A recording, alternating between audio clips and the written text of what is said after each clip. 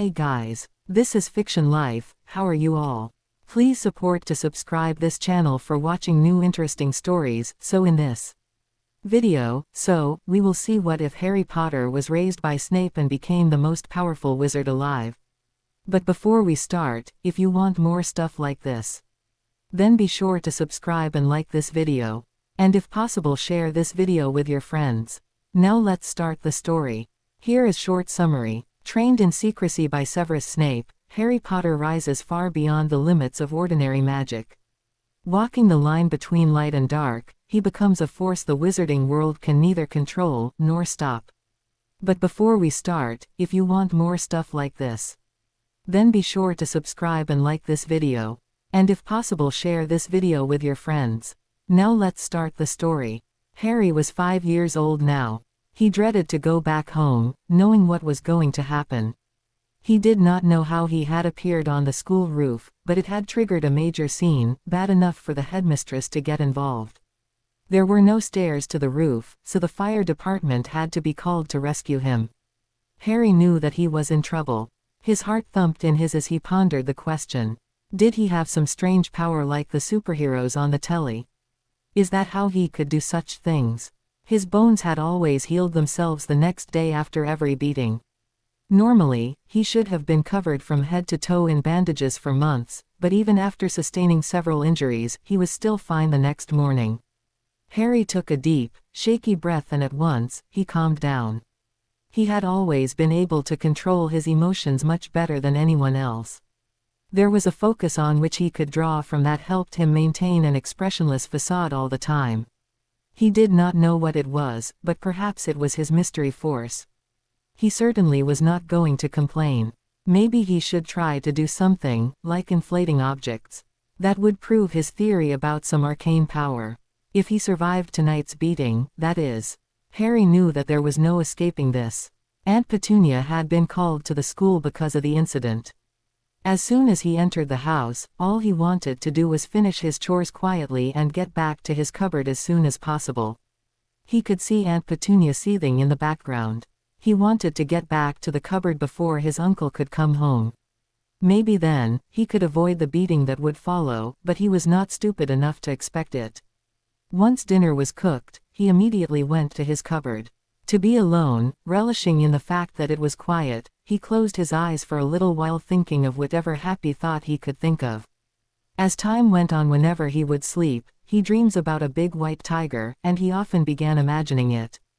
This time his imagination took him to a jungle, a place he felt like he belonged. It was there he saw a group of tigers together laying near the water. As he continued to immerse himself in his imagination, one of the tigers started to go near him. Once it got close enough, it did something unexpected. "Hello, little one," the tiger said in a tough male voice. "I have been watching you for an awfully long time." This shocked Harry as he was frozen in fear. This had never happened before, as he would only watch them frolic around the jungle. "Are you talking to me?" Harry asked nervously. "You are the only one here, aren't you?" The tiger answered him. "I have been trying to talk to you for a while now." Harry was perplexed, his mind desperately going into overdrive, to figure out what was happening. It seemed like an eternity passed, so Harry asked, "Who are you and why? Have you been trying to communicate with me?" "I am not special." The tiger looked at him with its green eyes for a moment. Then started explaining what was going on. "My name is Byako, I am one of the 4 heavenly beasts that rules over the land's magical creatures. I have been trying to communicate with you because I see greatness in you. And yes, you are special, you are a wizard, Harry." Harry was gaping like a fish. "How can that be? I'm not a wizard, I'm just Harry, and what greatness have you seen?" he asked. Byako just stood there completely flabbergasted, before he answered. "Well, just Harry, have you ever done things that you were afraid to admit, when you're angry or scared?" Harry simply nodded. "You see, Harry, for centuries now people have been able to use and harness rare gifts.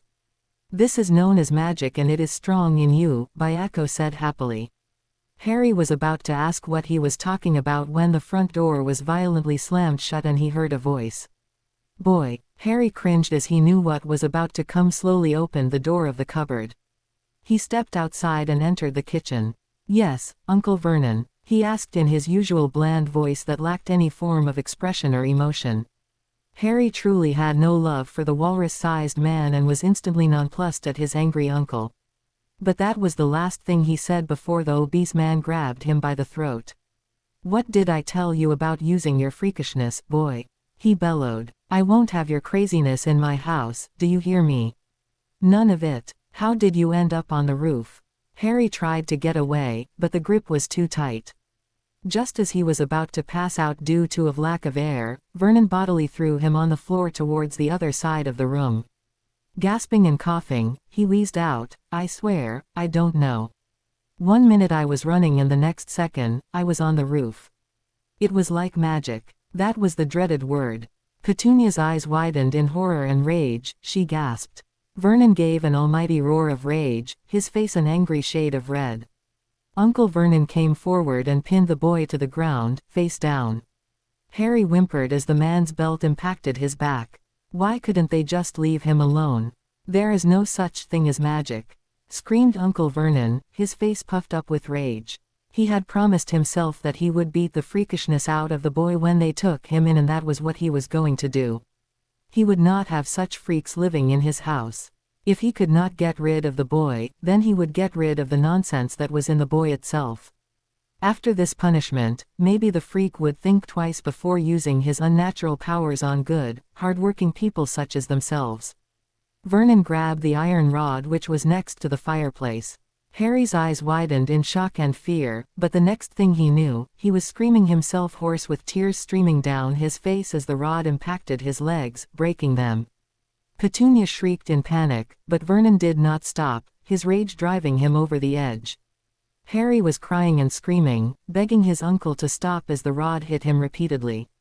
Harry desperately wished someone would help as he saw his uncle aim the rod to his. Once it came down and impaled him, he started flicking on between conscious and unconscious. When Vernon Dursley pulled the rod out of him, he realized that he had just killed the boy. Mr. Dursley, being not the sharpest man, grabbed the boy and dragged him to the cupboard and locked him in there. Harry was barely conscious enough to take in what just happened, and with his last moments of breath he muttered, "Someone save me please." "Hold on little one, I'm taking you away from here," the familiar voice of Bayako answered just before he passed out. The tiger emerged, grabbed Hadrian's collar shirt in its teeth and apparated away. 0,0. After Bayako apparated Harry out of the cupboard with a silent crack, he took him to Potter Castle. It was there that they were met with some shocked house elves. No one could apparate into the castle without permission, so how did a child and tiger get in? The elves in the room recognized the magic that was coming from the tiger and immediately took a knee as a show of respect to the god. "Not wasting time, someone help now, this boy is dying and doesn't have long to live," Bayako ordered. The house elves sprang into action, went to go help the boy. Only when they got closer to him their eyes widened, they felt a familiar bond between master and servant. "Master Hadrian," the elves cried and immediately called for the other to help and heal him. 3 other elves popped next to them and transported Harry to the medical wing of the castle. While elves were not healers, they could use their brand of magic to heal wounds, while they also used potions prepared by wizards to supplement it. Few of the elves used their magic to fix the broken bones and heal the spot where he was stabbed, while the others poured healing potions down Harry's throat. However, there was something else which the elves recognized, and it frightened them. One of the house elves turned to Bayako and asked, "Do you know what this is, my lord?" she asked the tiger as she was pointing to the scar. "Yes," Bayako answered in a dangerous voice. "It is something extremely dangerous and should never have been created. Remove it from him at once," he ordered. Because of the bond the elves shared with Harry, they could tell that he was playing host to a possession which resided in his scar. Knowing that such a thing had to be destroyed before it fully controlled their master, the elves surrounded the bed where Harry was sleeping as they chanted in their native tongue. To them magic was simple, yet complex. It was meant to be infinite and harmonious at the same time. The magic of different species was different, and this was the advantage here. While it was impossible for wizards to destroy a soul piece without destroying the vessel, elven magic could do so. Harry started shaking and sweating as his scar heated up. As the chanting grew, the boy started thrashing and screaming in pain, his scar split open. A piercing scream rent the air as the soul piece was destroyed after being ejected from Harry's head. The boy slumped in his bed, exhausted. The scar on his forehead, which had always been red and inflamed, began healing as the elves tended to it. It was now only a thin, white line, shaped like a lightning bolt. The Horcrux in Harry's scar was destroyed, but unfortunately, it was not a clean job. The house elves thought Harry was being possessed, but he had been playing host to a soul piece. The two were slightly different in nature, so the ritual of the house elves did not work as they had expected. There was an unexpected side effect that went unnoticed. Byako went over to them, assuming they were done. "Will he be all right?" the god asked them all worriedly. One of the elves nodded its head and replied, "He will need time to recover, but young master will live." Byako nodded and let out a breath. "My lord, my name is Daisy, I am the head house elf," she gave a respective bow. 0,0. Harry Potter opened his eyes, groaning softly. His body ached all over and he felt like he had been run over by a train. His eyes widened in panic when he saw that he was not at the Dursleys. He was in an unknown place. It was filled with several simple beds and the walls were painted white. Was he in a hospital? "Good morning, little one," said a familiar voice. Harry turned to see who was with him and noticed that it was Byako. "Where am I?" Harry whispered as he tried to get his volatile emotions under control. His hands and legs trembled as a feeling of dread overwhelmed him. Where was he? Memories of the encounter with Uncle Vernon flooded into his mind. He swallowed and asked hesitantly, "Am I dead?" Byako went to the young boy and answered, "No. Calm down, and I will explain what is going on. You are very much alive, though you were injured when you got here." Harry looked around to take in his surroundings. "Where is here then?" he asked, barely registering what was going on. "This is the Potter family's ancestral home, your home," Byako said, looking at him. "How are you feeling?" "I'm fine, if a little sore," said Harry, but winced slightly, his body ached. Byako nodded in understanding as he called out, "Daisy." Harry was startled when he saw a small creature appear in front of him. It had large ears and tennis ball-shaped eyes. "What can Daisy do for the White Monarch?" "Give young Hadrian here a pain relief potion, would you?" The elf nodded as it popped away and brought a phial which contained a blue liquid. "Drink this," Byako instructed. "It will make the pain go away." Harry had 1,000 questions in his mind but decided to do as instructed. Just as he swallowed the concoction, he sighed in contentment as the pain receded. "Good, now come with us, it's time you met your true family," Byako said, soft but firmly. "Will you lead us to where his family portraits are at?" Byako asked the elf. "Yes, right away, please follow me." Daisy led them out of the room, proceeded to take them to the drawing room. While they were walking down the hall, they were met by the rest of the house elves. Upon seeing Hadrian and Byako coming, they all immediately bowed and cried, "Welcome home, Master Hadrian," they all said happily. To say that Hadrian was surprised would be an understatement, as he did not know how to make heads or tails of the situation he was in. When he got over, he turned to one of the house elves.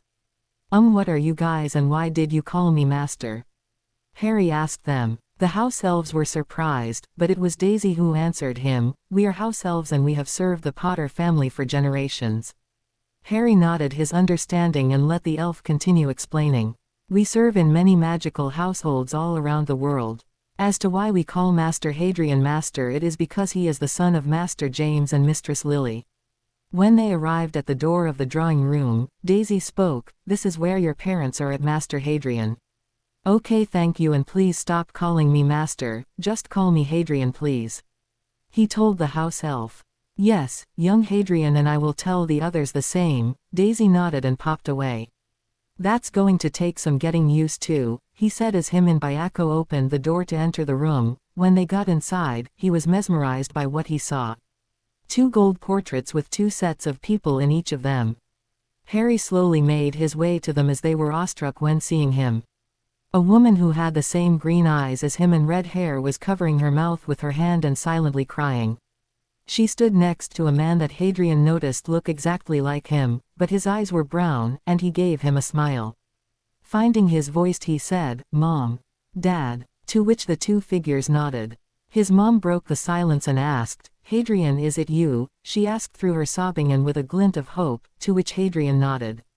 "My son. Oh, my precious son, I never thought I'd see you again." The man next to her put a comfortable arm around her shoulder and was equally happy to see his son once more. "I told you we would see him again, Lily, and my oh my, he looks just like me, but he has your beautiful eyes." The man spoke. "I've seen the both of you in my dreams and I cannot believe it's really you guys. I missed you both so much," Hadrian said with a few tears in his eyes. James was about to say more when he heard someone clear his throat. Looking to his right, he noticed that his mother was glaring daggers at her husband. The elderly man shrinked a bit when he saw the look his wife and son were giving him, but spoke, "You can ask the boy questions later, priorities first, we need to lock down the castle." "Bucky," the man called. With a pop the elf appeared. "What can Bucky do for Master Charles?" the elf asked. "Take my grandson to the Lord's study immediately," Charles ordered the house elf, "and the rest of you come with me, and I mean right now." Once the occupants of the portrait were gone, Bucky grabbed Hadrian's arm and placed a hand on Byako and apparated directly to the study. 0:0. Once they were all in the study, Hadrian was amazed by how amazing it looked. It was richly decorated in crimson, cream, and gold, with gold-framed paintings hanging on the walls. Even the marble flooring was gleaming under the lighting charms. He was led through a door and gasped when they entered the study. Several shelves filled with books were present, along with a large mahogany desk. Rich trinkets were placed all over. The fireplace was lit and the floor-to-ceiling windows on one side gave an outstanding view of the grounds outside the castle. A leather swirl chair was behind the desk. "Come here and place your hand on this desk," Charles said. Harry did as he was told. Just as he placed his hand there, he felt it stick to the wood. There was a tiny prick on his palm as it took a blood sample. When he removed his hand, a metallic disc appeared with several weird symbols on it. "Now listen to my instructions very carefully, Harry. Do as I tell you and exactly as I tell you, understood?" "Yes, sir," Harry muttered nervously. For the next 20 minutes, Harry tapped the necessary runes on the plate, carefully following the directions of his ancestor. It would have taken much less time for an adult, but Harry was just a child. He did as instructed. "Now, I want you to press your hand on the rune plate, close your eyes and feel the words. When you are ready, say, 'Lockdown.'" Harry pressed his hand to the rune plate as ordered and closed his eyes. He could suddenly feel something in his mind. The castle seemed to hum with him. It was sensations he had never felt before and he was excited. Lockdown. Suddenly, the windows and doors of the castle all shut at once. Heavy shutters slammed down, locking the castle into a fortress. Ancient wards activated as they absorbed magic from the ley lines present underground. The castle hummed as the surrounding property around the structure too came under the wards.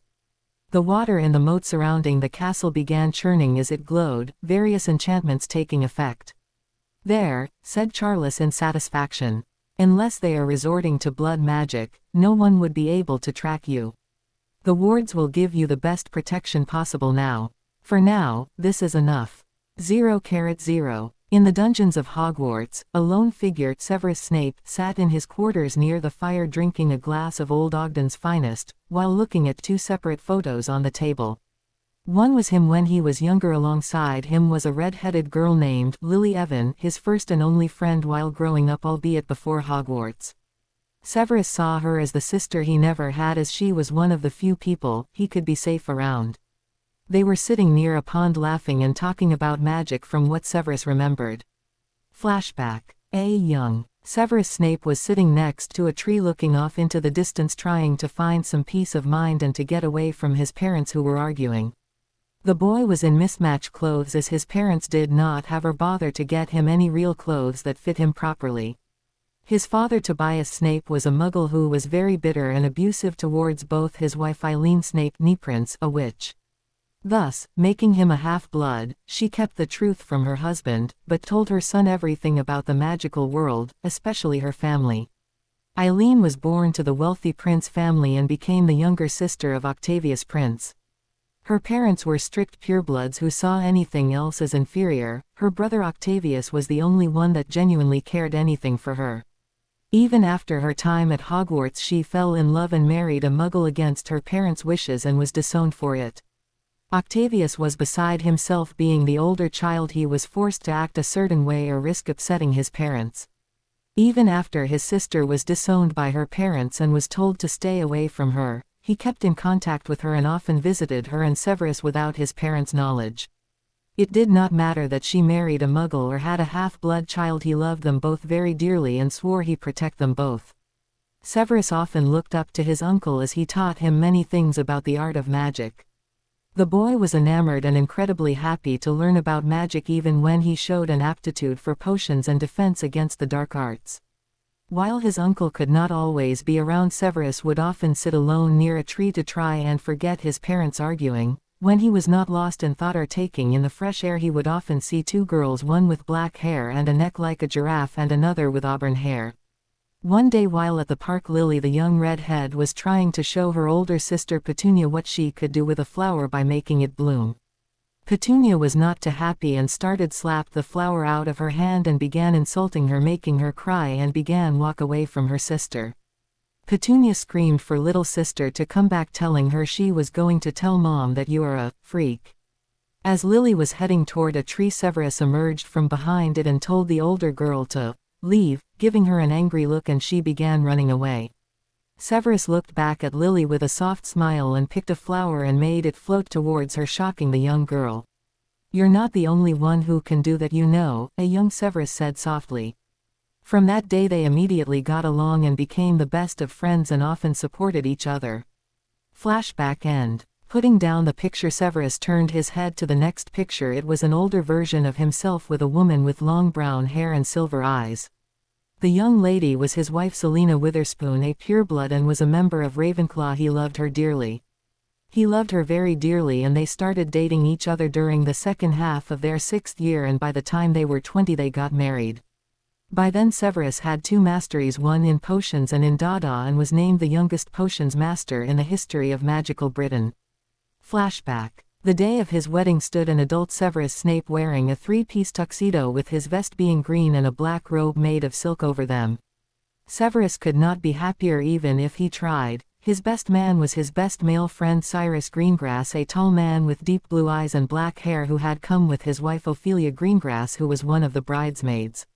She had brown eyes and golden blonde hair that reached the middle of her back, but not today. It was styled correctly and held in place. Her dress was white like the others and gave him a nod. In the crowd he noticed his uncle Octavius wiping his eyes, a younger Lucius Malfoy and Narcissa Malfoy, née Black, smiling comfortably at him. The one that got him the most was Lily Potter, his childhood friend who had married James Potter, his rival at school. Luckily, here his entourage did not come. At the end of their 5th year an incident occurred with him and the Marauders, which ended up ruining their friendship. He tried to apologize, but she would never accept. During their last year Selena had a talk with Lily and explained to her everything that what was going on, and after much convincing and negotiating she managed to convince Lily to give Severus a second chance. While they would never be as close as they once were, they could be friends in secret if no one knew, and Severus quickly agreed. The next moment was probably the best moment of his life. The aura started, and that was when he saw the women he loved more than anything in the world being escorted by her father, smiling at him. Once at the altar the ceremony began, and after they were declared husband and wife everything felt right. 10 months later, however, every happy thing must come to an end, and in Severus' case it would start with his wife. After a long day he returned home and found that it was destroyed in the inside. He looked around, saw that there has been a battle between his uncle Octavius and a group of Death Eaters. The Death Eaters were dead, and so was his beloved uncle Octavius. Severus knelt and prayed that it was not true, try as though he could not find any signs of life in his uncle. Then he suddenly remembered that his wife was home as well, and searched the whole house for her, only to find her in their bedroom on the floor, severely injured. She was laying in pool of blood, her left arm cut off and right gouged. Severus wasted no time in getting to her and picked up her form and started to cry his heart out, praying that she was still alive. To his surprise she started coughing, and upon seeing him reached her remaining arm to his face. With tears in his eyes he said, "Stay with me, Selena, you're going to be all right." Severus tried desperately. "Severus, we both know that I'll be dead soon," Selena told him softly. Remember, Severus the First will love you always and thank you for being part of my life." Those were her last words before she closed her remaining eye and fell lifeless in his arms. "No, Selena, stay with me please, please, you can't leave me." It was at that moment that he realized he had just lost her and cradled her while sobbing his heart out. July 31, 1981. While Severus was at Prince Manor, he became concerned as a sense of dread washed over, telling him that something was wrong. He immediately went to go check on the Potters at Godric's Hollow to see if everything was all right. When he got to the house, Severus was shaken as the house was in ruins, and he knew what that meant.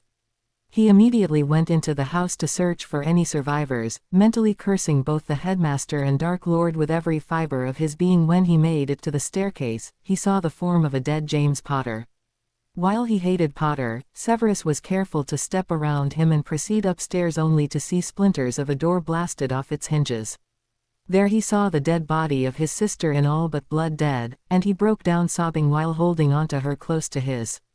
He sobbed for a few minutes, and when he stopped, closed her eyes and put her back down. Then crying was heard. There he saw her son Hadrian crying in his crib, trying to reach for his mommy. Severus went to the crib and picked up the small child, but saw there was a lightning scar on his forehead.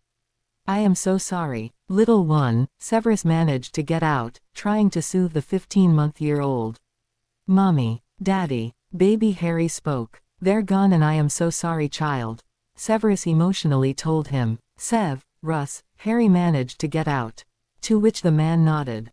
Albus Dumbledore was frantic when he saw the silver instrument which monitored the blood wards around the Dursley residence not giving out puffs of smoke anymore.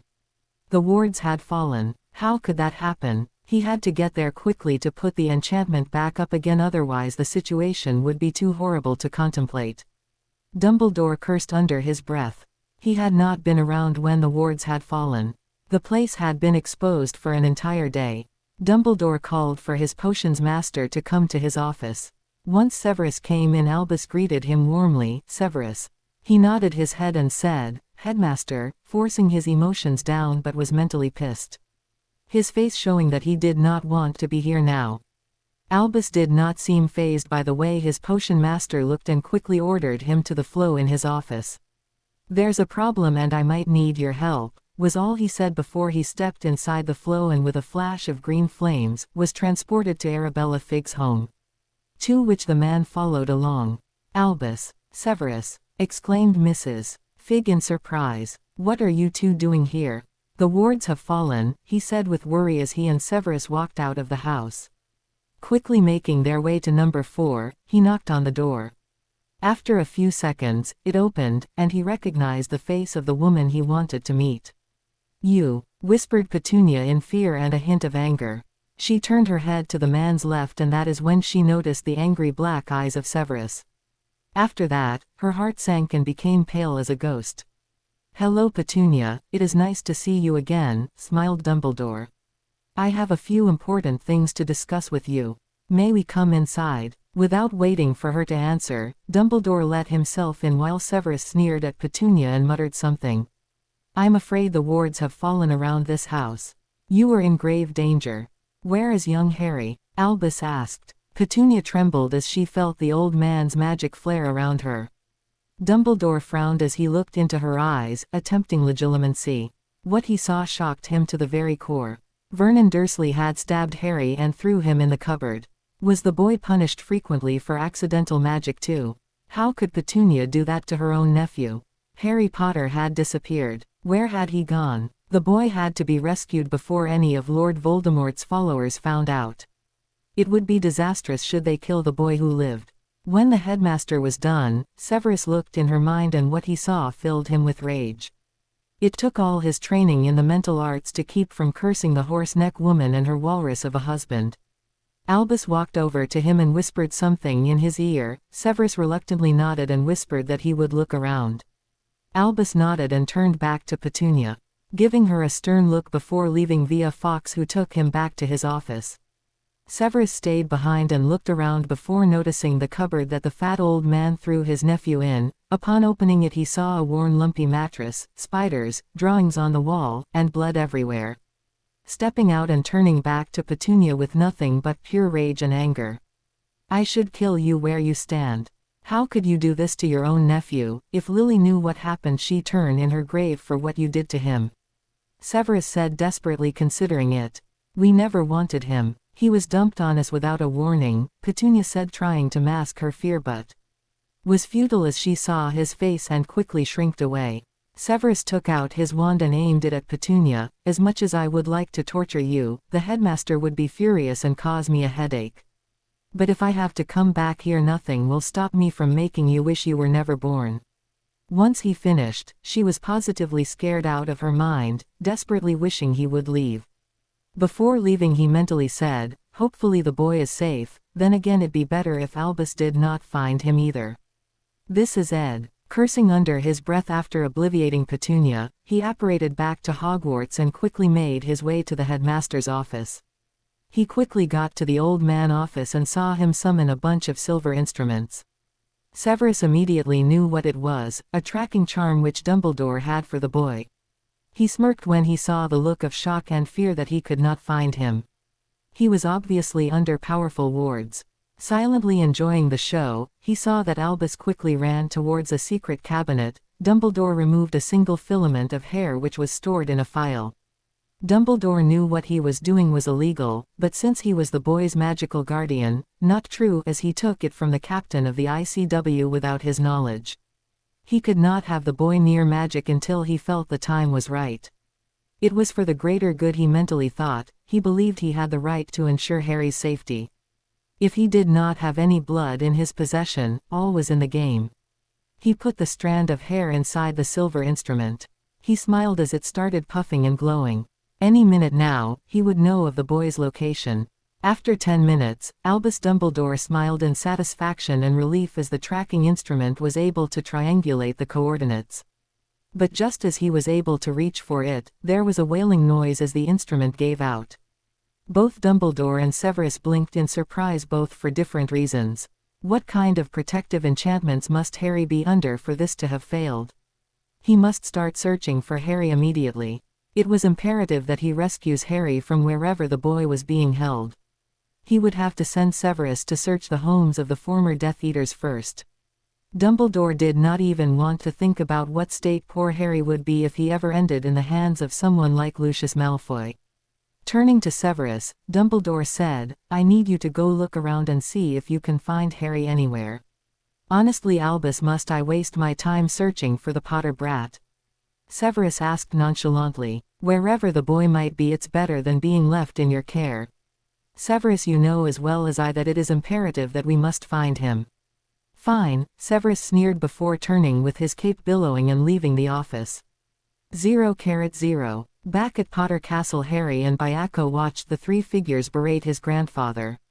The elderly man trying to diffuse the tension by claiming that would be better this way rather than having someone barge into the castle unannounced. Lily was probably the most vocal, because she just got to see her child after so long. Honestly, these fools can argue later, they have more important things to discuss. Like the fact that you should have been here, rather than that hellhole, Byako mentally said, to which Harry snorted. After 10 minutes he grew bored and cleared his throat loudly to get their attention. The portraits turned to him. Can we skip this argument and get to the point of what is going on? Agreed, we have more important things to discuss, rather than bicker with each other.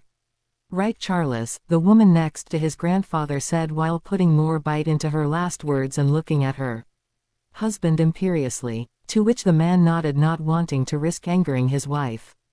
This woman can be scary when she wants to be, Charles thought before composing himself and nodding his head. The elderly woman began after looking at her husband. Right then, let us start, shall we? My name is Doria Potter and I am your grandmother. The prat next to me, she pointing to the man next to her, is your grandfather Charles Potter. As for these two, well, there is no introductions there, she said, pointing to her son and his wife. To which Harry nodded at his grandmother. Doria looked at her grandson for a moment, trying to make sense of what she was seeing. The boy looked small and malnourished. Also, the fact that there was a tiger standing next to him made her wonder what to ask first. Making up her mind, she elbowed her husband and gave him a look that said, say something. Rather than risking his wife's ire even more, Charles took over and began to explain everything about the Potter family. The most ancient and noble house of the Potter family is one of the oldest families in magical Europe, he said. You see, we Potters have worked in the ICW, serving as military agents either directly or indirectly.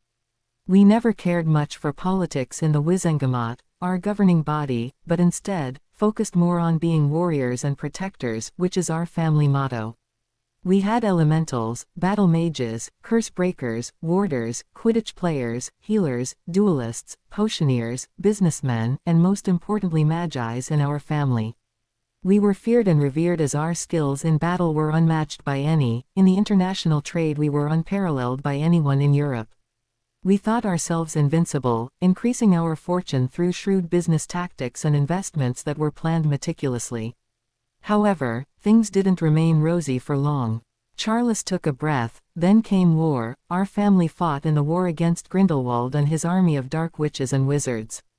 Even before Grindelwald we have fought dark wizards and witches and always stood tall. But as time passed, we began losing members of our family due to facing them. The war with Grindelwald nearly finished us, but we survived. You're too young to realize what happened in war, so we will leave it at that for now. Harry just shook his head, thinking that this would be for the best not to push the issue even further. Especially given the looks on both his parents' and grandparents' faces. He might have been young, but he knew when to drop a conversation. But he wanted to know what a magus was, as it sounded intriguing. "What's a magus, Grandpa?" he asked softly. A magus is the highest honor anyone in the magical world can obtain, and a select few are chosen all over the world. They are essentially the guardians of our world. Their power and influence exceed both the Wizengamots and the ICW's jurisdictions, he finished with a sense of pride. Harry was left speechless as he was intrigued by this information. After a long silence, his father spoke to break it. "What I like to know is where you have been living these past few years, and why is there a tiger next to you?"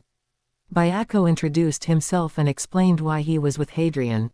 This brought on a lot of mixed emotions, a sense of pride in his father and grandfather. While his mother was shocked to stillness and his grandmother torn between happy and weary of the white tiger. However, when Byako looked at Harry, "Do you wish for me to tell them where you have been living, or do you want to?" he asked the boy. Thinking for a few minutes, Harry said, "You do it," to which Byako nodded. Turning back to the portraits, he began telling them about Harry's life with his aunt and uncle. After he finished telling them everything, the four figures were pissed beyond comprehension. His mother was silently crying while cursing her sister and her husband to the depth of hell. His father was desperately trying to keep rage under control, but it was failing miserably. As for his grandparents, his grandfather especially was cursing up a storm and swearing that if he were not dead then he would kill them himself. The four of them continued shouting and throwing swears at the muggle Harry lived with for the next 20 minutes before calming down enough to resume their questioning. "How could this happen?" James spoke. "Where was Sirius, and more importantly, how did you end up there in the first place? It was mentioned in our will that you were not supposed to go anywhere near Petunia and her family."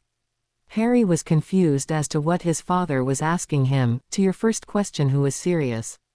Second, the only things I remember is you telling Mom to take me and run, then some guy in a hood fire a green curse at Mom and then tries to aim it at me. After that, a tall man with long black hair and a hooked nose appears and holds me saying, 'I'm sorry little one,' before leaving. Next thing I know I'm asleep in the arms of some guy named Hagrid meeting up with Dumbledore and Professor McGonagall." The family looked at him with unreadable faces, so he continued. "I have an eidetic memory, okay? I can hear things even when I'm asleep.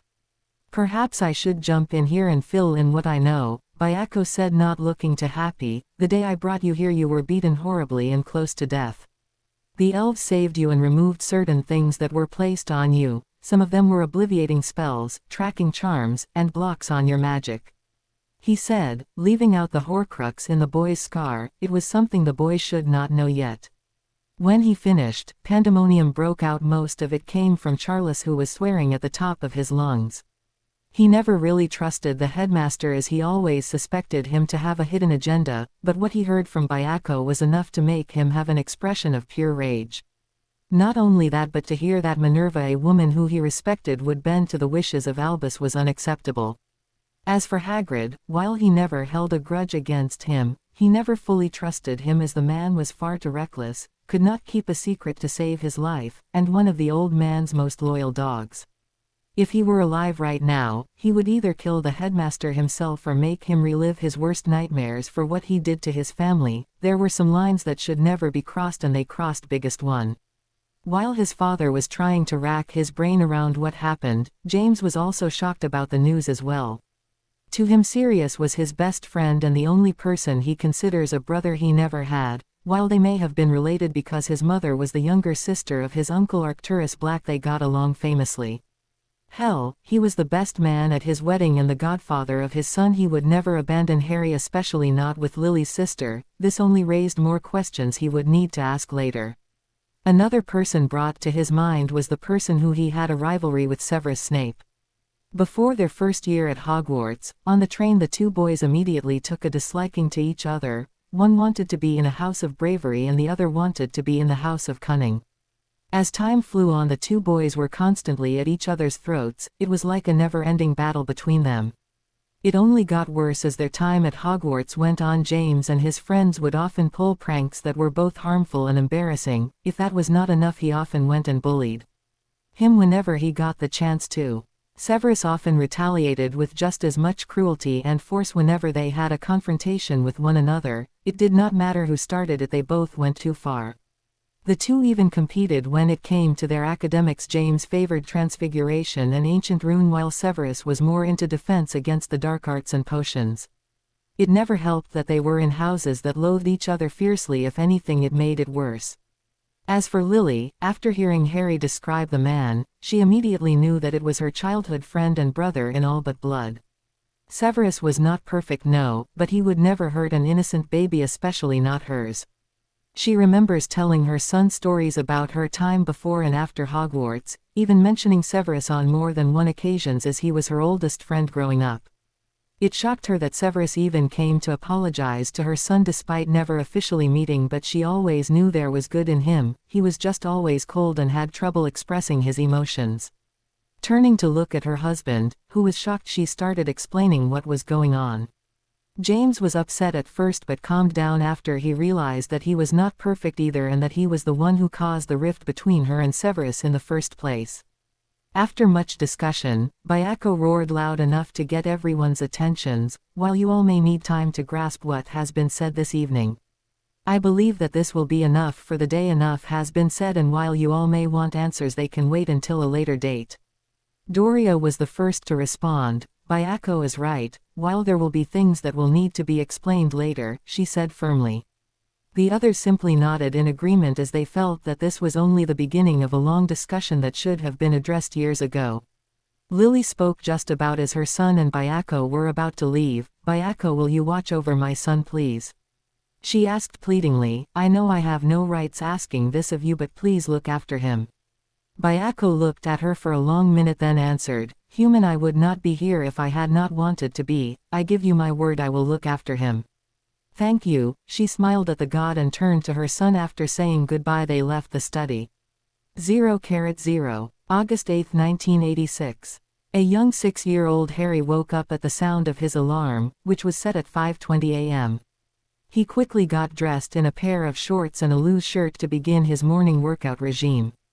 By the time he made it outside, he noticed Byako was waiting for him. The White Monarch was insistent that Harry be trained to improve his magic. This only occurred a few days after he was fully healed and got the proper nutrients in his system.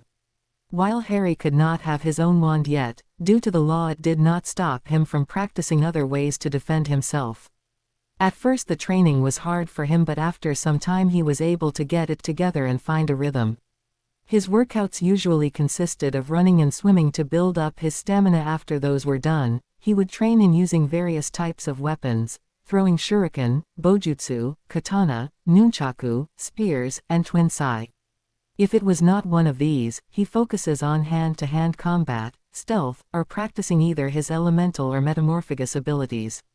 From what he learned from his parents, grandparents, and Byako, he learned that he was a partial metamorphagus. He could only change the colors of his eyes, skin, and hair along with its style. A trait he inherited from his grandmother as she was a member of the Black family. His elemental abilities shocked them, and they were extremely happy to have another elemental in the family. He learned that his father was a fire and an earth magic user, while his mother was a water and wind type. Harry inherited all four of them but also possessed the ability to generate lightning, which he obtained from his grandfather. Once his morning workout was over, he would shower and have breakfast. After putting on some comfortable clothes, he would make his way to the dining room to have breakfast. "Good morning, young Hadrian," he heard his elves say as he made his way to the dining room. Harry returned the gesture. "Morning everyone," was all he said before dismissing the house elves. After a nice breakfast which they prepared for him, he joined Byako in the sitting room, where he noticed him eating his own breakfast. Byako noticed Hadrian come and was happy to see him. "I must say, little one, you're adapting faster than I thought you would," Byako said, to which Harry smiled at the compliment. "I also have a few things I like to discuss with you. It pertains to the information you gave me a while back." Harry simply nodded. A while back he told Byako that he had been hearing two different types of voices whenever he was asleep at night. One was a male, the other was a female. The former sounded familiar to him and the other sounded like a small girl. "Based on what you have told me and from what I can gather, it's clear that you're a mentalist, and it would appear that you have already linked with two people," Byako told him. This information shocked Harry to stillness as he was unable to form any words. "The second thing I would like to tell you is that I have decided to become your true familiar." Hadrian took a few minutes to try and assess what he had just learned. During his time at the castle, he spent a great amount of time in his family library. To his amazement, the family library was massive as it had 4 floors of various books. The bottom floor was the sitting room with a fireplace, 3 couches, and portraits so that he could talk to his family and get their opinions on certain topics. Basically, it was there that he spent the most of his time to either study or need a quiet place. A few days ago he read a couple of books about the history of familiars and what it meant to be chosen by them. From what he could gather, having a familiar was rare, and having a true familiar was even rarer, as they have not been seen for over 5 centuries.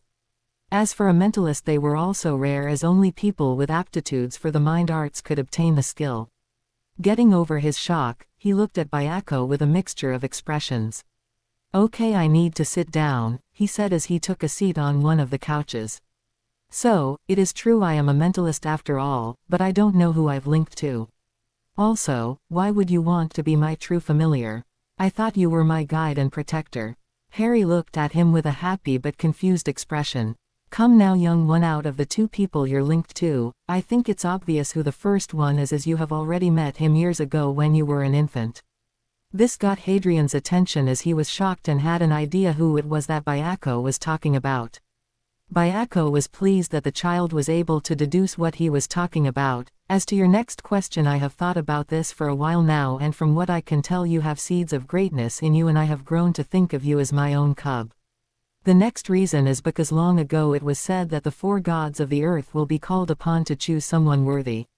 This person will ensure that peace and prosperity will reign across the magical world and purify the sins of corruption, the protector of magic."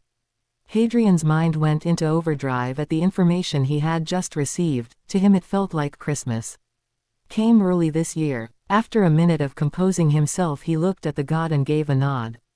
"How do I make you my true familiar?" Byako stared at him critically for a few seconds. "Are you sure this is what you want?" he asked firmly, to which Harry nodded. "Very well, then place your hand upon me and let your magic flow into me. While you are doing that, I'll recite the ancient chant that will seal the pact between us." Harry did as instructed and placed his hand on Byako's head and allowed his magic flow into him. Byako started to recite. "I, Byako, the one that rules the land of magic, hereby choose you as my true familiar." A golden light engulfed both, signifying that the bonding process was nearly complete. All that was left was for Harry to accept, which he immediately did. "I, Hadrian James Potter, hereby accept Byako as my true familiar, so mote be it." When he completed the chant, the glow got brighter, telling them that the bond was complete before the glow vanished. Wow, that was amazing, he said. Indeed, now I am your true familiar, look at your left arm. Harry looked and noticed tiger stripes on his arm. The stripes symbolize that we are one now and nobody can destroy it. The boy was positively speechless. I believe it is time that you finally meet this Severus Snape, Byako said. The time has come for answers that should have been addressed years ago. Hadrian nodded. For too long he had questions that needed answering, he only hoped that he could gain some clarity. Hadrian summoned a house elf requesting some parchment and ink so he can write a letter to the man. After 10 minutes of writing the letter it was ready, and hoping that if anything the man will read and accept his offer to come. Taking a deep breath, he decided to go for it. Pipey, can you come here please? He asked one of the house elves, and with a pop the house elf appeared in front of him. Pipey here, young Hadrian.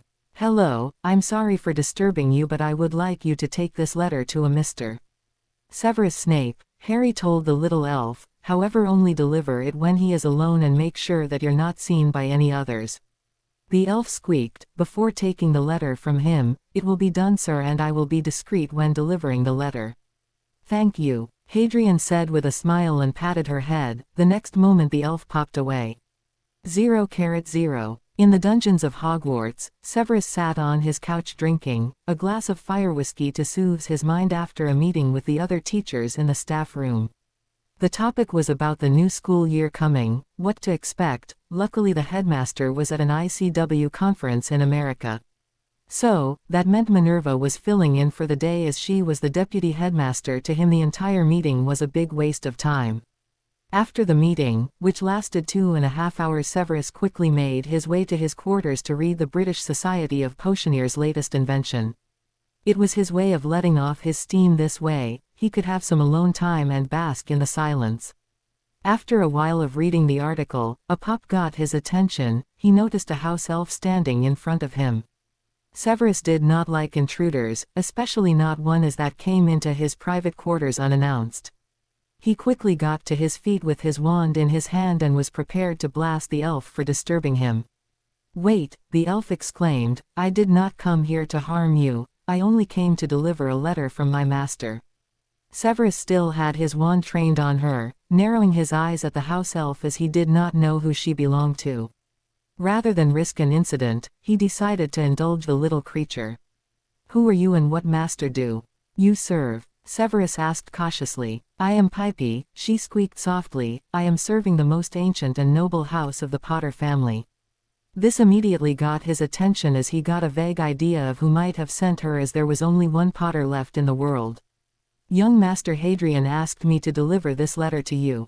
Severus pointed his wand to the coffee table and the elf immediately got the gesture and placed the letter on the table. Once the elf popped away, Severus took notice of the letter in front and cast a few spells to make sure it was not a trap. After they told him that the letter was safe, he went to open it and find out what it said. "Dear Professor Snape, my name is Hadrian James Potter, son of the late James and Lily Potter. While I know this may seem odd given the fact that we have never spoken before, I felt that the air needed to be clear between you and my parents, mainly between you and my father. Based on what they had to say, it is both pleasant and unpleasant. I know my father was not the nicest or the most pleasant person to you. For that, I apologize. When he told me about his days back at Hogwarts, I was both happy and disappointed about what he and his friends did. On one hand, I was happy that he was a courageous man who stood up for his friends and made decent grades in school. However, on the other hand, I was upset to hear about what he did in his free time, especially toward the other students, mainly you. As I understand things correctly, he openly bullied and pulled pranks on you that was cruel and uncalled for. Being able to get away with it was crossing the line. While he was indeed an arrogant jerk, you were no angel either, as I heard that you retaliated with as much force. In some cases, I do not blame you, as I despise bullies as well as I had to endure my Muggle aunt and her family. As for my mother, she said that you were like a brother to her, and you had a hard life before going to school. I did not pry, as that was your business, so I left it at that.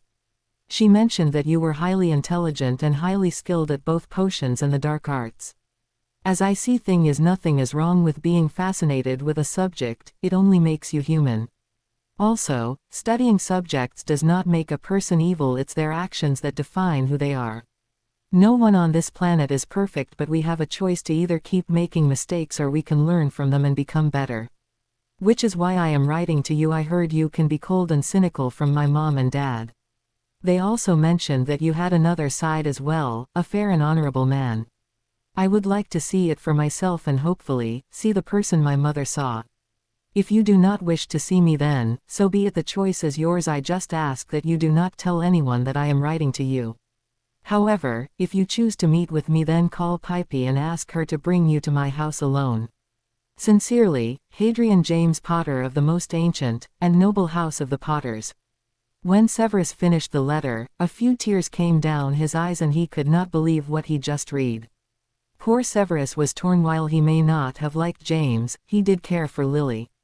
It felt like his heart was torn. He owed it not only to Lily but to the boy a chance to meet and clear the air between them. After taking a few minutes to compose himself, he resolved to go and meet the boy. But he had to make up an excuse as to why he was leaving the castle. Thinking quickly, he remembered that he was working on his sorcerer's degree for potions and he needed ingredients. After schooling his features and collecting his things, he departed to Minerva's office to inform her he was leaving for a while. Severus arrived at the deputy head's office, where he found Minerva sorting through the lesson planner she'd been planning for her classes. Severus let out a grunt to let her know he was in the doorway. She greeted him, and he just gave a nod.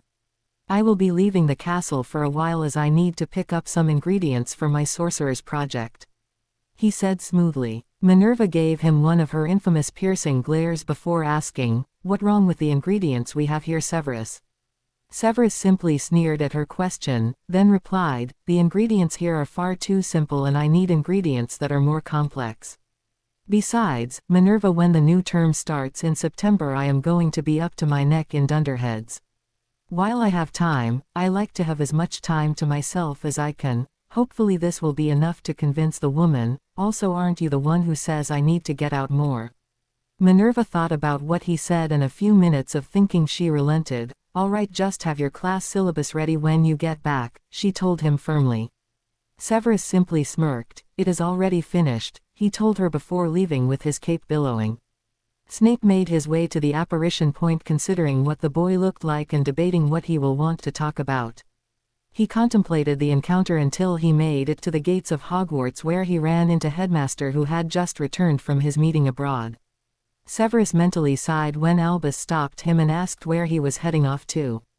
After explaining his reason for leaving and confirming it with Minerva, Albus gave him a nod, letting the younger man know he understood before returning to his office.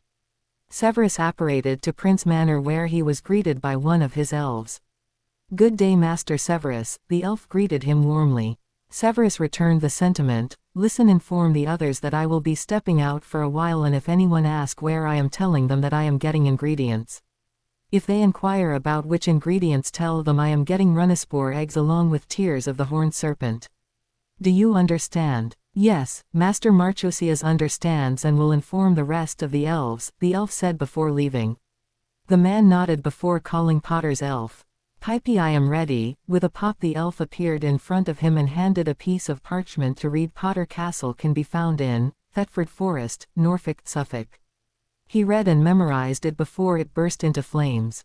Pipey grabbed his arm and took him to Potter Castle with a low pop.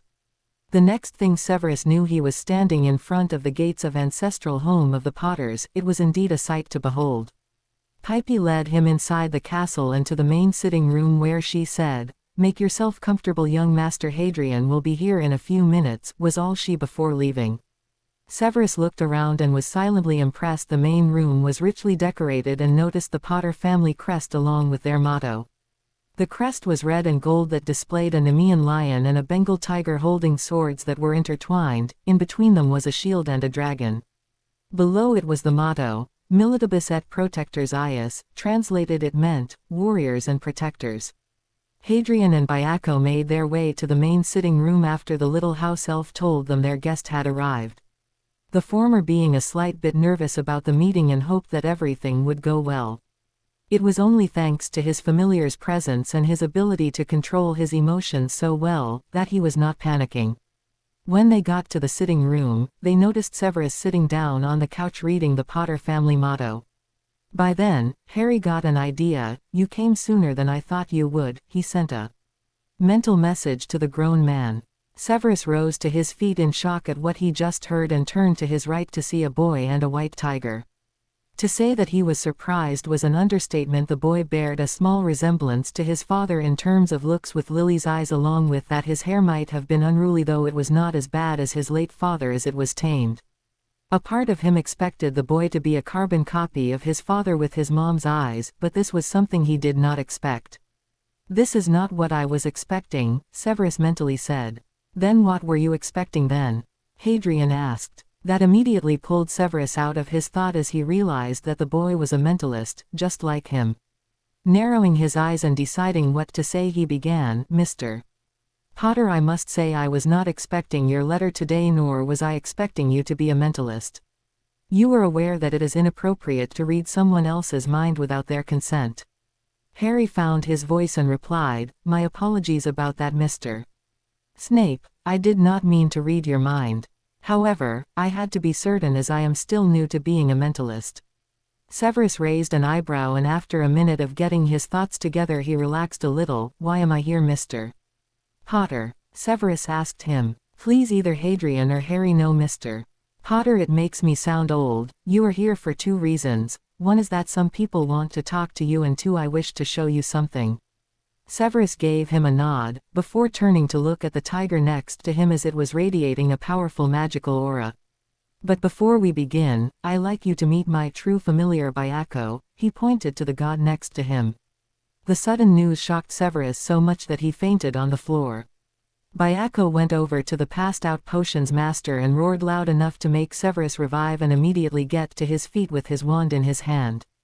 He had heard tales of the 4 gods of the earth as a child, but he never put too much stock in those stories. But to see that one was standing in front of him and chose a little boy to be his true familiar was mind-boggling. As there has not been a true familiar in centuries, the only words that came to mind were, "Amazing," he said. Byako sat on his hind legs and found this mildly amusing. "Indeed, human, I am Byako, the god that reigns over the magical land of our planet," Byako said to Severus in a calm voice before changing it to a serious one. "However, understand this: if you try to harm my cub, I will kill you. Am I clear?" It was not a question, as Severus could tell the god meant what it said. "Crystal clear," Severus answered back to the god. "Good." Byako turned to look at Hadrian. "It is now or never, young one. Get them in here."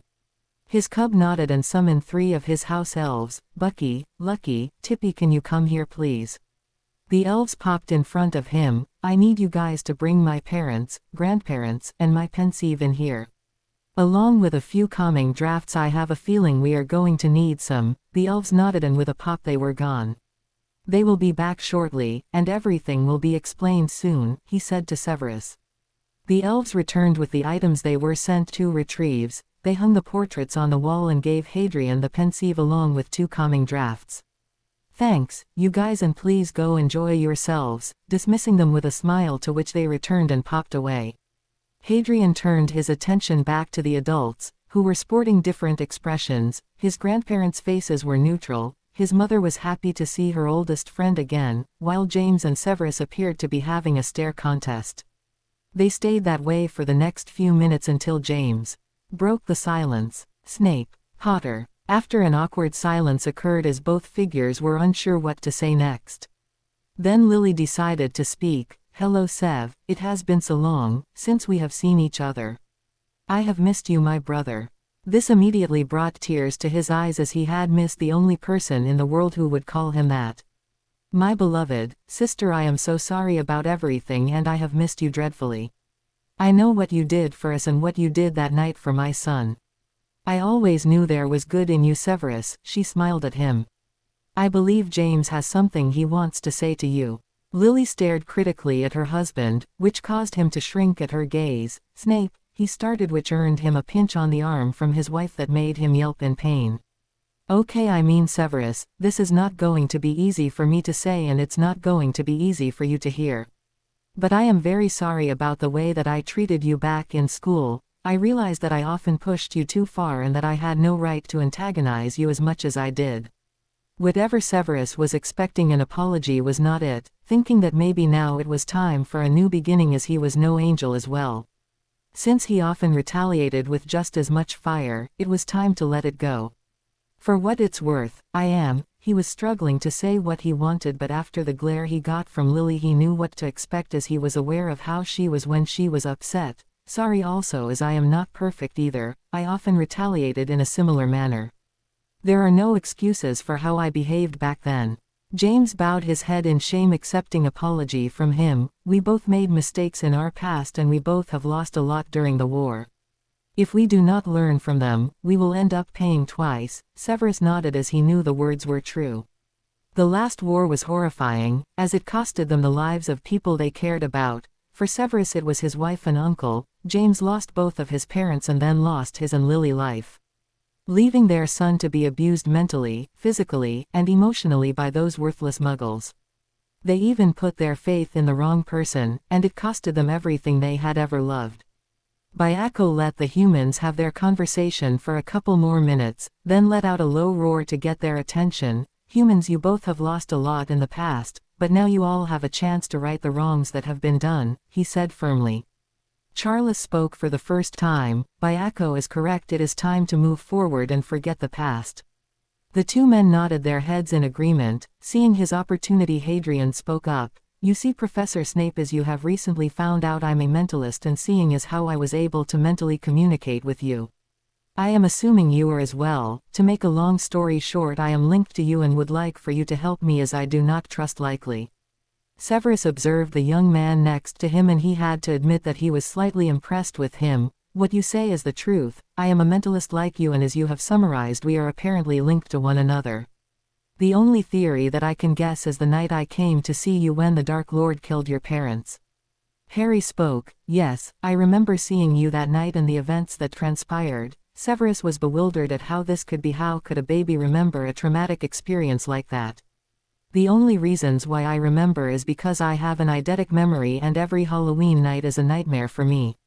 My father here was playing with me in the den with his wand, then he heard the wards fall apart. He immediately knew that they have been betrayed. He told my mother to run to get me to safety, but she found that she could not apparate and cursed Dumbledore, so she ran upstairs and barricaded the door. It did not take long before he blasted the door and pointed his wand at her. He told my mother to move as he only wanted me, but she refused, and after 2 more chances she was killed. Then he turned his wand on me, and before the curse hit me it rebounded, and he disappeared, leaving only his robes behind. Not long after you came along and broke down sobbing, holding Mom here before turning to pick me up saying, I am so sorry, little one. Then you left when a noise was heard, and after that I was in the arms of Hagrid, who took me out of the house, where he was met by Sirius, who told him to hand me to him as he was my godfather. Hadrian took a breath and looked to see that Snape was sporting mixed emotions: sadness, anger, regret, and rage. Hagrid would not budge, as he had strict orders from Dumbledore to take me to my Aunt Petunia's house, and after a brief argument Sirius relented, told Hagrid to use his bike. The next thing I know I am asleep and heard him meeting up with the headmaster and Minerva. Then they leave me on the doorstep and leave, not caring if I could have died of pneumonia as it was freezing outside.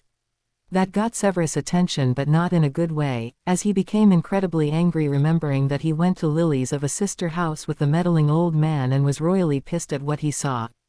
Can I have one of those calming drafts? Hadrian gave him one as he downed the other to keep himself situated. I understand. Severus began the draft, taking a little effect on him. You should know that Dumbledore is aware that you are not with her and is desperately searching for you to have you sent back as quickly as possible. I will never go back there, Harry declared. And you will not, as long as you stay out of his reach, Severus said calmly with his hand up. I saw a brief version of what they did to you when you were in their care. What they did was unacceptable, and I was close to cursing that woman. You only know a brief stem of what I went through, he asked the older adult, who simply nodded at him. Taking a breath, he looked him in the eyes and said, what you know is only a tip of the iceberg, as it was worse. Severus was shocked at the information, hoping it was not true. Hadrian motioned toward his pensieve. You should see how life was at the Dursleys.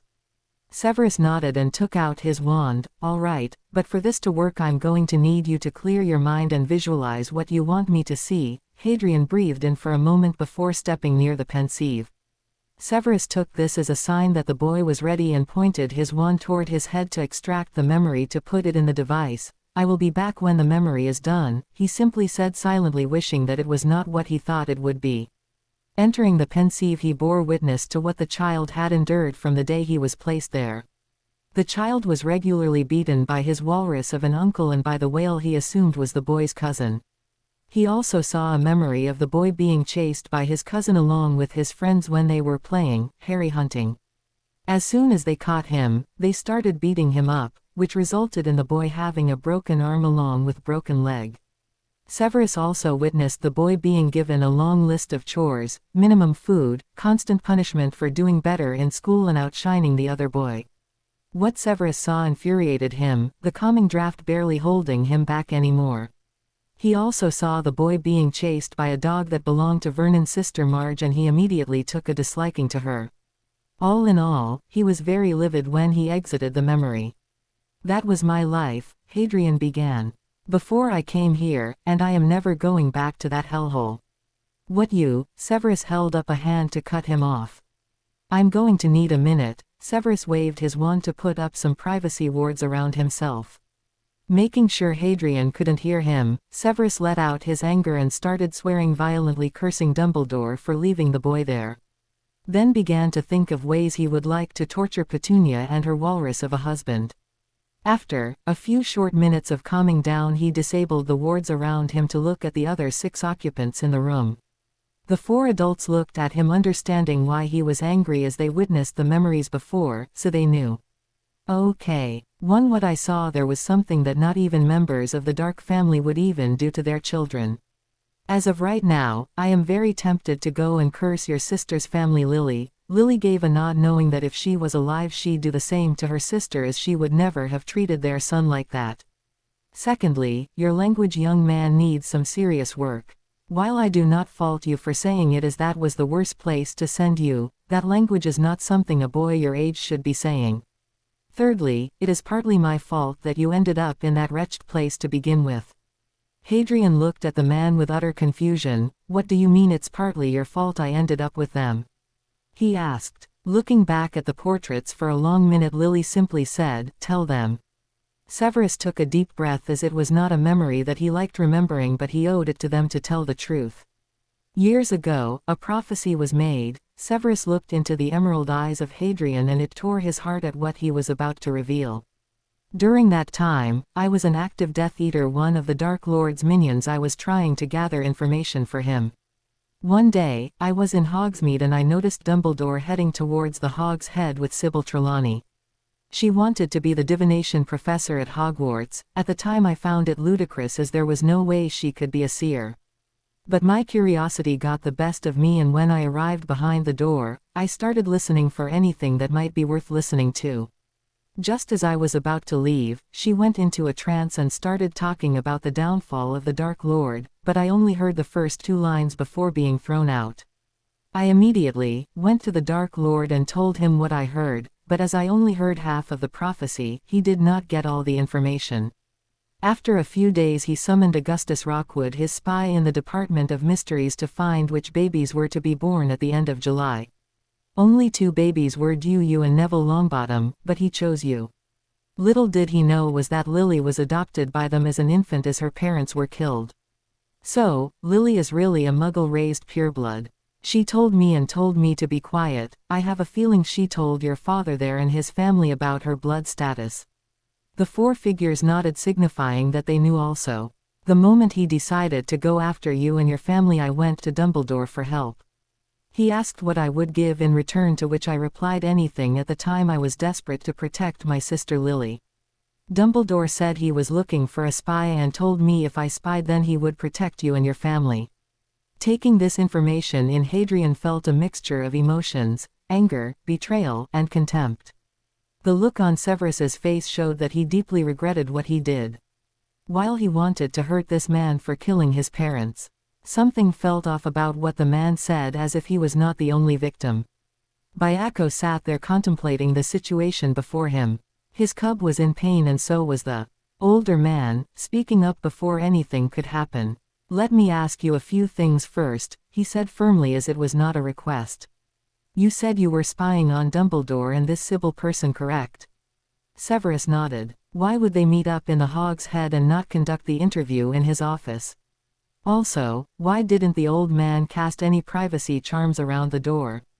This is the basis of common sense. If you don't want anyone to overhear your conversation, then he should have taken precautions.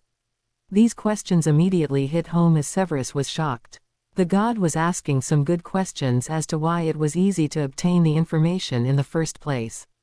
Hadrian perked up, realizing what Byako was saying. "I think what Byako is trying to say is that you were set up from the start. If what you say happened the way it happened, then that means Dumbledore wanted someone to overhear the conversation." This made Severus and the other occupants furious. The headmaster should have known better than to let someone overhear a private interview.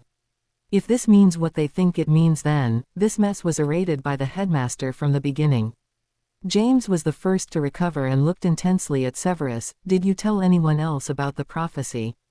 he asked firmly. "Yes," Severus confirmed. "I told Lily here everything after the conversation with Dumbledore, as I was not sure if the old man would keep his word." "It's true," Lily spoke. "When Severus told me, I began looking for ways to counter the killing curse, and after months of research I found a way to counter it. The ritual consisted of blood magic, where I would give my life for my son and in exchange Hadrian's life would be spared. I created a potion with 2 different vials, one for me to give my life for him and the other so that he would be protected. After that I inscribed runes made of both of our bloods on you. I was not sure if the ritual would work, but I was determined to try any way I could save you, my son." Hadrian looked at his mother with pride. Not only did she save his life, but she outsmarted both Voldemort and Dumbledore. Severus was also looking with pride. Lily dabbled into dark magic to save her only son's life. He could not be any more amazed at her resourcefulness, especially her use of old magic. Severus always knew that Lily was not the epitome of light as everyone thought she was. "All right, I think we can all agree that my son's wife is extremely gifted in both intelligence and magic." Charles praised his daughter-in-law. "Clearly you made the right choice when you chose her. But that is for another time. I take it that Dumbledore is searching for Hadrian here." Severus gave a nod. "He has been searching for him since we left Petunia's house. Albus even has his blood, which he uses to power the tracking instruments in his office." Charles was pissed at what he just heard, as Dumbledore took his grandson blood without his permission. Doria noticed her husband's anger and decided to speak up. "That is illegal, he had no rights. It always rubbed me the wrong way that he was able to get away with things others would have been punished for. On that we agree, but there is nothing anybody can do about it at the time. Magical Britain is full of weak-willed people who are so happy to his hairy backside. That was why I sent James spy on him during the last war," Charles stated. "You see, when I was the commander of the ICW at the time, I tasked my son to spy on him and his Order of Phoenix. I was always weary of the old man and his involvements with dark wizards." James continued where his father left off. "After Hogwarts I began working on my masteries in transfigurations and ancient runes. However, I was also a magus and an agent of the ICW. Dumbledore had no idea that the agency was acting against the Death Eaters at the time. When he asked me to go to my father for his assistance in the war, he refused him. My dad thought that Dumbledore's group was ineffective and that he only wanted to get the rewards that came after the war." "Impressive," Severus acknowledged. "Here I thought you were purely Gryffindor, but it turns out you have a Slytherin side in you." James beamed at the compliment. "What can I say, my mother was a black and I picked up a few things," he said when he looked at his mom with a smile. "Does Dumbledore have anything else that belongs to the Potter family?" "Probably," Severus thought for a moment before looking back at him. "A while back I heard him muttering to himself about some cloak and that he mentioned that he was Hadrian's magical guardian." "What?" This got the other adults' attention as they were all angry. "That is preposterous. We named Jack as Hadrian's magical guardian. How the hell did Dumbledore get it?" It was not a question, as both him and Lily wanted Jack to be their child's magical guardian. Jack was a close friend to both James and Lily. he liked Hadrian and often watched him when he and Lily were out. It was mentioned in our will that Jack would be Hadrian's guardian and receive 500 galleons for his upkeep. As for the cloak, it is an invisibility cloak that has been in our family for generations. Dumbledore asked if he could examine it, which I agreed to only on the basis that he would return it if me, Lily, or Hadrian asked for it back. If anything should happen to me or Lily, it would automatically be sent to our son's trust vault at Gringotts.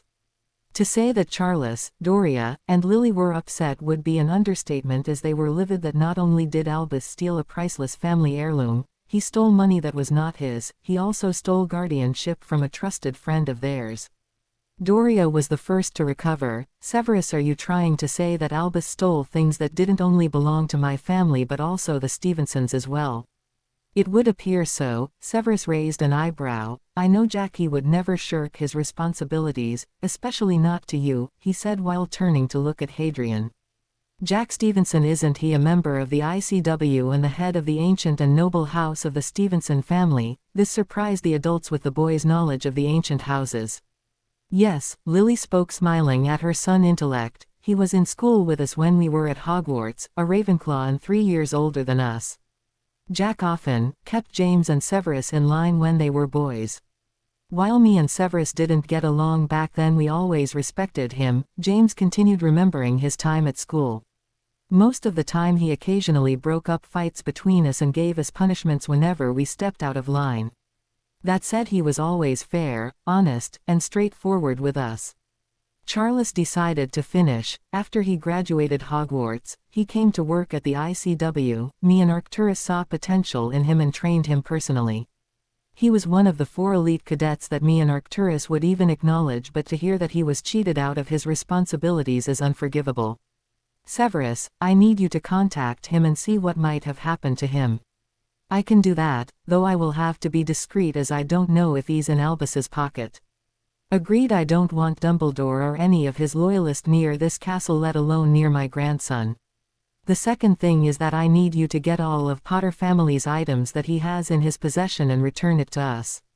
While you are at it, destroy all the tracking charms he has on Hadrian. That will be difficult as Albus hardly ever leaves his office.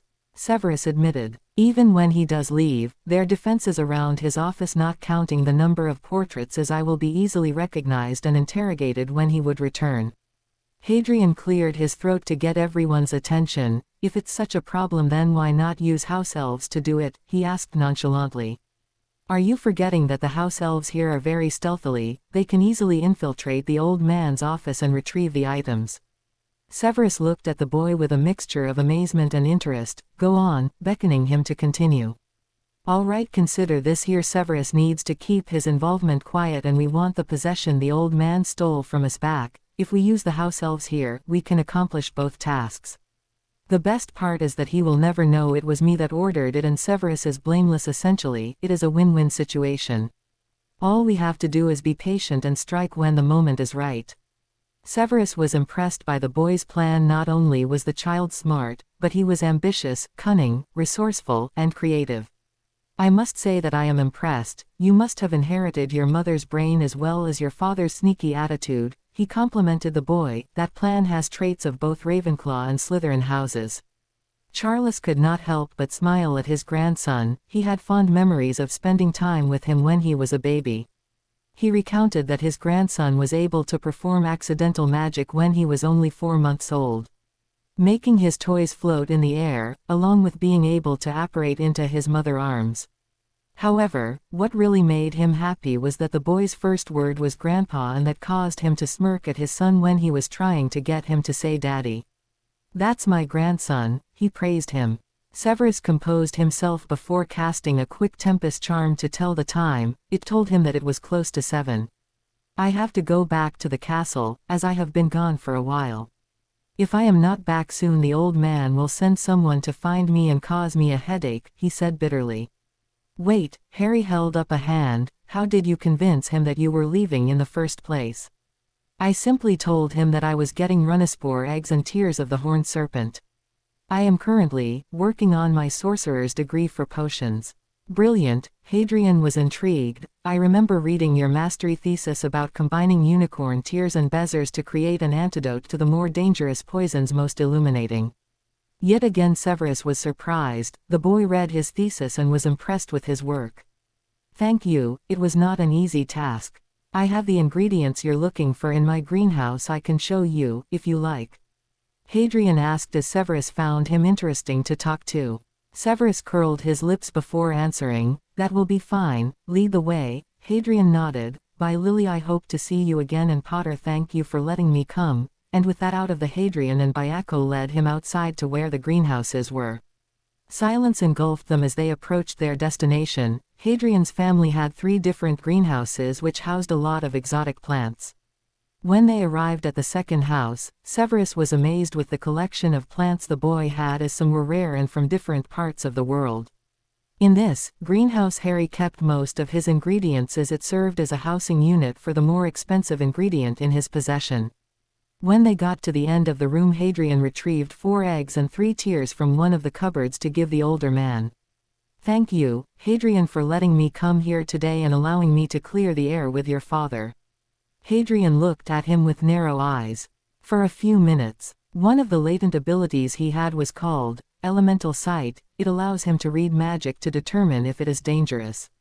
It also enabled him to determine if the person was good or bad.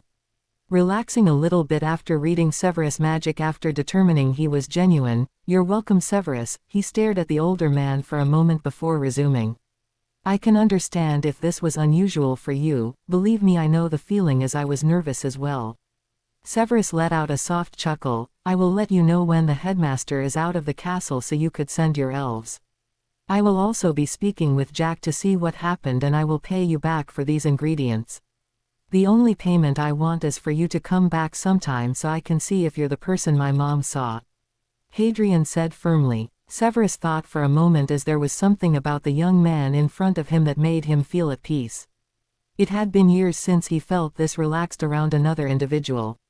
"Deal." He held out his hand, which Hadrian took. "Deal," and they had their agreement. "Pipey," Hadrian called, and with a pop the elf appeared in front of him. "What can Pipey do for you, sir?" the elf asked. "Would you please take Mr. Snape back to his home?" Hadrian found that asking was better than simply ordering them. "Of course, sir." The elf grabbed Severus' hand, and with a pop they were gone. Biaco turned to look at his partner. "Well, I think that went well, all things considered," he said softly. "You and he have a lot more in common than you think." "I agree, Biaco, and I saw his magic. It indicated no malicious intent." Commenting on what Biaco said, "Let's go back inside and see what the others thought as well," Biaco said before heading back inside. That man might actually become what Hadrian needs, he thought mentally. 0,0. Severus arrived back at Prince Manor and thanked the little elf before it left. When the elf was gone, Severus apparated back to Hogwarts to deposit the ingredients he got in his private quarters so that no one could get to them. Once the items were stored in his room, he picked up his class syllabus for the new school year, as Minerva would be wanting it. After placing the syllabus in his robes, he made his way to the Great Hall for dinner. Before arriving there, he had to school his features, as the other teachers might be suspicious of where he went. Upon entering the Great Hall with his cape billowing letting them know he had arrived, the other teachers were already seated at the head table waiting for the food to arrive. Dumbledore was in his usual chair having a conversation with both Minerva and Phileas. The short professor was talking about the international dueling tournament that is to be held in magical Australia this year. Last year's tournament victory was given to Lorenzo Rodriguez of magical South America. Minerva was listening with interest as she read the international newspaper also. She was impressed with his level of skill in battle charms.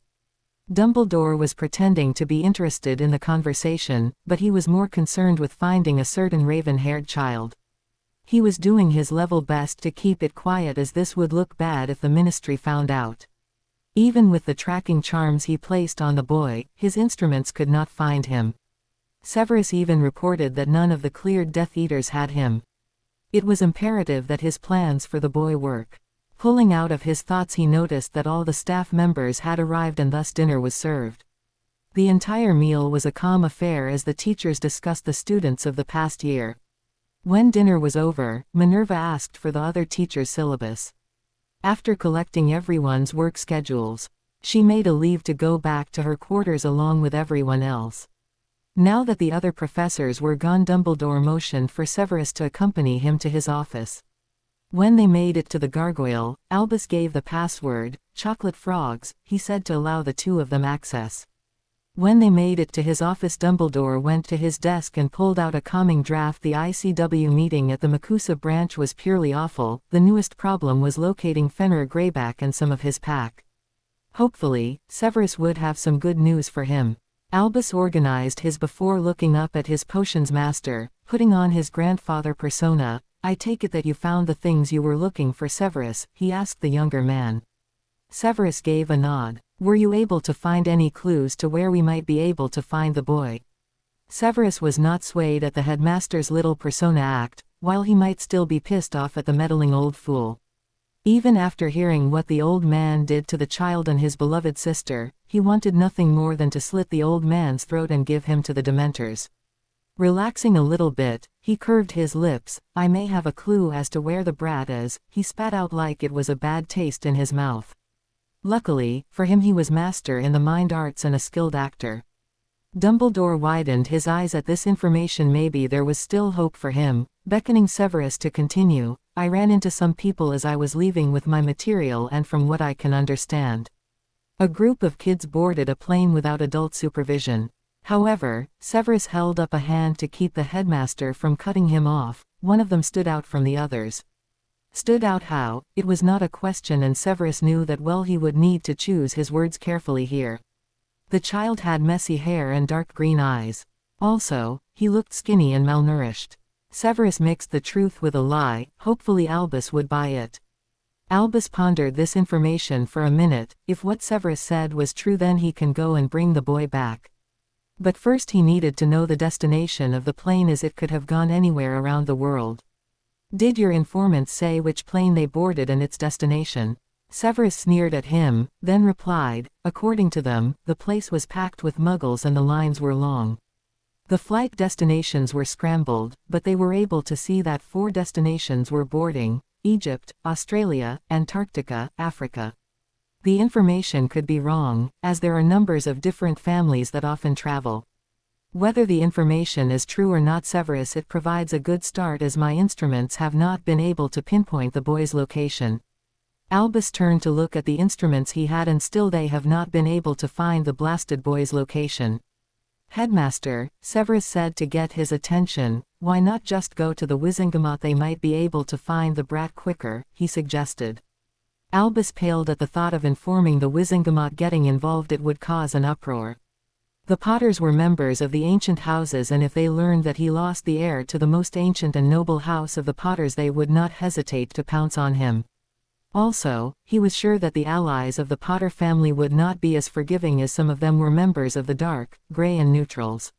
While he might be the leader of the Light, there were members that he did not have control over. After snapping back into reality, he popped a sherbet in mouth. "No, I do not want to involve the Wizengamot. It would be catastrophic if they should learn that the boy is missing." Severus let out a dramatic sigh. "Well, if that is all you require, I will head back to my quarters to enjoy the amount of time I have left," he said as he spun around, billowing his cape, and left the headmaster to his devices. The moment Severus was gone, Albus turned to his right as his familiar fox just flamed in and flew to his perch after hunting on the grounds. "Should I wait and see what transpires, old friend, or should I go and search for the boy myself?" Fox let out a soft trill. "I guess I will have to retire for the night. 0,0. In the dungeons of Hogwarts, Severus made his way to his private quarters. Hoping that the old man bought the information he presented to him, Severus took out his wand to see if there were any listening charms. He had to be extremely careful, as he would not put it past the headmaster to spy on him. Albus always had habit of getting information from people either by charming their possessions or using legilimency on students. After taking a few minutes to examine the rooms in his quarters, Severus concluded that there were no listening devices. Severus took a seat in front of the fire, contemplating on the events that transpired for the day, especially when it concerned Hadrian. The day was full of surprises as he got to meet the child of his best friend, sister in all but blood. To his surprise, Severus was speechless as one of the heavenly beasts was there and had chosen the boy to be his true familiar. It was also a shock that he was a mentalist and that he linked to not only Severus but to another as well. As Severus was a master mentalist, he wanted to see if maybe he could reach the boy himself, maybe he be able to talk to him. Deciding to test out the child's mental abilities, Mr. Potter, are you still awake? I have news for you, he sent a mental message. Yes, the boy replied, I was just reading a book before I turned in for the night. Good, my meeting with the headmaster went well and he suspects nothing. Severus explained the conversation he had with Albus to Hadrian. The boy simply laughed as the headmaster bought the story Severus told him, even when he told him that he was out of the country. Your acting skills are impressive, Hadrian said with a smile. So, when do you think he'll leave the castle? I am unsure, as the headmaster has a habit of popping in and out of places thanks to his phoenix, Severus answered honestly. The old man has a phoenix? Hadrian asked with concern in his voice. Yes, its name is Fox and you might want to tread carefully when you send your house elves, he warned him. All right, I will discuss it with Byako and see what we can come up with. Severus gave a nod, thinking it would be the best course of actions. Good, but first you should get some sleep for the night. We will talk again soon, Severus said as it was late.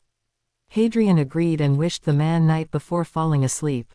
0:0. 3 months later, Hadrian's routine did not change much except for the fact that he started using one of his ancestors' wands so he could get a feel for using it and so that he could practice some of the simpler spells. His parents decided to give him a choice: either he could go to Hogwarts, Mahoutokuro in Japan, or Salem Magical Institution.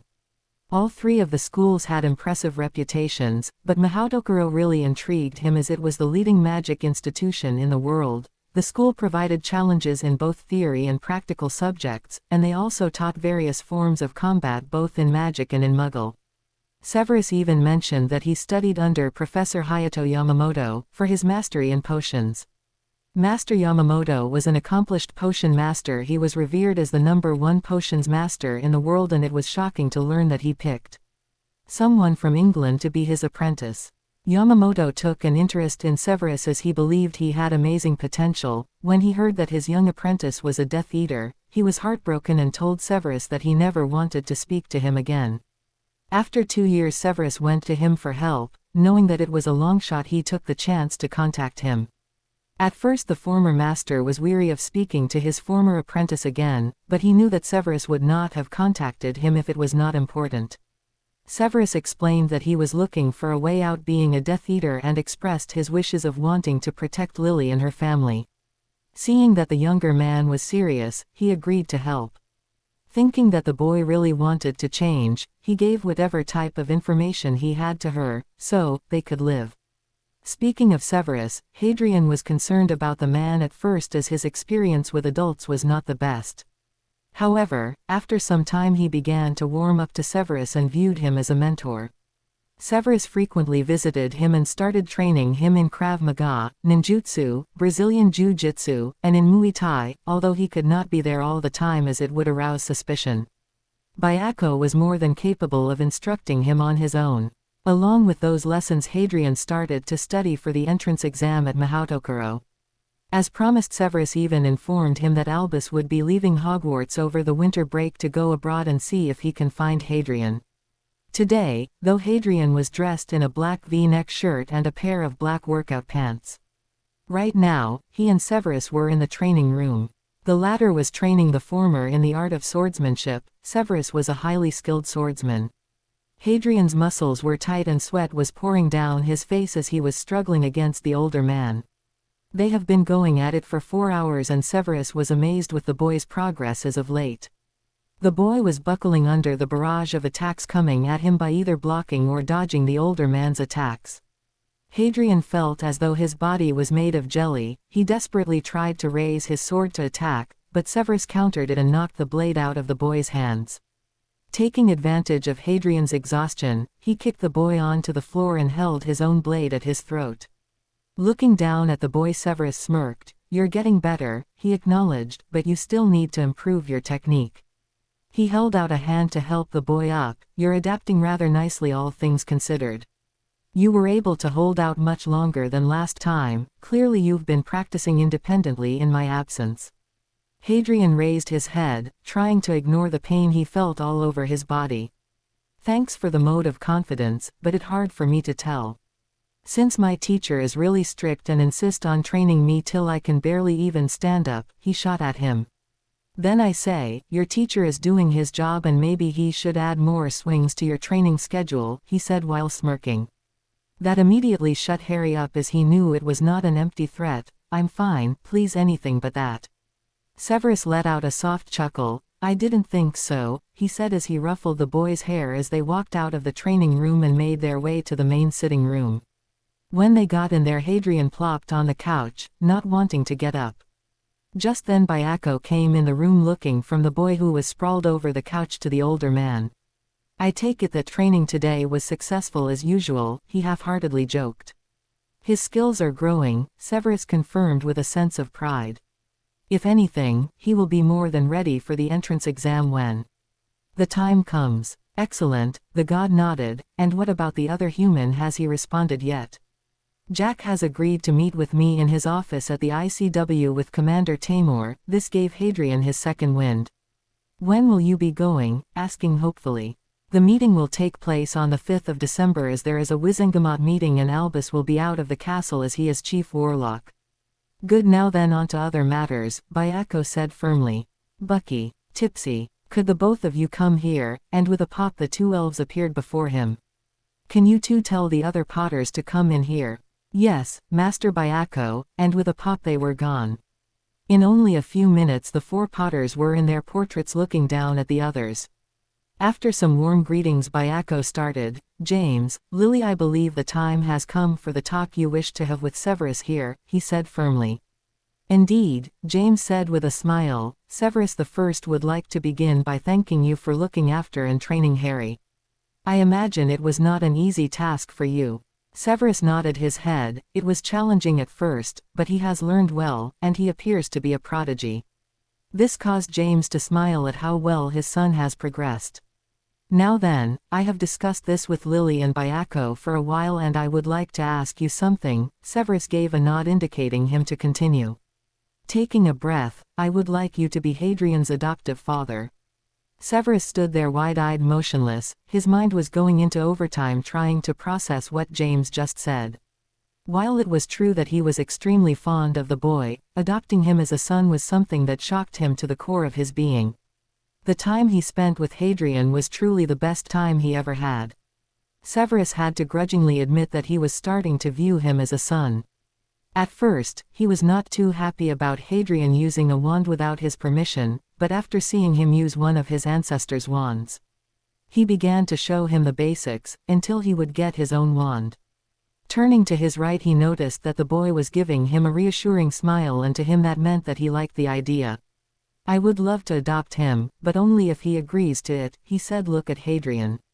"Yes, if you will have me," he replied, to which Severus flashed him a smile confirming that this is what he wanted. Charles looked at them with pride, while he would have wished that James and Lily were alive. "Severus has proven himself to be more than adequate in raising his grandson. Well, it seems that we are all in agreement with this arrangement. However, there are two problems though." Everyone looked up to the aged man. "What are the problems, grandfather?" Hadrian asked tentatively. The man looked at him. "The first problem is that once a certain meddling old fool gets wind of this, there is no telling what he will do. The second problem is, what if some of the Death Eaters who avoided prison, they only got free because they bought their way out?" Hadrian was about to speak, but Severus cut him off. "Wait, let me," he said mentally. "I understand your concern, but rest assured I have a plan. If my meeting with Jack goes well, I might be able to convince him to be a proxy in my place." Charles started to think about this idea as it had merits. "Go on," was all he said. Severus started to explain his plan. "What if we have Jack as a proxy? We have him adopt Hadrian as his son to appease the public. This way no one will suspect that me of being his actual adoptive father." Doria liked the way this plan was going. It could work. After all, doesn't Jack have a wife and daughter already? Besides, the Stevenson are members of the Grey faction and they have no loyalty to Dumbledore. Either. Hadrian, she motioned to her grandson who was sitting on the couch, were you able to find a copy of the paperwork showing that Jack is rightfully your magical guardian? Yes, I found it while I was going through the old files in the Lord's study. Right now, it's in my desk drawer in my room. Doria smiled at him. Good, and here's an added bonus, both of your father and grandfather were Magi's and you know what that means. Hadrian smiled cryptically. He knew what it meant. Anybody who becomes a magus is entitled to one wish. If the person dies before his or her wish is fulfilled, then it passes to their descendants. Hadrian learned this when he was in his library researching the ancient societies of the magical world. Since neither of them ever used their wishes, it would automatically pass to him, which worked to their advantage. The only thing they needed to do was be patient and wait. With any luck nothing will happen. 0:0. The morning of December 5 found a man sleeping peacefully next to his wife, but they were rudely woken up by the sound of their alarm clock. The husband sat up and reached for his wand as it was sitting on the nightstand. He got out bed and cast the Tempest charm for the time. It indicated that it was 7:30 in the morning. Today was going to be a long one as it was his job to oversee the new cadets. If he could be perfectly honest, based on what he had seen over the past few months, they were above average at best. The only silver lining for him was that he had a meeting with the commander and an old friend. He made his way to the bathroom to get a shower. After a quick shower he dressed in his ICW uniform and made his way to the dining room for breakfast. Upon arrival he was greeted by the house elves. Good morning, Lord Jack. All 7 were present. Morning everyone, is breakfast ready? He asked them. The head elf answered, yes, we were just about to bring it out. Jack gave a nod. Thank you, Edgar, you all may leave now. With that he dismissed all of them and returned to the kitchen to bring out the food. When they returned, they levitated the trays of food on the table, revealing some bacon, eggs, and toast. Jack settled into his breakfast and took a few sips of his morning coffee. Turning around he noticed that his wife Sarah had freshened up and was coming to join him. Morning, dear, she edged his cheek softly before settling next to him. Sarah was an elegant woman with a soft frame who stood about 5'7" with long black hair and brown eyes. When compared to her husband, who sported a well-built physique, his muscles were well defined and was 5'12". He had gray eyes and short black hair. These attributes combined with his years of being in the ICW garnered him a fierce reputation. Sarah looked at her husband for a moment. So will there be anything of interest today, or will it be one of those days where you are going to come home late again? She asked him softly. The past few nights, when her husband would come home from work, were grueling for him. He would come home half dead with bloodshot eyes and looked like he had not eaten anything. Yesterday, he got home at around midnight and looked about ready to collapse. It did not help that he was having nightmares of fighting he who must not be named. Jack looked at his wife tentatively and knew she was worried about him. The last few nights have been hard on him, to say the least. The nightmares he had at night often woke him up gasping for air. During the last war he and a squad of troopers were on the front lines fighting the Dark Lord and his forces. The battle was horrific, to say the least. Him and 25 others fought and only 9 came back alive, but they were heavily injured and needed medical attention. Even though they were authorized to use lethal force, it did not help that Dumbledore's little society kept on getting in the way, as they only wanted to use stunners and binding spells. He never did like the old headmaster and his group, as they were ineffective on the battlefield. Innocent lives were lost, and all the Order did was play defense. Thinking back, he remembered that Commander Charles tasked his son James to spy on the Order and try to get intelligence from them. Jack remembered James well from his time at Hogwarts. While James did have his flaws, he was a good and strong man. When James was a cadet, Jack took him under his wing and taught him everything he needed to know about becoming an agent. He was even present at his and Lily's wedding, and he was extremely happy when their son Hadrian was born. Whenever Jack could, he and Sarah would come by and see the little family. Jack was heartbroken when he heard that James and Lily were killed, but was ecstatic when he heard that their son survived. Jack tried to get custody of Hadrian, but he was blocked at every turn as Dumbledore placed him with Lily's Muggle family. That did not sit well with him, as he often heard Lily complain about her sister and her husband. Jack met his wife's gaze and took her hand and gave it a gentle squeeze. "I don't know, hopefully it will be okay," he said, giving her a reassuring smile. "What about you, anything special today?" he asked, trying to divert the conversation.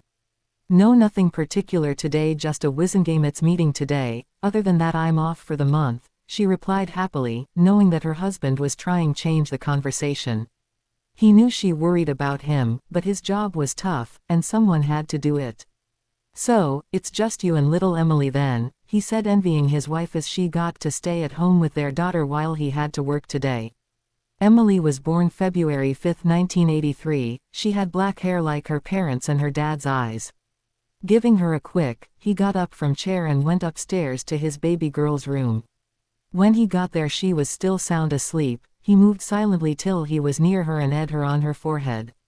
After that he started to walk, but not before taking one last look at her as he silently closed her door. The young lord made it out of the manor, and when he was at the gates, he apparated to the ICW building. When he arrived, he punched in the code to allow him access. The entrance was richly decorated as it had its own flow network. Along with that there was a fountain that had sculptures of different wizards and witches holding their wands in the air. He noticed that a lot of people were just now arriving to work for the day. Rather than waste his time and linger, he made his way to the elevator.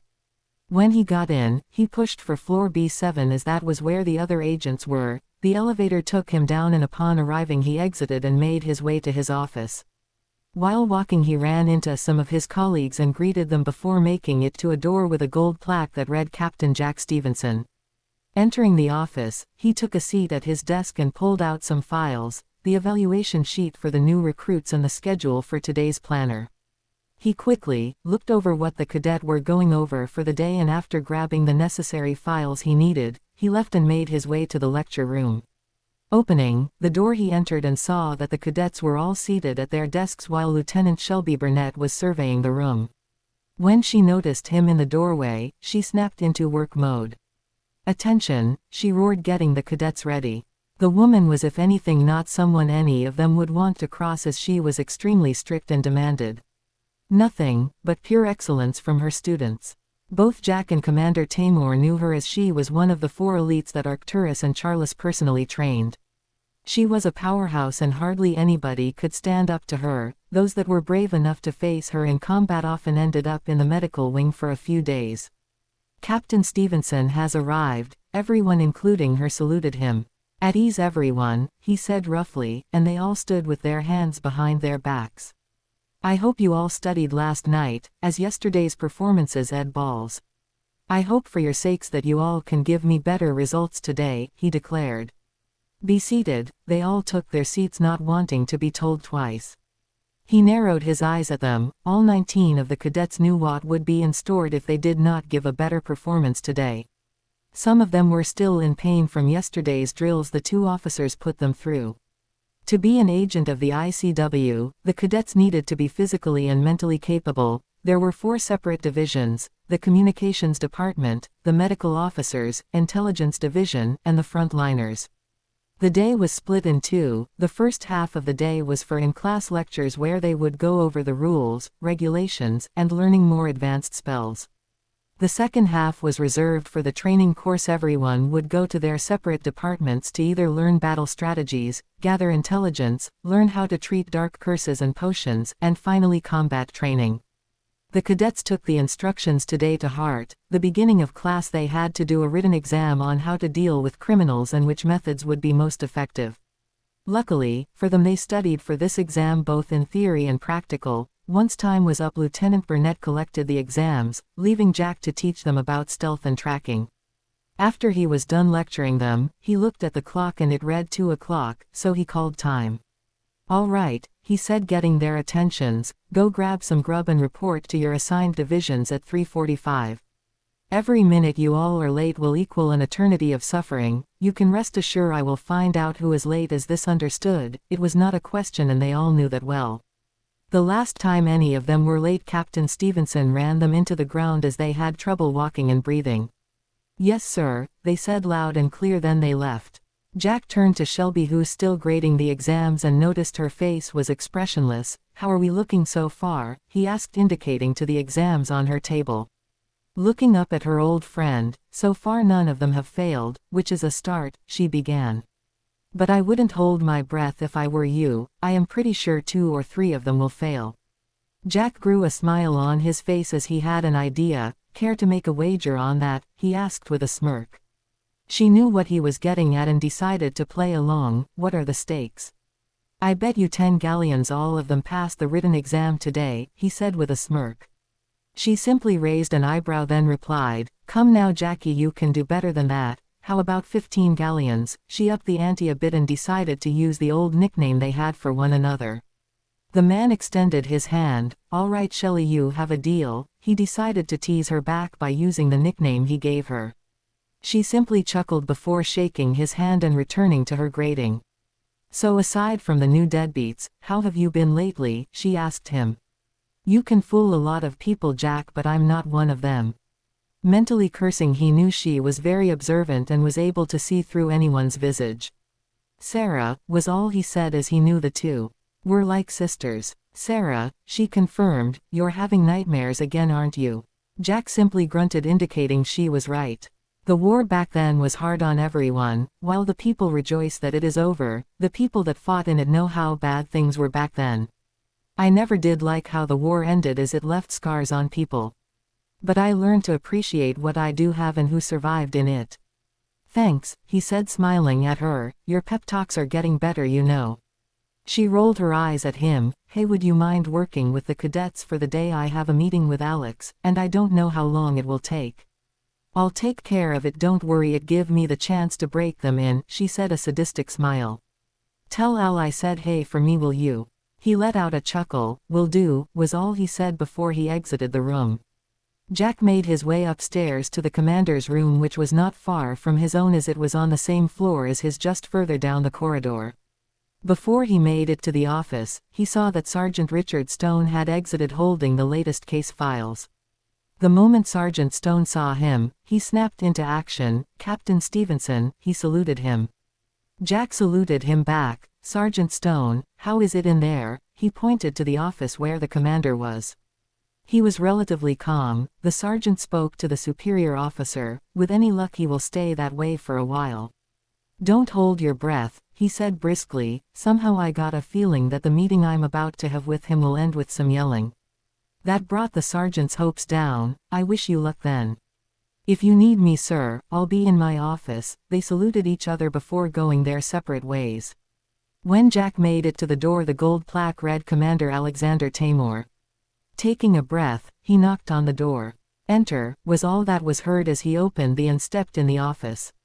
Sitting at his desk was the commander himself. Alexander Tamor was dressed in his white tailored uniform. Like Jack's uniform, it carried the designs of a superior officer label and rank. The only difference was that his ID badge showed 5 stars while Jack had only 4 on his. The commander had mousy brown hair with brown eyes and was an inch shorter than the other agent in the room. That may have been the case, but he was a highly respected military leader. The office was more spacious than his own, as it had a fireplace, 2 couches facing one another with a coffee table in between them. There were filing cabinets along with a variety of different books in the shelves. "Commander Tamor, sir," Jack saluted him, to which the man saluted back. "Captain, take a seat." He pointed to one of the couches. "I will be with you in a moment. I just need to put these things away." With a wave of his hand, all the files on his desk were back in their proper cabinets. The man walked over to the fireplace and with a wave of his hand started a fire, taking a seat opposite of the captain.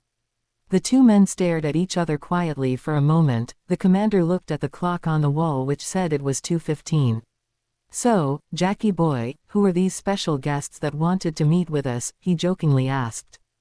"Glad to see that your jokes haven't run out yet, Al. Oh, and Shelley says hello." He snickered at his friend's discomfort before composing himself. "Don't worry about our guests, they're not due to come for another 20 minutes. The only thing I can say is that one of them has some information that we might find upsetting." Alex let out a deep sigh. Tensions have been high as of late. There has been a recent spike of international criminals. As of now their organizations are in magical India, Britain, Australia, and in Antarctica. The situation had rose to where the enforcements of their sectors are rendered inadequate. Tamor had spoken with the other commanders and they all agreed that they needed to neutralize this threat before things get ugly. Now we have these mystery guests coming in a few minutes, who are probably going to bring more bad news. This is the price of being the head of ICW agency of both Britain and Ireland. With any luck this meeting won't be. A knock on the door pulled him out of his thoughts. Enter, was all he said. The door opened, revealing a tall man in black robes with a hood covering his face had arrived. Looks like their mysterious guests was here. 0,0. Miles away stood the famous school of Hogwarts School of Witchcraft and Wizardry. All the professors were gathered in a meeting discussing the progress of the students. Albus told them that he had to leave for the Wizengamot today as he was the chief warlock and it was his duty to address the members. If he could have it his way, he would stay at the school today, but duty call. Therefore, the usual staff meeting was held in the morning, instead of the evening like they usually were. This made some of the staff members upset as most of them were busy grading homework assignments, quizzes, and tests. Thank Merlin the last of the 7th years were finally done. With all the students done, Dumbledore addressed the staff. Now that the meeting over, I believe we should all return to our duties. Severus decided to take his chance and speak. Indeed, he started with his usual sneer. Everyone just rolled their eyes as they have gotten used to Severus's attitude. Albus, I should be back in a couple hours, with any luck it will be short. The headmaster turned to face the potions master with the usual twinkle in his eyes. Severus the First, wish you the best at the meeting. I take it you have everything you need then, he asked.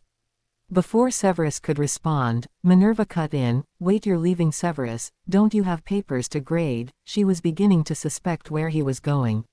Of course, she herself had a sorceress degree in transfiguration, but him constantly having to leave was concerning. Dumbledore noticed that before the meeting today Severus was in a bad mood and was close to losing his cool. Evidently, he was still pissed about the day before.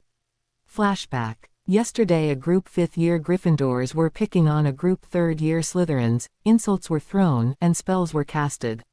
When Severus and Minerva rounded the corner, they tried to put a stop to it, but one of the Gryffindors fired a bludgeoning hex that almost hit Severus in the arm. Severus sidestepped and cast a widespread stunner to make them all stop. Severus was one angry man when he saw the shape his Slytherins were in. One of the girls had boils on her head saying, I'm a cunt, along with her robes torn and homework destroyed. The other girl's hair was sporting a neon green color and had some deep cuts on her arms, torso, and legs. As for the 2 males, their essays were also destroyed and had some scars and bruises followed by a broken bone each. The 4 Gryffindors on the other hand, only had minor cuts and a couple of bruises. When Minerva was finished inspecting her lions, she unfroze everyone and led everyone to Dumbledore's office. When they made it to the office, Dumbledore asked for an explanation as to why they all looked so deplorable. The students just started talking all at once, but Severus quickly silenced them all by firing a cannon blast at the ceiling and instructed one at a time. The 4 Slytherins could speak first. They tried to explain that they were coming back from the library after they finished their homeworks. While they were walking the halls, the Gryffindors ambushed them and started insulting and throwing curses at them. When they were done with, the Gryffindors tried to plead innocent that it was a lie and that they were attacked first. Dumbledore had Severus and Minerva to examine their wands and the 2 head of houses did not hesitate to do as instructed. After examining the wands, both the Transfiguration and Potion Professor were furious with the spells the students used. The latter was more pissed and looked like he wanted nothing more than to curse the impudent lions, especially the one that almost hexed him.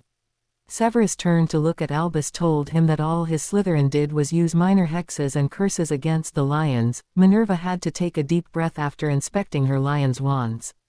Some of the spells they used could have caused some serious damage and probably put the 3rd years insane. Mungo. Dumbledore was beside himself and deducted 30 points from each of the Gryffindors and gave them 3 weeks detention when the new semester started. That made Severus angry and he began protesting that he was letting the Gryffindors off easy. The Slytherins lost 40 points each, given 4 weeks of detention and banned from Hogsmeade for a month. The Slytherin tried to protest that this punishment was unfair as they were the ones that were attacked, but Dumbledore raised his hand to silence them and said his decision was final. The Gryffindors sported looks of superiority, the one on the end snickered a bit but was cut off by the stern, murderous glares from Minerva and Severus. Severus was not going to be as soft as Dumbledore was with them. "You four will serve your detentions with me. If you think I am going to be as lenient with you as your own head of houses, then you have another thing coming," he said firmly.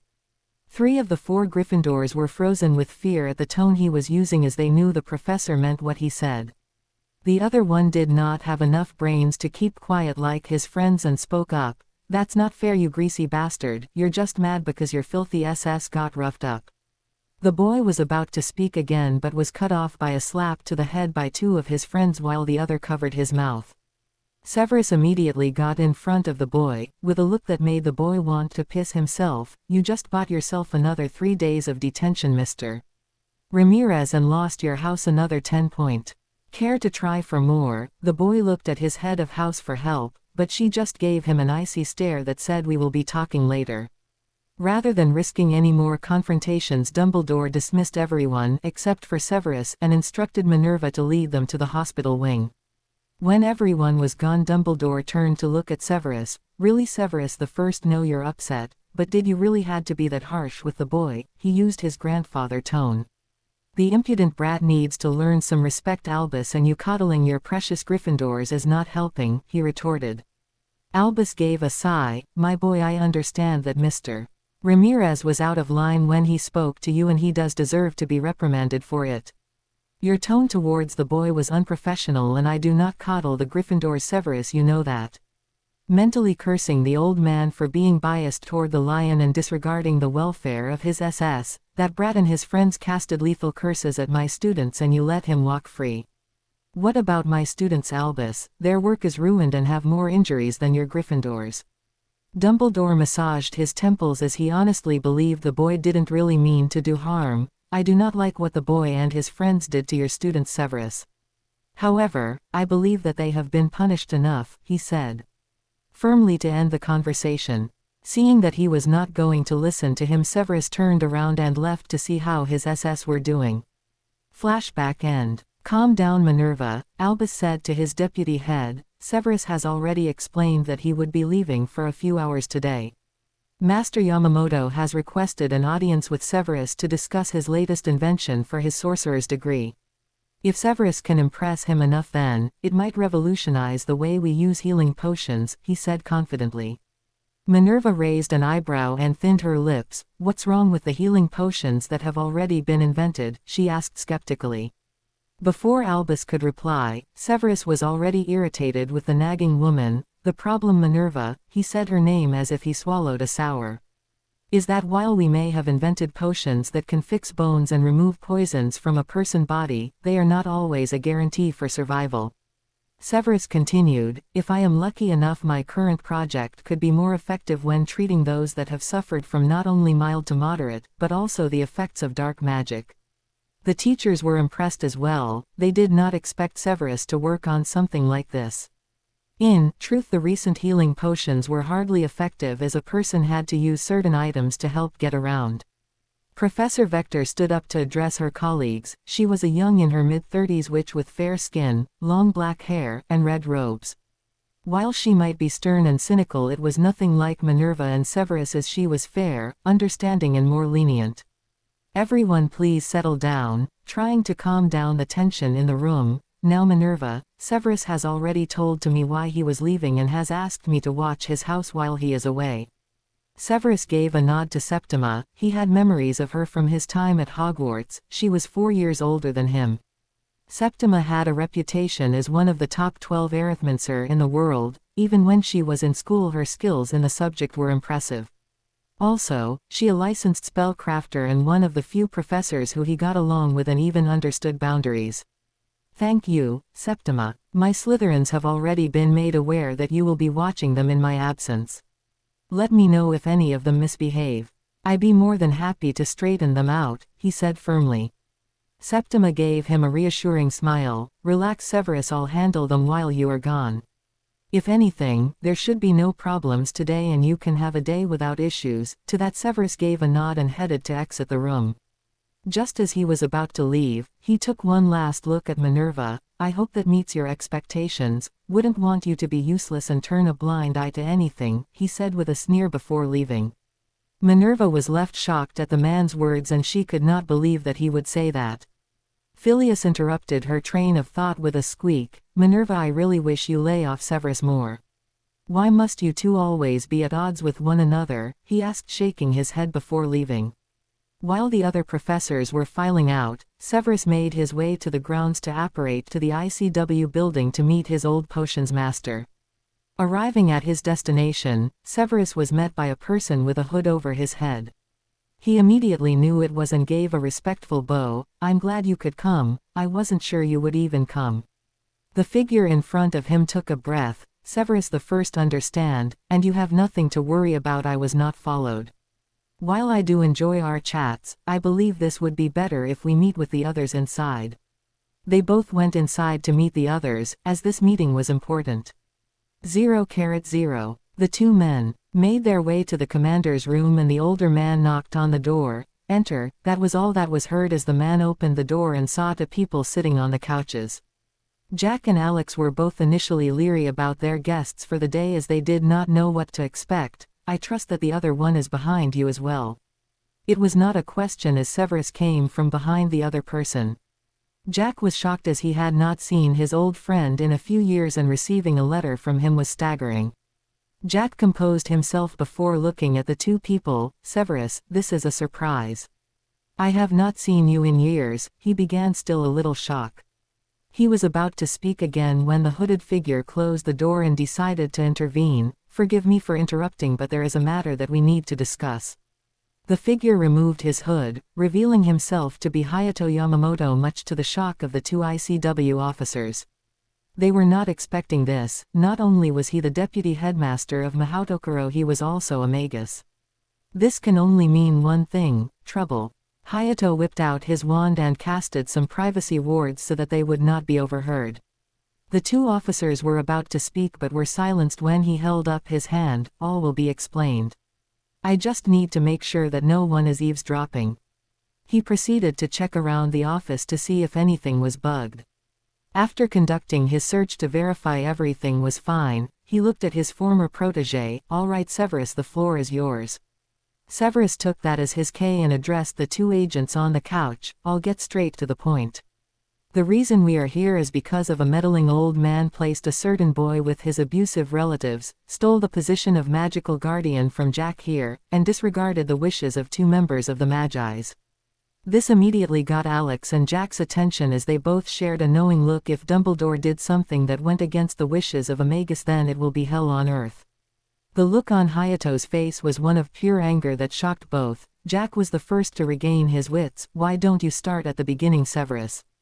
Severus explained everything he knew about what Albus did to the Potter family. He told them about the night he was out spying for the Dark Lord and the deal he made with Albus so that he would keep Lily and her family safe. If Severus spied for him, then Albus would do his best to keep them safe, but even then, he had misgivings and went to Hayato for help. Then explained how Hadrian was placed with Petunia and her family. He informed them of what the boy had to go through under their care. It was mentioned in James and Lily's will that their son was not supposed to go anywhere near them. He even explained how Albus stole the rights of being the magical guardian from Jack. However, all this was the tip of the iceberg as Severus told them about how the boy's magic had been bounded and that Albus stole his blood to power illegal tracking charms. After that, he told them about the day Hadrian was brought to Potter Castle, how he was close to death courtesy of his uncle. Lastly, he told them how he has been appointed as the boy's adoptive father by the boy's parents and grandparents. When Severus finished, he handed a copy of the documents to Jack, proving that he was indeed the magical guardian of Hadrian James Potter. The occupants of the room were sporting looks of anger, rage, grief, and disbelief. The most came from Jack as he was furious with the old man and muttering how he wanted nothing more push Albus through the veil of death himself. Alex was also pissed as he to have a strong connection with Charles and his family. Charles was his mentor, friend when he Became a cadet knowing full well that the man was rolling in his grave by now.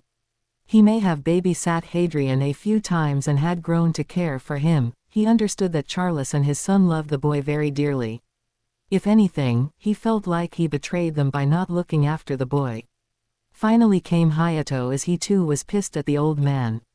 According to Albus, he placed the young infant with his mother's Muggle family and said that he would be well protected and cared for. When Charles and James were Magi's, they both wished for their grandson to be protected. Hayato did not believe what he heard, what happened to the boy from Severus.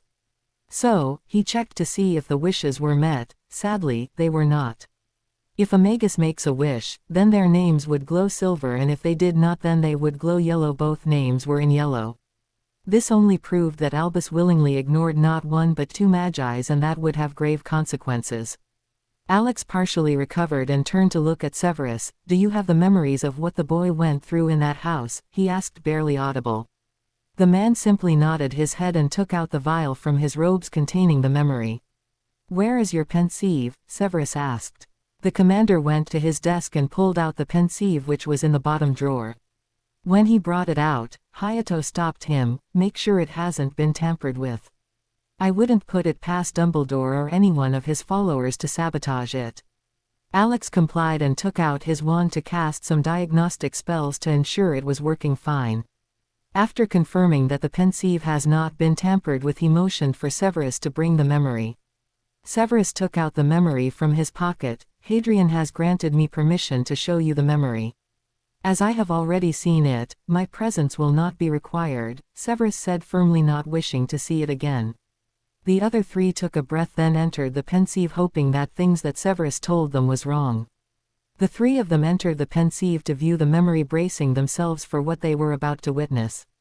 After 20 minutes they exited the pensieve and were sporting different facial expressions: rage, anger, and sorrow. Alex went to his desk and pulled out 3 calming drafts for them. After downing the contents, Jack gave Severus a nod, telling him that he understood the situation. "So where do we go from here?" he asked Severus. What he saw in that memory had made him furious, as he desperately wanted to go to the Dursleys' house and tear them a new one. Severus stared at him for a moment, then answered, "During my time with the Potters, more importantly Hadrian, I began teaching him how to defend himself both in magic and Muggle combat. After one of our training sessions we talked with his parents and grandparents, and it was decided that I would be his adoptive father." Everyone was shocked at this information. Taking a moment to recover, Jack spoke. "So what is it you require?" he asked, wanting to know. Seeing as that was his cue to continue, Severus took a breath. "As you 3 know, while I can't be his father in the public eye, as it will cause a lot of problems. Particularly, from Albus and the other Death Eaters that claim to be under the Imperius curse. We figured that you would help in that category, as you and your wife can act as his adoptive parents to appease everyone. This way no one will suspect me being his actual father." Severus let that information sink into everyone, then continued, "Also he would like to attend Mahoutokoro. This way he can get away from Albus for a while." The 3 occupants were silently impressed with this plan. Not only will the boy have the family he should have, he would also be away from Dumbledore. Hayato was indeed on board with this, but there were a few things that concerned him. "Can you bring him here right now?" Severus gave him a look, as he didn't know what the man was thinking. "I give you my word, Severus, that I will not harm in any way. I just want to be certain about a few things before we proceed further." Severus stared at his former master for a moment before relenting a bit. "All right, I'll get him here." Severus concentrated a little bit to reach his son. "Hadrian, are you there?" "I'm here, Dad. I just got done training a few minutes ago." "Is it time yet?" he asked, wanting to know if they were on board with the plan. "Yes, and they wish to meet with you. Come to the commander's office at the ICW." "Okay, I'll let Byako know and have him bring me there." That was all he said before he dropped the connection. Severus looked to see that everyone was staring at him as if he were crazy. "I'll explain later when he gets here." Hadrian was dressed in a pair of black pants and a white button-up shirt along with his dragonhide boots. He put on a pair of robes with the Potter family crest on his right.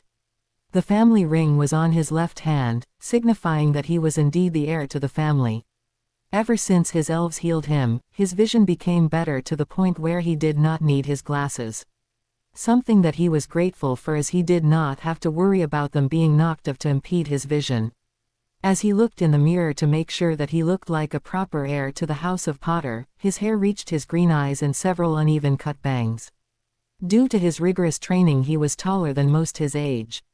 He looked over himself in the mirror once more before he grabbed a dagger off the table and put it in his pocket. Just because he was meeting with these people did not mean that he was not going unarmed. That was something Severus had been insistent about. Watch your back, as he did not know what to expect. Now that he was ready, he made his way to the main room where the Flo and Byakko would be waiting for him. When he arrived at the main room, he noticed that Byakko was waiting for him along with one of the house elves. "Are you ready, young one?" Byakko asked, to which he gave a nod. "Good, but before we go, tap the mark on your arm. This way no one will be able to track you." Hadrian did as he was told and tapped the mark on his arm. This way a certain meddling old man would not be able to find him. The young heir turned his attention to the house elf. "Bucky, make sure no one gets in this house. Even though it is on lockdown, I don't want anyone here without my approval." Bucky replied to him. Bucky understands and will notify the other elves of young Hadrian's wishes. "No one gets in without your permission, sir." Hadrian flashed him a smile and gave a nod to Elf. He grabbed the flow powder and stepped into the fireplace with Byakko at his side and said, "ICW Commander's office." At that moment the green flames enveloped them both and transported them to the office where the adults were waiting for him. They stepped out of the flow when they reached their destination, and he looked at the other occupants and gave respective bow to the adults. "Good afternoon, everyone. I trust you are all well." He wore his usual expressionless face. When he spotted Severus, he noticed that he was sporting a smirk on his face before speaking. "Hello, Dad, I trust you are well today." The three other adults were shocked, but he couldn't tell if it was from the way he addressed Severus as his dad, the tiger next to him, or the fact that he acted like a proper heir to a pristine family. Severus was simply enjoying the way the other were looking and decided to play along. "I am well, my son." He was silently enjoying the fact that everyone was stunned by the way they were speaking to each other. Jack was simply astonished. Here was the boy he had not seen since he was an infant. The boy had the features of both Black and Potter families, not to mention he was noticeably taller than regular 6-year-old. While wizards and witches grew faster than their Muggle counterparts were true, this one seemed more astonishing. His hair might have been messy, but it was noticeably more tamed than James' wild bird nest hair. He also had his mother's bottle green eyes along with his grandma cheekbones. To make a long estimation short, the boy would be very handsome in the future. Jack was about to speak but was stopped by Alex, who spoke first. "Mr. Potter, I am Alexander Tamor, the commander of the ICW." The man extended his arm and Hadrian shook it. Once they let go of each other's hand, he continued, "My oh my, you look like your father, but you have your mom's eyes. And you also have one of the traits from your grandmother." "Thank you, Commander. My grandfather spoke highly of you and even wrote about you in his journal. He mentioned that you and Lord Stevenson were part of the elite few that he and Lord Arcturus trained personally." "Indeed, myself and Alex here," he jabbed a thumb to his friend who was still had trouble forming words, "along with 2 others were personally trained by Arcturus and Charles. Your grandfather was a good man and a heck of a warrior. Him and your uncle were some of the best agents this agency has ever had in a long time." The man said with pride, remembering his former leaders. They might have been tough on their recruits, but they got the jobs done and trained effective agents. Jack regained his sense of self and walked up to the boy to say his piece. "Hadrian. I mean Mr. Potter, I cannot tell you how sorry I am." Jack could barely look the boy in the eyes as it reminded him of his failure to protect the boy. "I not only failed you, but I failed your parents and grandparents by not looking after you when they were gone." Hadrian could tell that the man meant what he said. He was using elemental sight and he could see no malicious intent. "Lord Stevenson, I do not blame you for what happened that night or my life with Mom's sister family. We have both suffered at the hands of 2 idiots that have meddled in matters that didn't concern them." He gave the officer a small smile, showing that he didn't hold him responsible for what happened in his life. "Mr. Potter," Jack tried to speak again, but Hadrian put up a hand to silence him. You can either call me Harry or Hadrian if you like. My family spoke highly of you and I am willing to give you a chance if you will give me one." Jack nodded his head fervently before recomposing himself. "Severus here showed us what happened that night and has explained the plan to us. It is a good plan, and while I would like to be the proxy for your adoptive father, I'm concerned with what Dumbledore would do, as he has done a lot of underhanded things in the past." Hayato spoke up and decided to remind the captain of what being a magus entails. "You forget every magus is entitled to one wish. Since both Charles and James' wishes were negated, then the wishes become Hadrian's. So, it's not impossible to follow with the plan." That brought a smile to Jack's face. "On another note though, why is there a tiger with you?" He pointed to Byakko. Hadrian replied, "Gentlemen, I like you to meet Byakko, one of the 4 heavenly magical beasts and my true familiar." The 3 adults were mimicking a fish while Hayato was as pale as a sheet and got on one knee with an arm over his heart. "Great God, Byakko, it is an honor to be in your presence. I am Hayato Yamamoto, a member of the Magus Tribunal." "Rise, Hayato." "Yamamoto," the god firmly spoke, "we must get these proceedings underway. I believe you have some questions for my partner." It was not a question and the magus knew it. "Yes, of course." He got up and looked at Hadrian. "My first question is, how was Severus able to communicate with you, as no spells or communications were on him? Second is, how did you get a true familiar such as the White Monarch? Lastly, you wish to attend Mahoutokuro." Hadrian cast a glare at his father. "It's all right, Hadrian, Hayato will not say anything." He shot the man a glare, and after confirming the man would not say anything, then he decided to speak. "To your first question, I am a mentalist." He held up a hand to stop them from saying anything. "Please save all your question till the end." The adults gave a nod, as a mentalist has not been seen for centuries. "Since I'm a mentalist, you know that I am linked to some people. Severus is one and the other is a little girl. To your second question, Byakko chose to remain with me and become my true familiar. Yes, I wish to attend Mahoutokuro in Japan, as I would like a challenge and be able to prove who I am. Also, this way I can be away from a certain candy-loving fool," he said with determination. The older man decided to speak. "Well, I can honestly say that I am shocked. Not only are you a mentalist, you also have a true familiar. Neither of those have been seen for centuries. You are correct, though Mahoutokuro is the #1 school in the world, as we are known for nurturing advanced wizards and witches." He paused to think for a minute. "You are aware of the school's class system, are you not?" Hadrian gave a nod. "Good, then you know that we care more about quality rather than quantity. Our courses are based on their origins and variations that come with them, not their complexities like the education here or in other countries.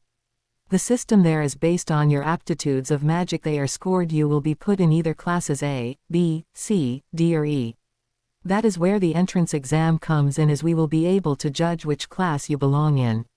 There are chances where students can either rise or drop into classes based on their capabilities." "I understand," Hadrian replied, "but I like to confirm something first." The man gave him a nod. "The entrance exam is held the last week of February, correct?" "Correct, and seeing how Severus he has been training you, I will be expecting high results from you." Severus let out a grunt. The mere thought that Hadrian could not make it into one of the higher classes was a joke to Severus, as his former master did not know what he was in for. His son was already more than capable and had no doubt that he would get the marks he needed on the exam. The boy might have been forced to use his grandfather's wand to practice spells and wand movements, but if he were accepted to the magical school in Japan, then he could get his own without any problems. "Now the only thing to do is for you to make your wishes so we can move forward." He turned to Alex. "Go get the Magus files and bring both the Potter males' files here so we can make sure that there will be no issues." The commander went in front of his bookshelves, held up his badge and muttered a password. The stars on the badge and runes of the shelf lit up, confirming the man's identity. Then the bookshelves slid apart from each other, revealing a door that Alex walked through to retrieve the files of both the former Magi's. While he was gone, Jack decided to ask Hadrian something about his mentalist ability. "Hadrian," the man spoke, getting the young man's attention, "you said you were linked to Severus and a little girl. Can you tell what this girl looks like?" "Based on what I know, the girl has black hair, gray eyes, looks about 4 years old, and has a few stuffed animals that she likes to sleep with." Jack gave a nod and began thinking of who else Hadrian could be linked to. By then Alex came back in with the files and closed the bookshelf. He placed the files on the table before taking a seat on the couch. All you have to do is place your hand on the files, declare your relations to them and make your wishes. Hadrian shrugged and sat down in front of the files, taking a breath first.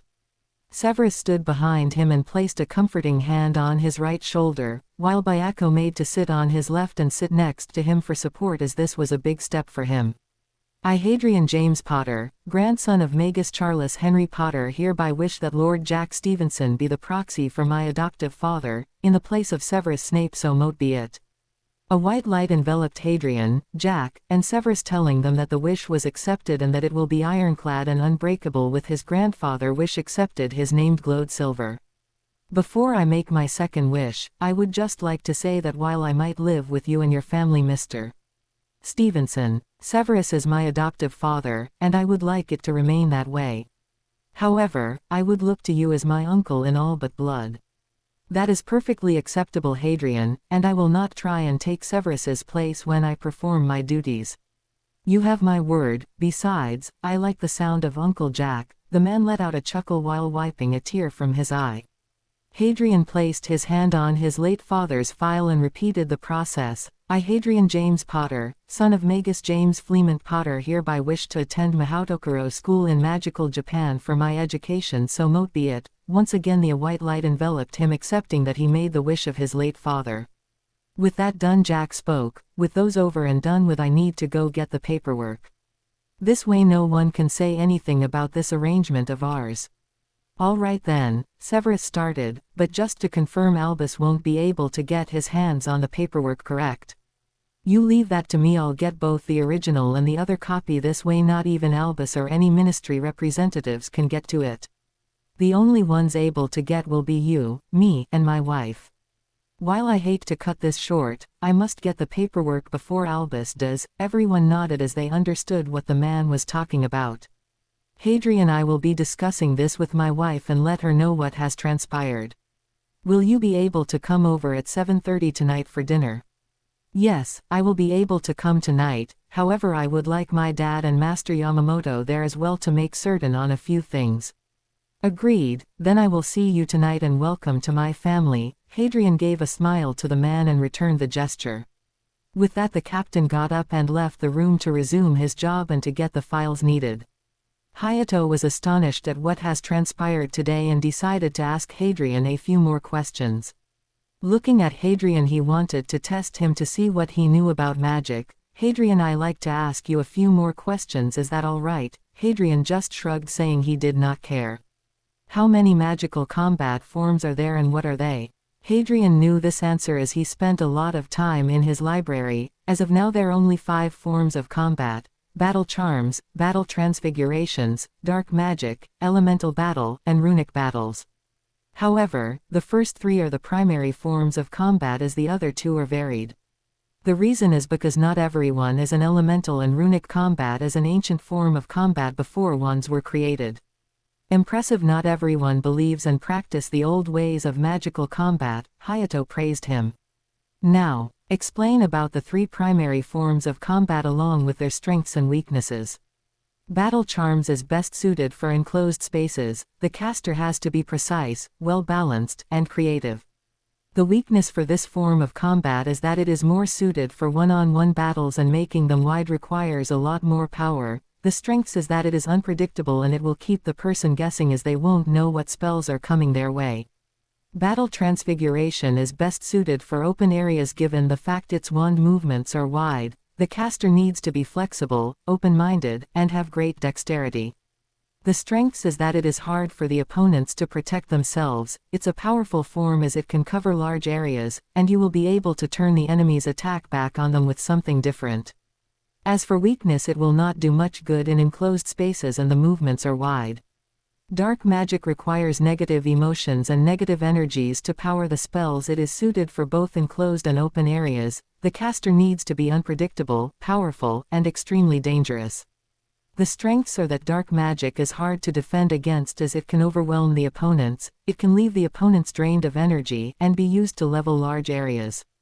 The weaknesses are that because they require tremendous amounts of power it will leave the caster vulnerable to attacks, it has extraordinarily little defensive capabilities unlike the other two forms, the trajectory is straightforward, and it is hard to control.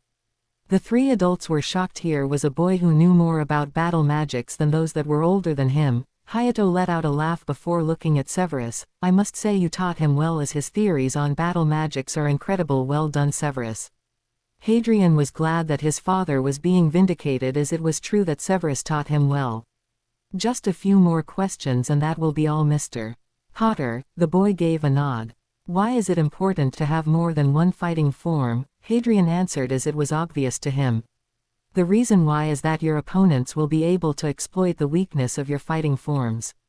Everyone has a primary fighting form. To avoid any issues, a second or third form will be required. Hayato curved his lips as he was impressed with the young man in front of him. He proceeded to ask him a few more questions on the other attributes of magic, and words could not describe how impressed he was at the boy's intellectual prowess. He only hoped that practical work was of the same quality as this. Once he was done, he motioned to speak with Severus alone. He pulled out his wand and cast some privacy wards around them so they would not be overheard. I must say that he is rather an impressive young man. The questions I asked him were on the entrance exam. If he performs this well on the exams, then will be little to no issue of getting him into Class A. Severus let a smile appear on his lips. I will speak with Headmaster Yoshi and let him know of what to expect in the coming months. No doubt he will be eager to have the boy in his school. Rest assured, Severus the First will be discreet when I speak to him to make sure no one unsavory gets wind of this. Thank you, Severus began. Don't worry, I'll make sure he is ready for the exam in February. Hayato cancelled the wards and the two men walked near the others, where Alex, Hadrian, and Byako were speaking adamantly with each other. Hadrian, Severus said, getting his son's attention, it's time for us to leave and I will need to return to Hogwarts. Are you ready to go? His son nodded and got up from the couch along with Byako. I will see you at Stevenson Manor at 7:30. Be on time. You know how I feel about punctuality. I know, Dad. I know. Hadrian knew full well that it'd be best for him not to be late, as wizarding etiquette dictated that the individuals were supposed to be on time. Severus hugged his son goodbye and watched him flow back home. He put his hood back on along with Hayato and exited the office. When they got to the apparition point, Hayato said that he will see him later tonight before apparating away, and Severus apparated in front of the gates of Hogwarts. 0:0. As Severus made his way through the entrance of the castle, he noticed that everything was calm. Something that he enjoyed. The quiet was a given, as the meeting went better than expected. Both Alex and Jack were on board with the plan, and Hayato agreed that Hadrian can go to Mahoutokoro for the entrance exam in February. Hopefully, everything will continue to go smoothly, and nothing can interfere. At least this way his son will be away from England and away from Albus' influence. He remembered that he would have to arrange for his son to get his wand in Japan. With any luck, either Hayato or Jack will be able to escort him. These thoughts filled Severus's mind as he made his way to Professor Vector's office, as he was sure she would be there. While he was sure that she would be able to keep his Slytherin in line, it was still his house and he wanted to be sure. Severus made his way to the woman's office that was on the 4th floor and found her grading a set of essays. If anything, she was diligent in getting her job done, and it distinctly reminded him that he only had to grade the 6th and 7th year's reports. Deciding to do it later, he gave a grunt to let her know he was there. Septima turned her head from the assignments to see that Severus was by the entrance. Oh, hello, Severus the First. Didn't know you were already here. How was the meeting? Any difficulties? She asked, knowing that obtaining a sorcerer's degree was no easy feat. Severus curled his lips before replying, surprisingly it went better than expected, and Hayato was impressed with what I've been able to come up with. The arithmancer gave him a tentative smile at the news. Her colleague managed to impress his former master. Congratulations, Severus. The man gave her a nod. I know you're going to ask, and I am pleased to say that there were no problems when regarding your house while you were gone. Thank you for watching them. However, there is something else I wish to inform you about, he said as he would have to leave again later. Septima motioned for him to say what he wanted to say. Go ahead, Severus. It would appear that my old teacher wants me to join him for dinner tonight, and he'll be bringing others to discuss my project. While it was not technically a lie, he didn't want someone finding out that he was meeting with Jack and his family. Severus remembered back in his first year that the wall around Hogwarts have ears and no doubt people would listen in and start talking. Ah, I see. That is understandable, as I remember Phileas and Minerva talking about having to do through the same thing when they were going for their sorcerers. She gave a short laugh. Oh, she remembered well that the two older professors D for those degrees, and they were constantly with either their peers or former masters. So, when can we expect you back? Probably around 9:30, it depends, as I don't know who will be with us. With any luck I will be back sooner than expected. She had to resist rolling her eyes, as she knew Severus was no social butterfly. All right, so I take it you will be leaving again and you will need me to continue to look after your house. If Septima could be honest, she didn't mind looking after his house despite what people say not all of the students were bad. Severus gave her one of his famous looks. It would be appreciated if you would. To which the professor gave him a shrug, telling him that she would. With that done, Severus headed toward the headmaster's office to let him know where he would be later today. As Severus was making his way to the old man's office, he ran across a couple of third-year Hufflepuffs who were playing around in the corridor. When they noticed him, they immediately straightened up their uniforms, as some of them were messy. The potions master gave them his famous frosty glare that told them, "Leave now." The puffs wasted no time in heading back to their common room. It did not take long for him to get to the staircase to where the old man's office was. Sugar quills. He never could understand the old man's love for sweet, as to him they would rot anyone's teeth. Making sure that his mental shields were in place, he ascended the stairs toward the door and was about to knock when he heard, "Come in, Severus." Entering the office, he noticed that Minerva was there as well, and that did not help his mood, as he was still peeved at the woman. "Ah, Severus," Albus began, "how was meeting with Mr. Yamamoto?" Severus told them that the meeting went well and that he was having dinner with the man along with a few others that will be joining them. He explained that Septima had already been warned that he be leaving for dinner with them to discuss the project in more depth. Dumbledore acknowledged the reason why, as he saw Minerva about to speak about him leaving again. "That does seem the case, as I remember doing the exact same when I got my Grand Sorcerer's degrees. So, I can understand why they would want to meet with you again," he acknowledges the man. Minerva spoke up after being silent during the explanation. "Does it have to be today, as they know that you are teaching, and the Yule break has not started yet?" Dumbledore was about to speak, but Severus beat him to it. "For Merlin's sake, woman, must you question everything I do?" he sneered at her. "Besides, I didn't know that I was a prisoner here in this castle and needed your permission to do things that related to my personal life." Minerva was shocked at the way he had just spoken to her. "Severus the First didn't mean it that way. I was only trying to keep things on track, as it is nearing the break and all of the teachers are stressed." Severus simply gave her a cold stare. "Then pray tell Minerva why it is you seem incapable of disciplining your impudent lions. As far as I see it, you seem to let them get away with a lot rule breakings." The older professor was about to retort that his house was not perfect either, and that there have been instances where his Slytherin were in the wrong on a few occasions. Dumbledore stopped them before they can go any further. "Severus, I understand your feelings, my boy. I'd have felt that some of the students often get away with certain things, but it is the student's head of house's responsibility to keep them in line. Minerva, please calm yourself. Severus is not a prisoner here, as he is working on his current project for his degree. I'm pretty sure you remember what you had to go through when you were going for your research project and what it entailed," he said firmly. "My apologies, Severus the First. No, things are difficult for you, as I forgot the stress and requirements of gaining a sorcerer's degree." Severus gave her a critical look before looking back at Albus. "If that is all, I will be taking my leave now." He turned and made his way to exit the office, as he had no wish to be there any longer. 0:0. Back at the ICW, Jack returned to his office after visiting the medical bay to get a check to see how much he had been obliviated.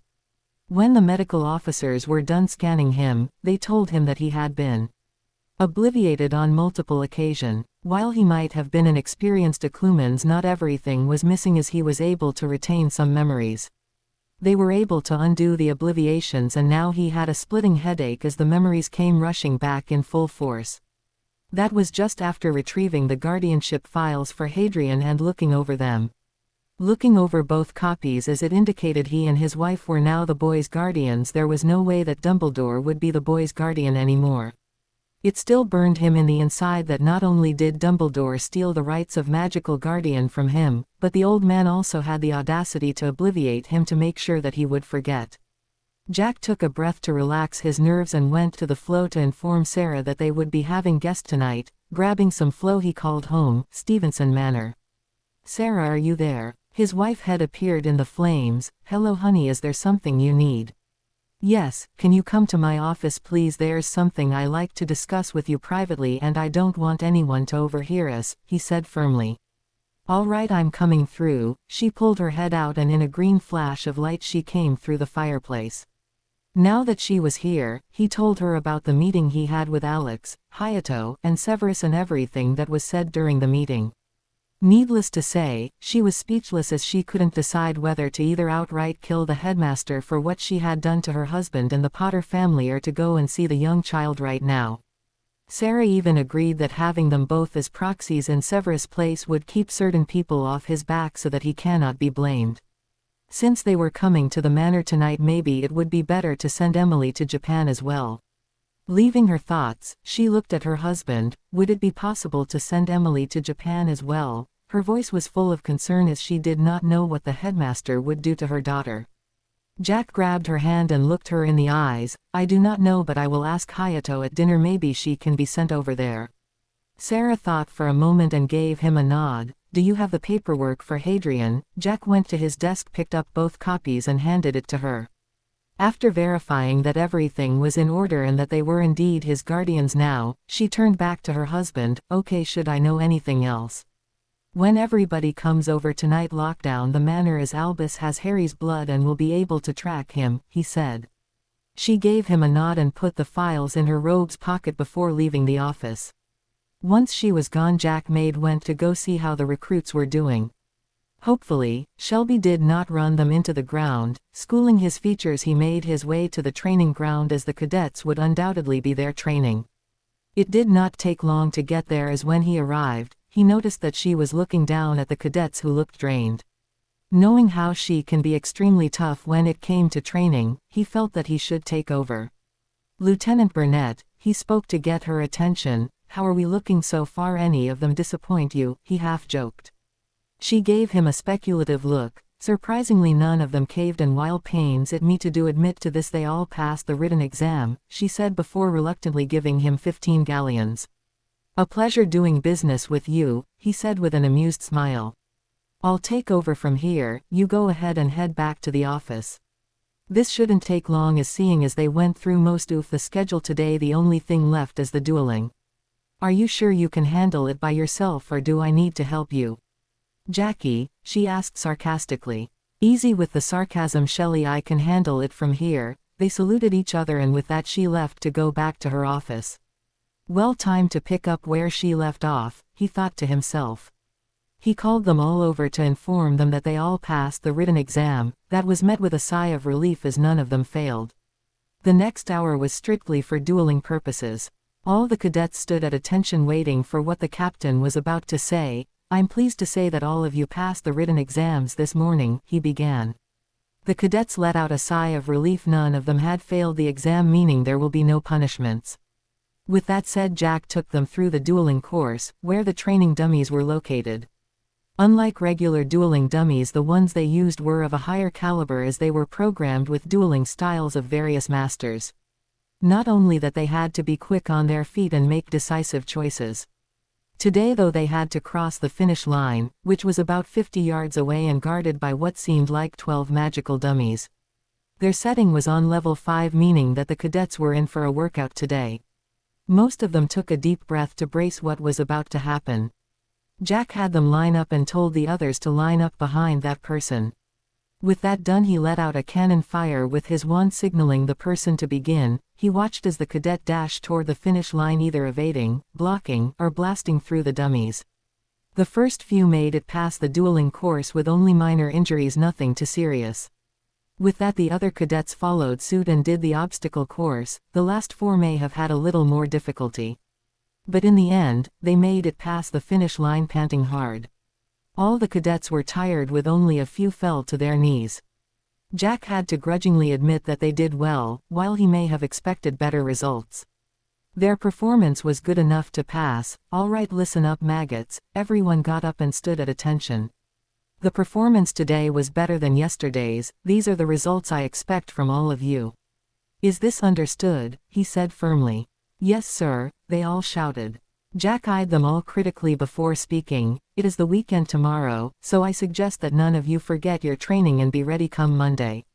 Dismissed. With that said, they all went to go to the locker room to change out of their workout clothes. Jack went back to his office to file his report about the cadets' progress. Back in the office, he submitted all the reports about today's lessons. Now with that complete, he exited the office and went to the apparition point to go home. It did not take long, and he noticed that people were leaving to return home for the day. 0:0. At Stevenson Manor, Sarah and Emily were sitting on one of the sofas in the main room. Sarah was currently braiding her daughter's hair while she was in her lap. The next thing she knew was that the wards told her that her husband was home from work. Her husband stepped in the house, and the next moment their daughter got up from her mother's lap. "Daddy," she exclaimed. Emily bolted to her dad and jumped on him, giving him a hug. Jack spun her around and ed her on her forehead. "Hello, sweetheart, how is you doing?" he asked her. She replied, "Good, Daddy, I missed you." She buried her head in his neck. He carried her to the couch where his wife was and gave her as well before sitting down with his daughter still on him. Jack looked up to the clock and saw that it read 7 o'clock, time for dinner. He was about to get up when the flow flared up, showing Hadrian's face. "Ah, Hadrian, please come through. I would like you to meet my family." Not needing to be told twice, Hadrian and Byako came through. He had an assortment of flowers with him as he was unsure how to react to his wife yet. "Hello everyone, I thank you for allowing me to come here today." He turned to look at Sarah as she was awestruck by his mannerism and the white tiger next to him. "Lady Stevenson, I brought these for you. I hope you don't mind." "Not at all, Hadrian, and please call me Sarah or Aunt Sarah if you prefer. Jack has already told me about the conversation you had with him." He looked at his new uncle. "I am terribly sorry about not taking you in that day your parents passed. Please believe me when I say that we tried to get custody of you, but we were blocked thanks to Albus to many names Dumbledore." To him she sounded sincere, and her words did not harbor any deceit. "I do not blame you for that night, as I know what he did." He assured her that he harbored no ill treatment toward her. "But please, either Hadrian or Harry works for me." This brought a smile to her face. "Allow me to introduce my true familiar." He jabbed his thumb toward the tiger next to him. "This is Byako, one of the 4 heavenly magical beasts of the magical world." He introduced him. "Hello, milady, you have nothing to worry about, as I will not harm you or anyone here. I can tell that you and your husband harbor no resentment toward my cub here." Sarah and Emily were shocked, as the tiger had just spoke English to them. This was something that truly shocked them, as the only animals able to talk were manticores and acromantulas. Emily got up from her father's lap and went to go meet the pair. "Hello, my name is Emily. I hope we can get along." Hadrian gave the young girl a smile and greeted her back. "Hello, young one. You exactly like your mother, but with your dad's eyes," he said, hoping to make her smile. The young girl smiled at his comment and immediately jumped on him. "Mommy, can I play with Hadrian please?" she asked cutely. "Sorry, Emily, but after dinner you're going to have a bath, then go to bed for the night." She spoke to her daughter, who was now looking sad at the fact that she cannot play anymore today. Harry spoke up, trying to cheer her up. "Emily," he spoke to get her attention, "probably when I can come by again, I can play with you, okay? Promise?" she asked. "Promise, little one," he said while giving her a smile. "What is wrong with me? Why do I feel a pull toward this girl?" he mentally asked himself. "What do you mean by pull, Harry?" she asked him innocently. He was flabbergasted, as were the other people in the room. "I didn't say anything, Emily," he said softly. "This was new." "I heard you say that you felt a pull towards me," she confirmed.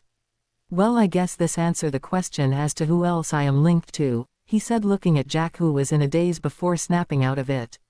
"It would appear so then," he said before turning to his wife. "Well, it seems as though our daughter is a mentalist, dear, and she is linked to Harry."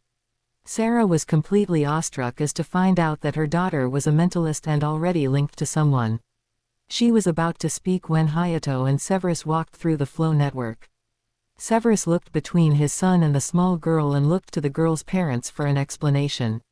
They confirmed that she was the other one who was linked to Harry, as they did not have to spend their time searching for some random person he might be linked to. Remembering what her husband told her, she placed the manor on lockdown and motioned for everyone to go into the dining room for dinner. There they told her everything as Jack gave her the general idea of what was going to happen. Sarah immediately agreed to everything as she did not have any objections. She later asked Hayato would it be possible for Emily to attend school with Harry when she was old enough for it. He said he will have to talk with Headmaster Yoshi and ask if he approved of the decision as well.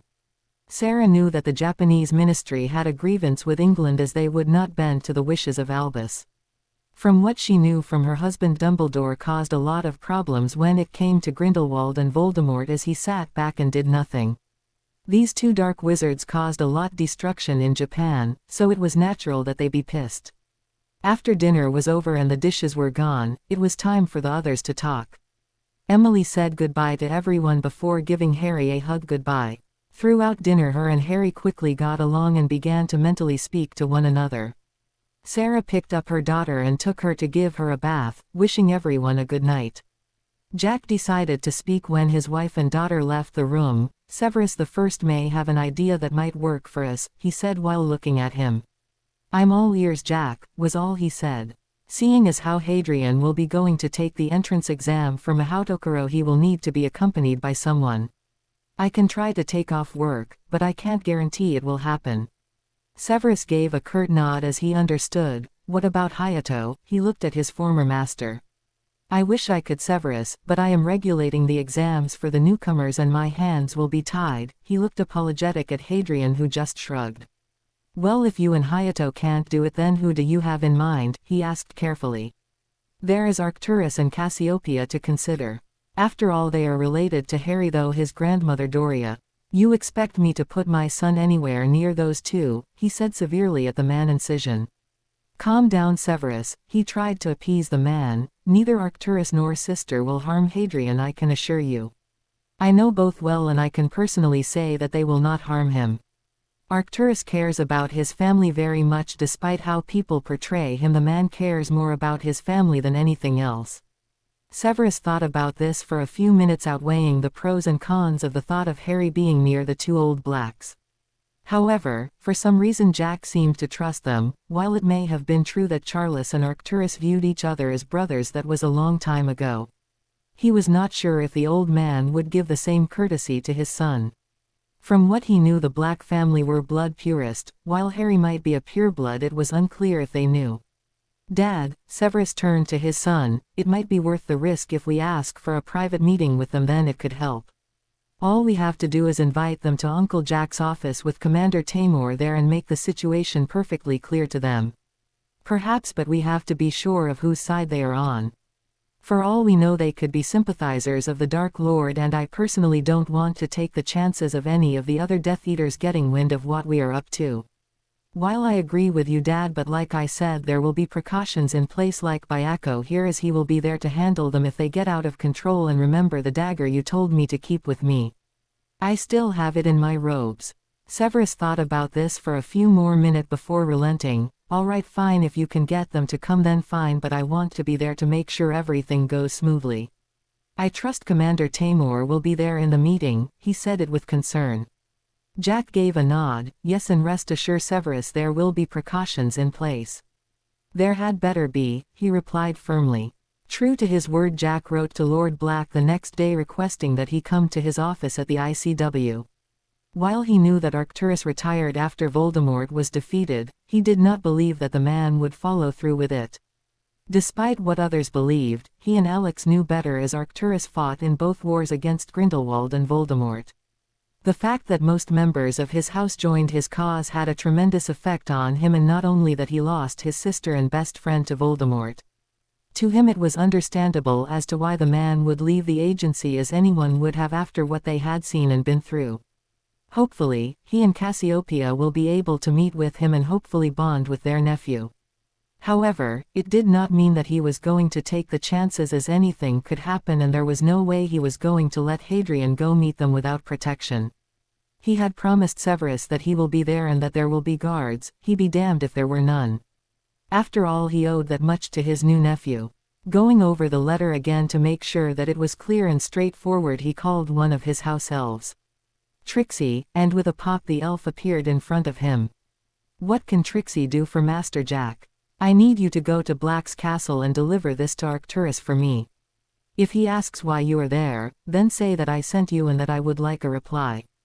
Tell him that it was urgent, that I didn't send an owl or use the flow network." The elf took the letter and spoke, "It will be done, sir," and with that she popped out of the Lord's study to deliver the letter. Jack got up to leave the study and join his wife, who was in the living room.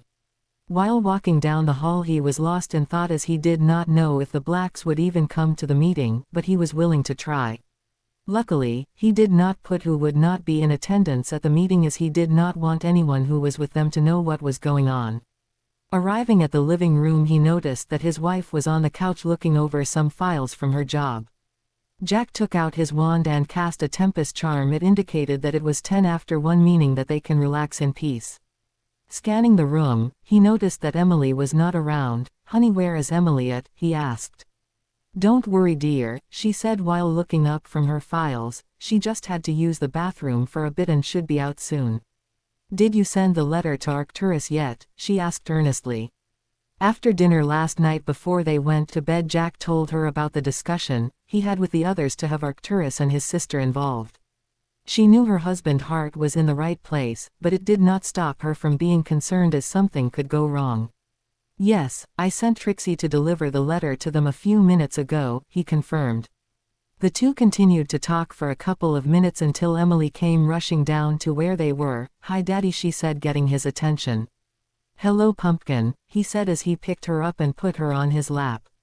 She was dressed in a gray sweatshirt with house elves playing hockey and a pair of gray sweatpants. "Daddy, can I go play with Harry today, please?" she asked while putting on puppy dog eyes and playing with his fingers. Jack liked to think he was tough, but the look his daughter was giving him made his heart melt.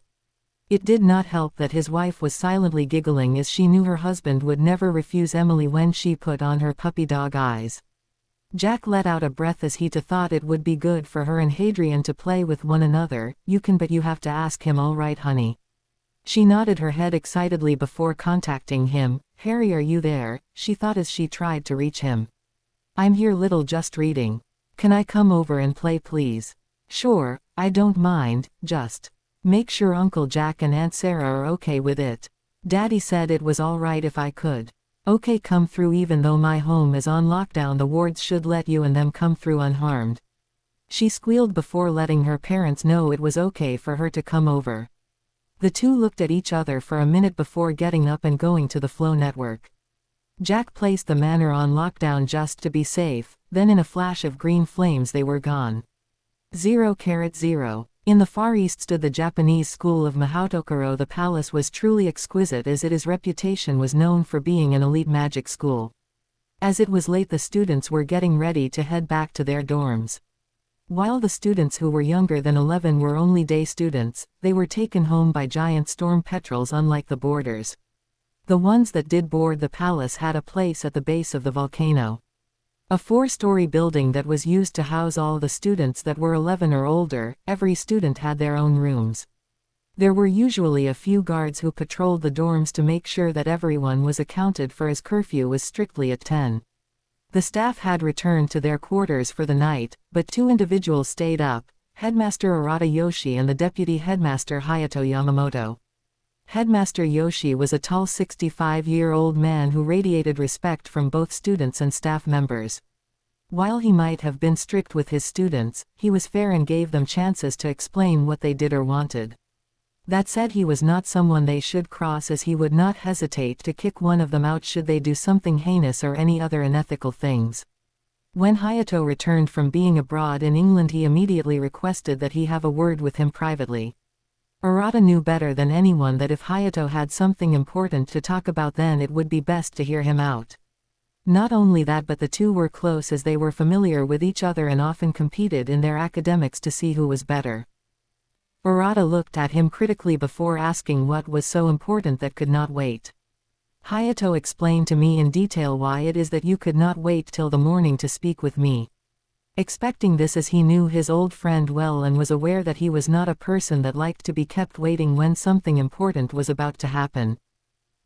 He said firmly, "Before I tell you anything, I'm going to need you to check your office for any listening devices that are not yours."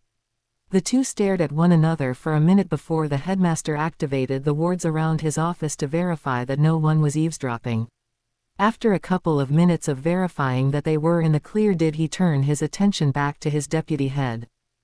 Was all the man said, as he had a feeling that he was going to be pissed later. Start talking. And so Hayato told him about his meeting with ICW agents in England, his former pupil Severus, and the meeting with his son. He followed that up by explaining how Albus woefully ignored the wishes of two Magus members.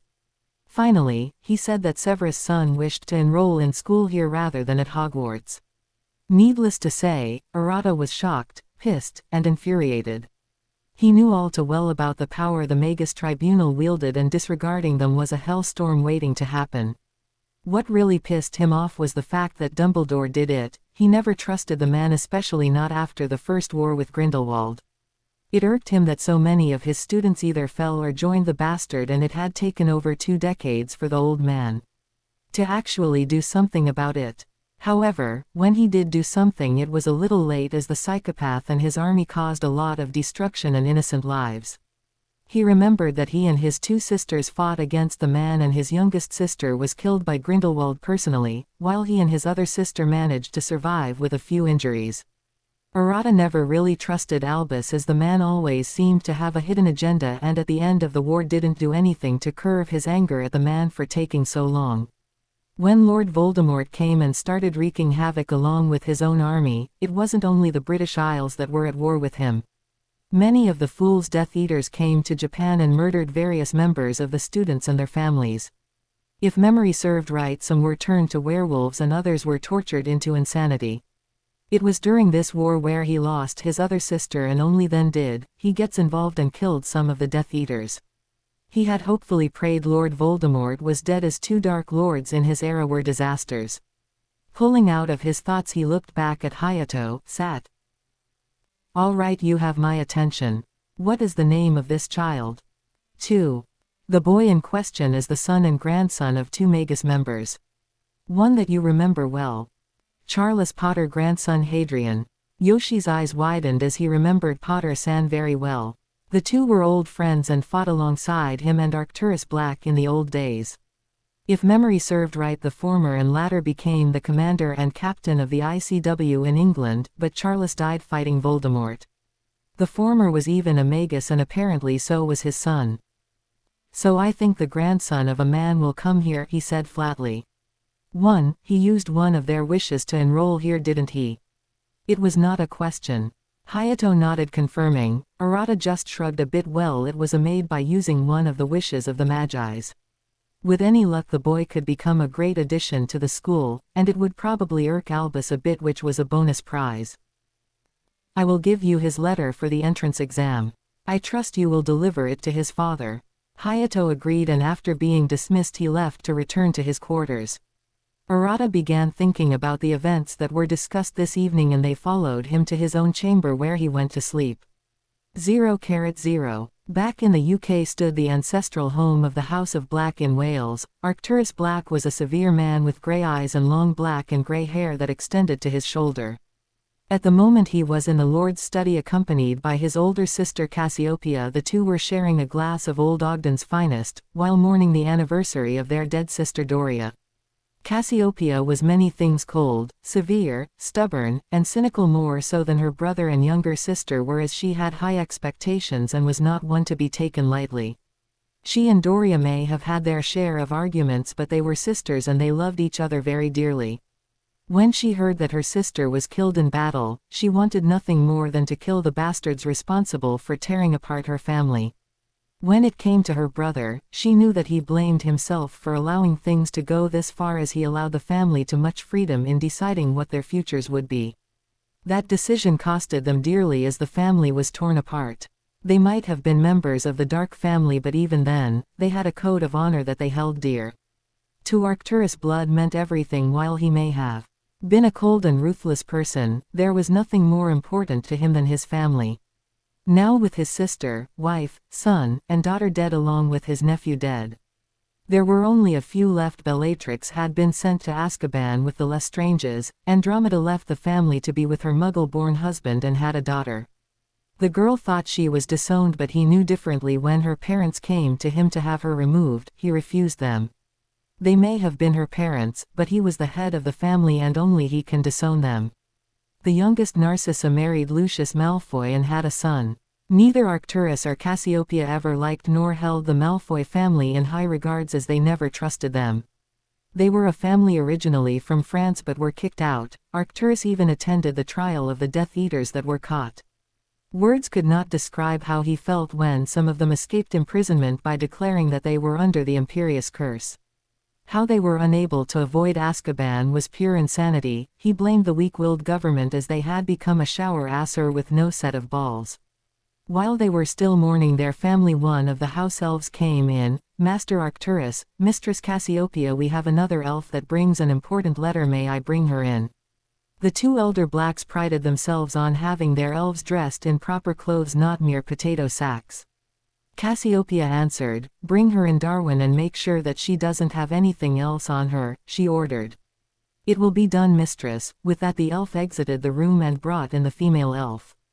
"State your name, the family you serve, and the reason why you are here," Arcturus said, roughly, narrowing his eyes at the elf behind Darwin. The elf came from behind Darwin and spoke. "I am Trixie of the ancient and noble house of the Stevenson family." That got elders' attention, as they remembered Lord Stevenson and his wife and family well. Arcturus and Charles trained the boy personally and watched as he fought side by side during the war. "Lord Stevenson requested that I deliver this letter to you and wait for your reply. He does not trust the Flow Network or owls." She handed him the letter. Arcturus beckoned his sister to come over and see what was in the letter. "Dear Lord Arcturus Black, you and your sister Cassiopeia presence are required in my office at the ICW on Monday at 6 in the evening. An issue has come up that concerns a family member of yours. Also, there is a matter that needs to be discussed when dealing with a certain idiot who has gone too far and has meddled in affairs that should not have been his. Sincerely, Lord Jack Stevenson of the ancient and noble house of the Stevenson." After reading the letter, Cassiopeia spoke. "What is this about? A concern over our family is our business. Why would he get involved?" she asked her brother. "I don't know, but Jack would never do something like this without good reason. If he knows something, then it is worth looking into," he said to her, who just shrugged. Turning to the elf, "Tell your master that we will be there and that the explanation better be good," he said to her. Trixie gave a respectful bow before being escorted out by Darwin. When they were both out of the study, the two elders decided to talk. "Something is going on, Cassie, and I don't like it," she silently agreed with him. Something was amiss. The part about the idiot interfering in matters that didn't concern him was vexing. Yes, there are many people who get involved in matters that don't concern them, though. True, but it does bring one person to mind, one who is notorious for getting people to bend to his wishes. She knew who he was talking about. Dumbledore. Dumbledore, he confirmed. "Ingoat, what did that asshole do this time?" She remembered him well and was one of the few hundreds of people that were not swayed by his charisma. To her, she wanted nothing more than to torture and kill the inflated 0,0. At Potter Castle, Jack and Sarah were watching the kids from inside the castle. The snow that was falling provided a blanket that spread all around the land. At the moment, Harry and Emily were making snow angels under the supervision of Byako. The monarch agreed to keep a close watch of the two kids while they were outside, and he couldn't help but let out a chuckle as he watched the two interact with each other. Harry tried to reach his father, but the man declined, stating that Minerva was getting suspicious of why he was leaving so much. However, Severus promised that he will be present at the meeting should the Blacks accept, and that he will be there when the Yule holiday came. While Harry was disappointed that his dad couldn't come today, he understood why, as it would be bad if one of Dumbledore's followers came and reported where he was. At least his dad promised to be over for the Yule holiday if he could. The two children continued to play in the snow, and now they were making snowmen. Harry called one of the house elves and asked them to bring a few items so they can put them on when they were done creating them. It had taken 30 minutes, but they were able to create 4 different snowmen. With that done, they started decorating them with raisins for the eyes and mouth and the carrot for the noses. Emily was especially excited by the 2 miniature snowmen standing between the 2 bigger ones that Harry made. So naturally Harry helped her decorate them first. After they were done, they moved on to the bigger ones. She tried to put the items on, but they were too high and she couldn't reach its head. Hadrian noticed that she was standing on her toes but was still too short to get them on. "Emily, would you like some help?" he asked her, and she nodded her head fervently. "All right, get on my shoulders, this way I can give you a boost," he said, getting on his knees to boost her up. She immediately got on and saw that she was high enough to reach the snowman's head, then put the things on. Then proceeded to do the same thing to the second one. When she was done, she commented on how they looked like them and her parents.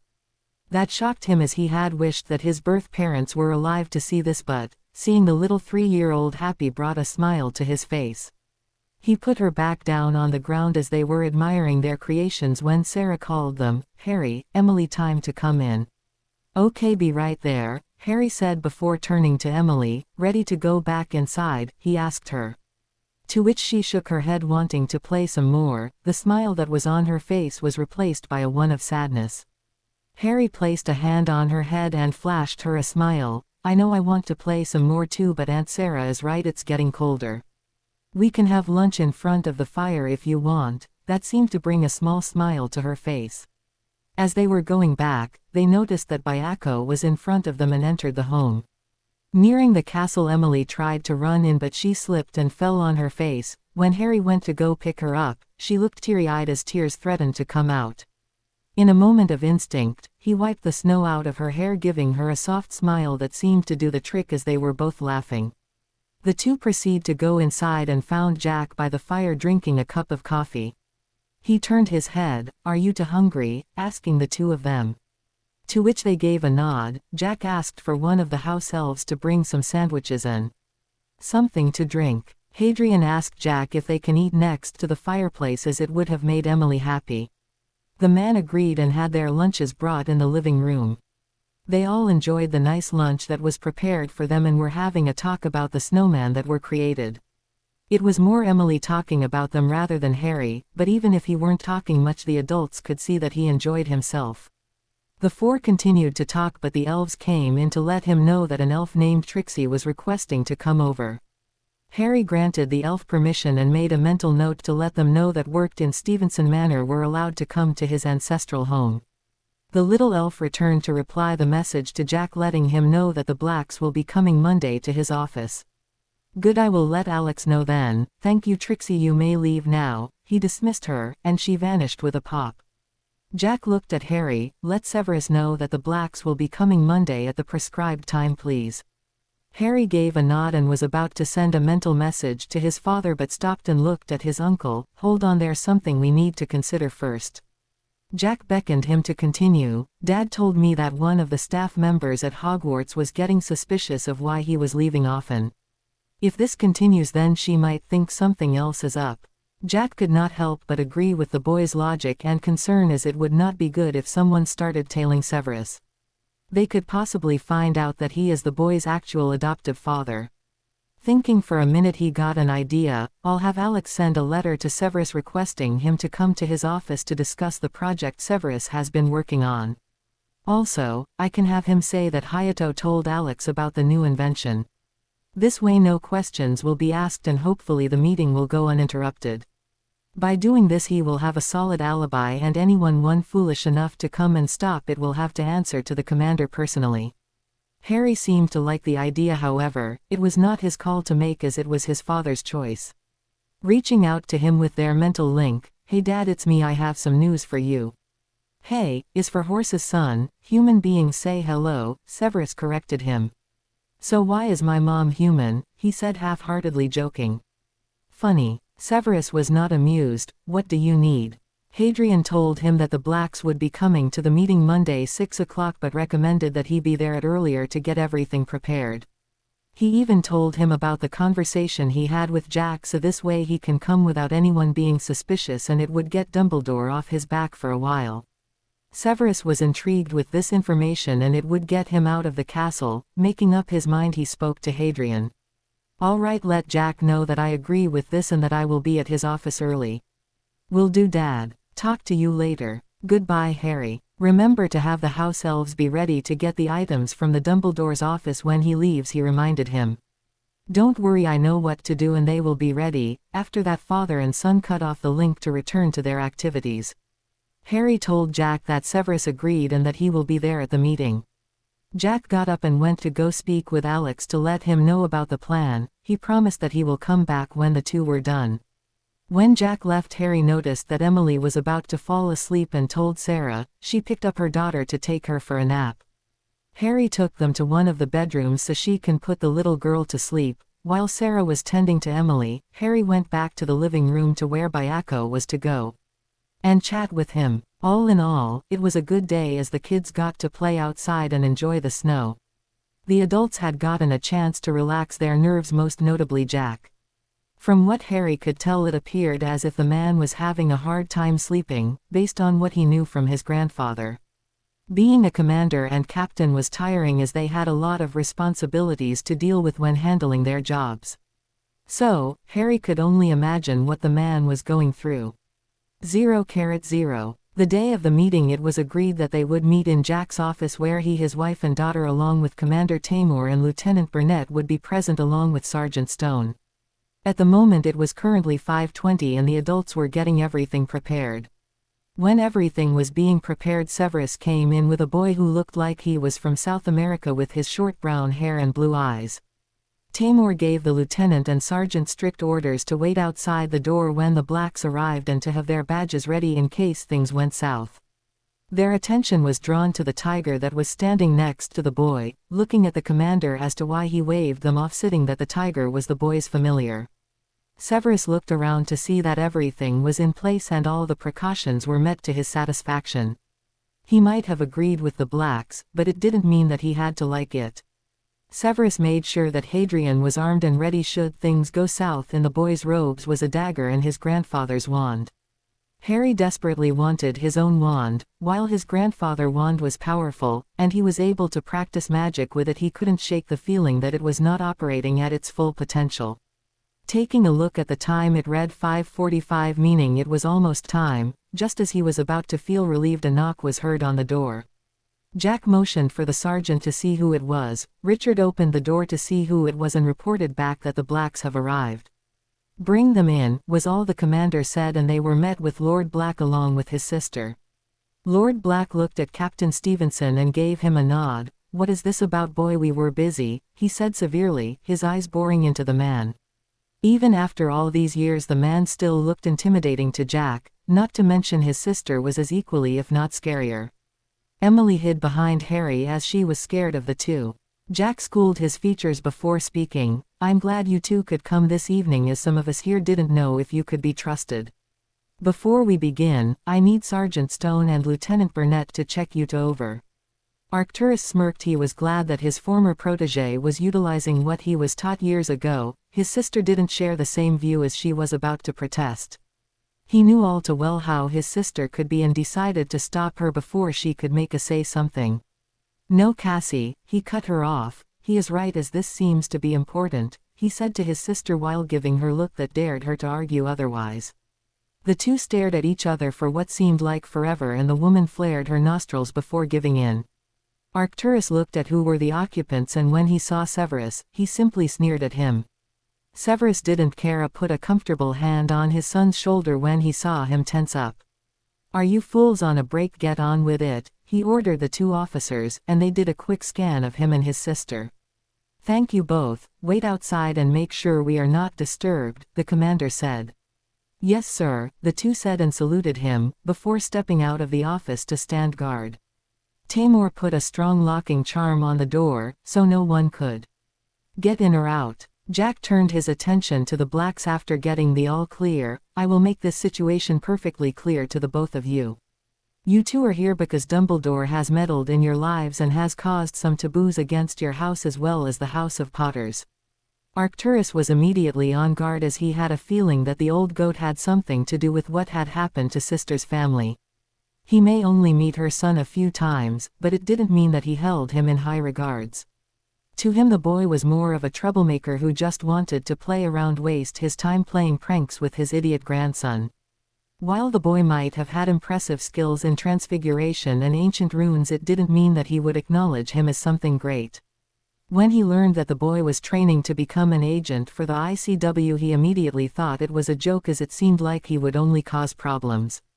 However, after seeing how dedicated the boy was to his job, he even give him a chance. After learning that he was a magus, the old man nearly fainted as to how he even got that ranking.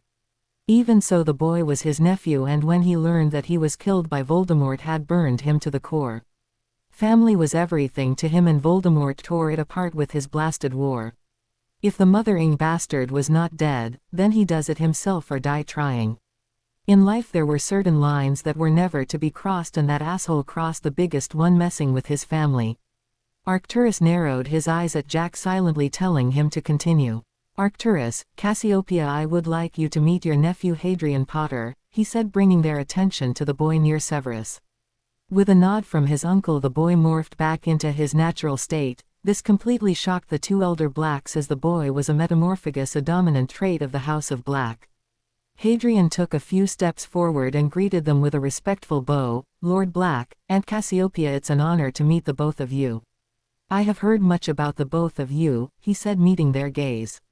The two were silently impressed with the child mannerism, as he acted like a proper heir. He might have had the characteristics of the Potter family, considering the unruly hair of his, but he also had the cheekbones of the Black family. They noticed the white tiger standing next to him and assumed that it was the boy's familiar, given how the way it was looking at the duo, daring them to harm him. Cassiopeia and her brother shared a look, and as if reading each other's thoughts, decided to test him. Putting their hands in their pockets where their wands were, they saw the boy get into a defensive stance with a wand and dagger in his hands, ready to attack if provoked. The two were silently impressed, as indicated by the booming laugh that came from Arcturus. You're quick, but not that quick. Tell me, if I killed the tiger, that ex-Death Eater there, and the girl behind you, what would you do? He asked while looking the boy in the eye. Severus was beginning to lose his patience and had his wand ready. Don't even think about making a move, Black. If you try anything, then, he was cut off by Harry, who held a hand up. Then I would suggest that you kill me too, as there will be nothing stopping me from coming after you, he answered, getting ready to make a move if needed. Do you think you can beat me, boy?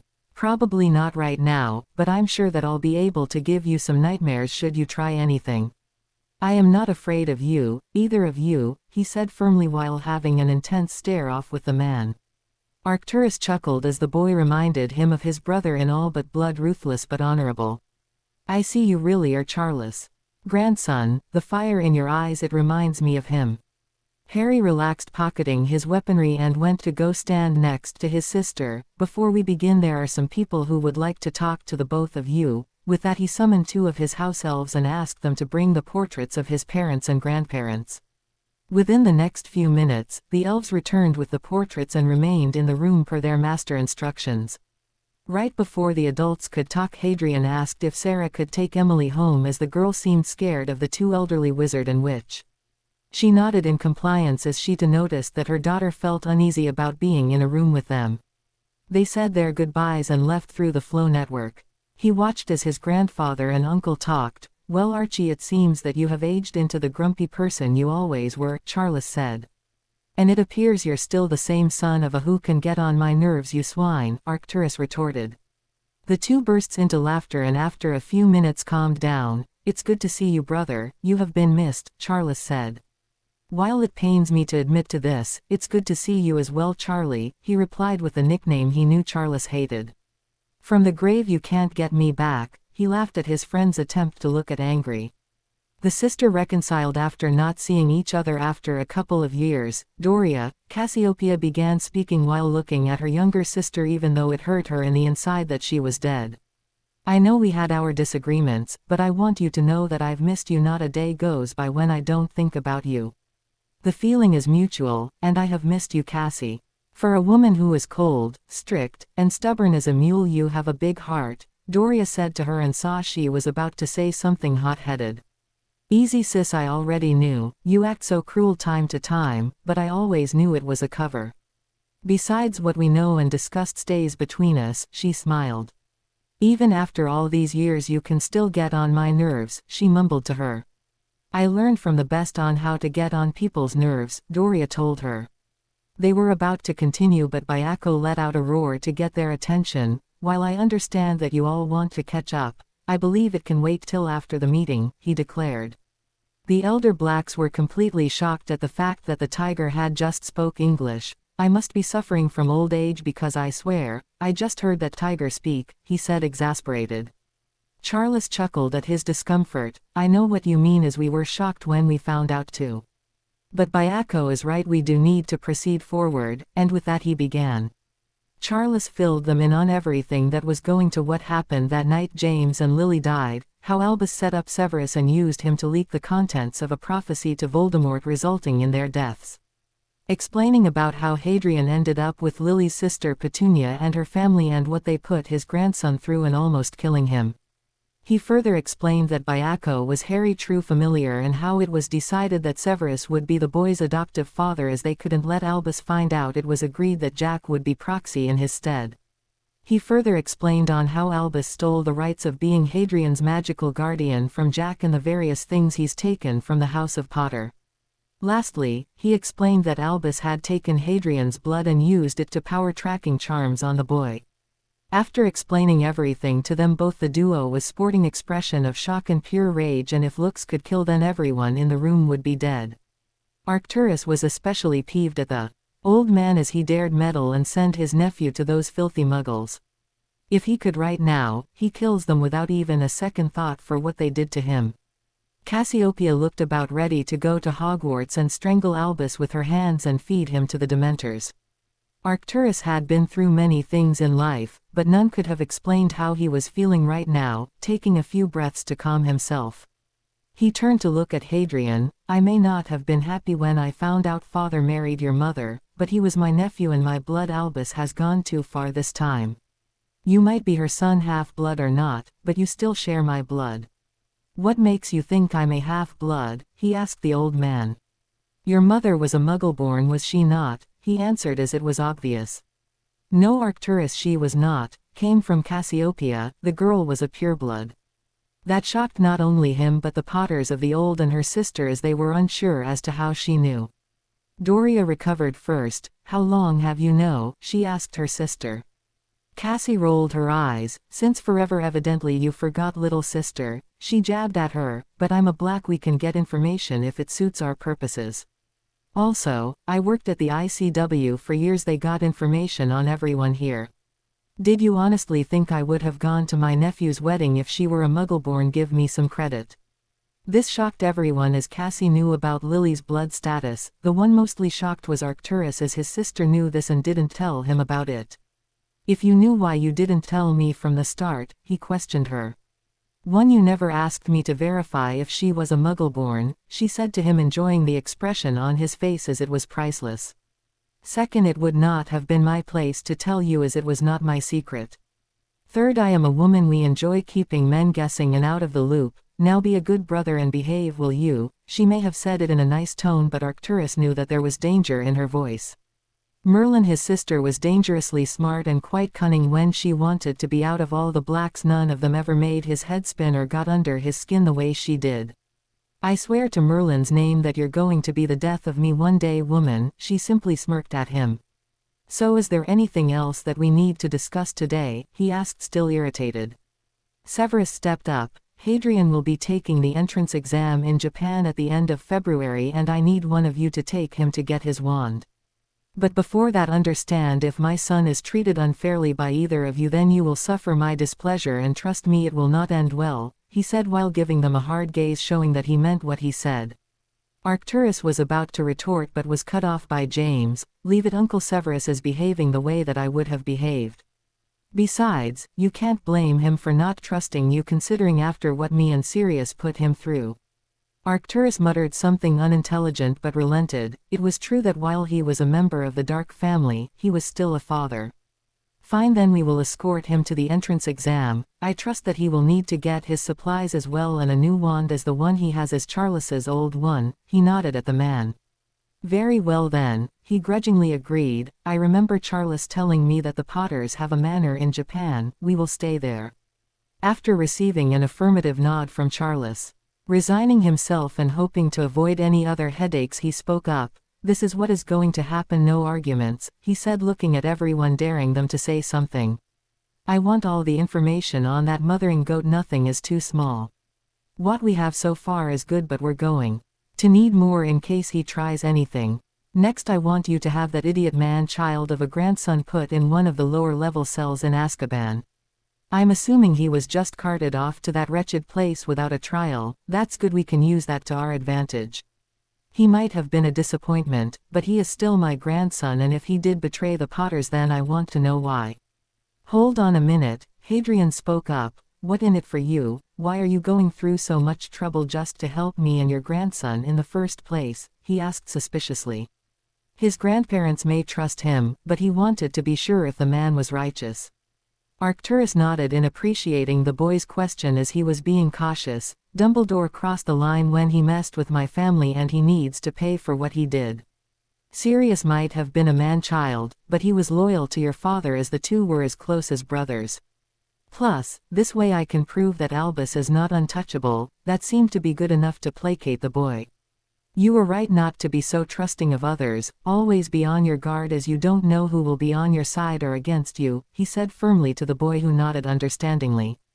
After everything was agreed upon, the members began filing out of the room. The elves returned the portraits to the castle, and Harry was about to step through the flow but was halted by his Aunt Cassiopeia. Hold on, young man. He turned around to meet her gaze. Before you return home, I like to know how far along you are in your studies. I've been told that the curriculum in Japan is difficult and the entrance exam will be hard.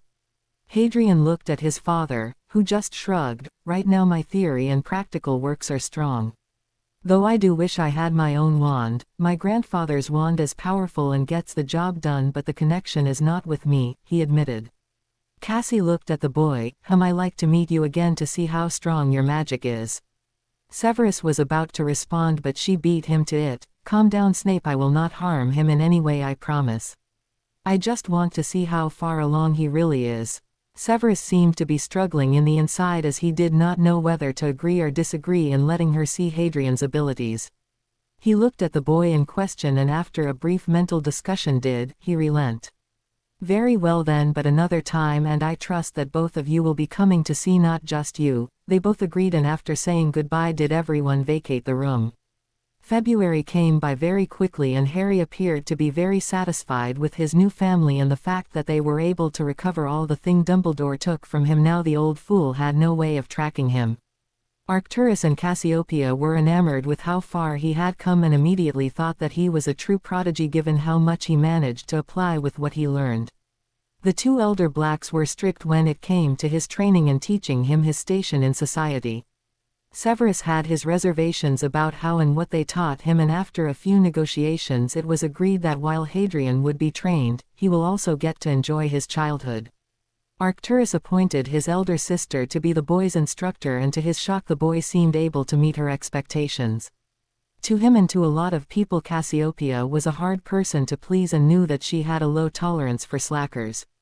The woman had masteries in charms, defense against the dark arts, arithmancy, ancient runes, and herbology. So needless to say, she was expecting Hadrian to meet her criteria. It might have been bitter work, but he adapted to her teaching after some time with her. The morning February 16th, Hadrian went about his morning workout routine, and after 2 hours of training he showered and went down to the dining room for breakfast.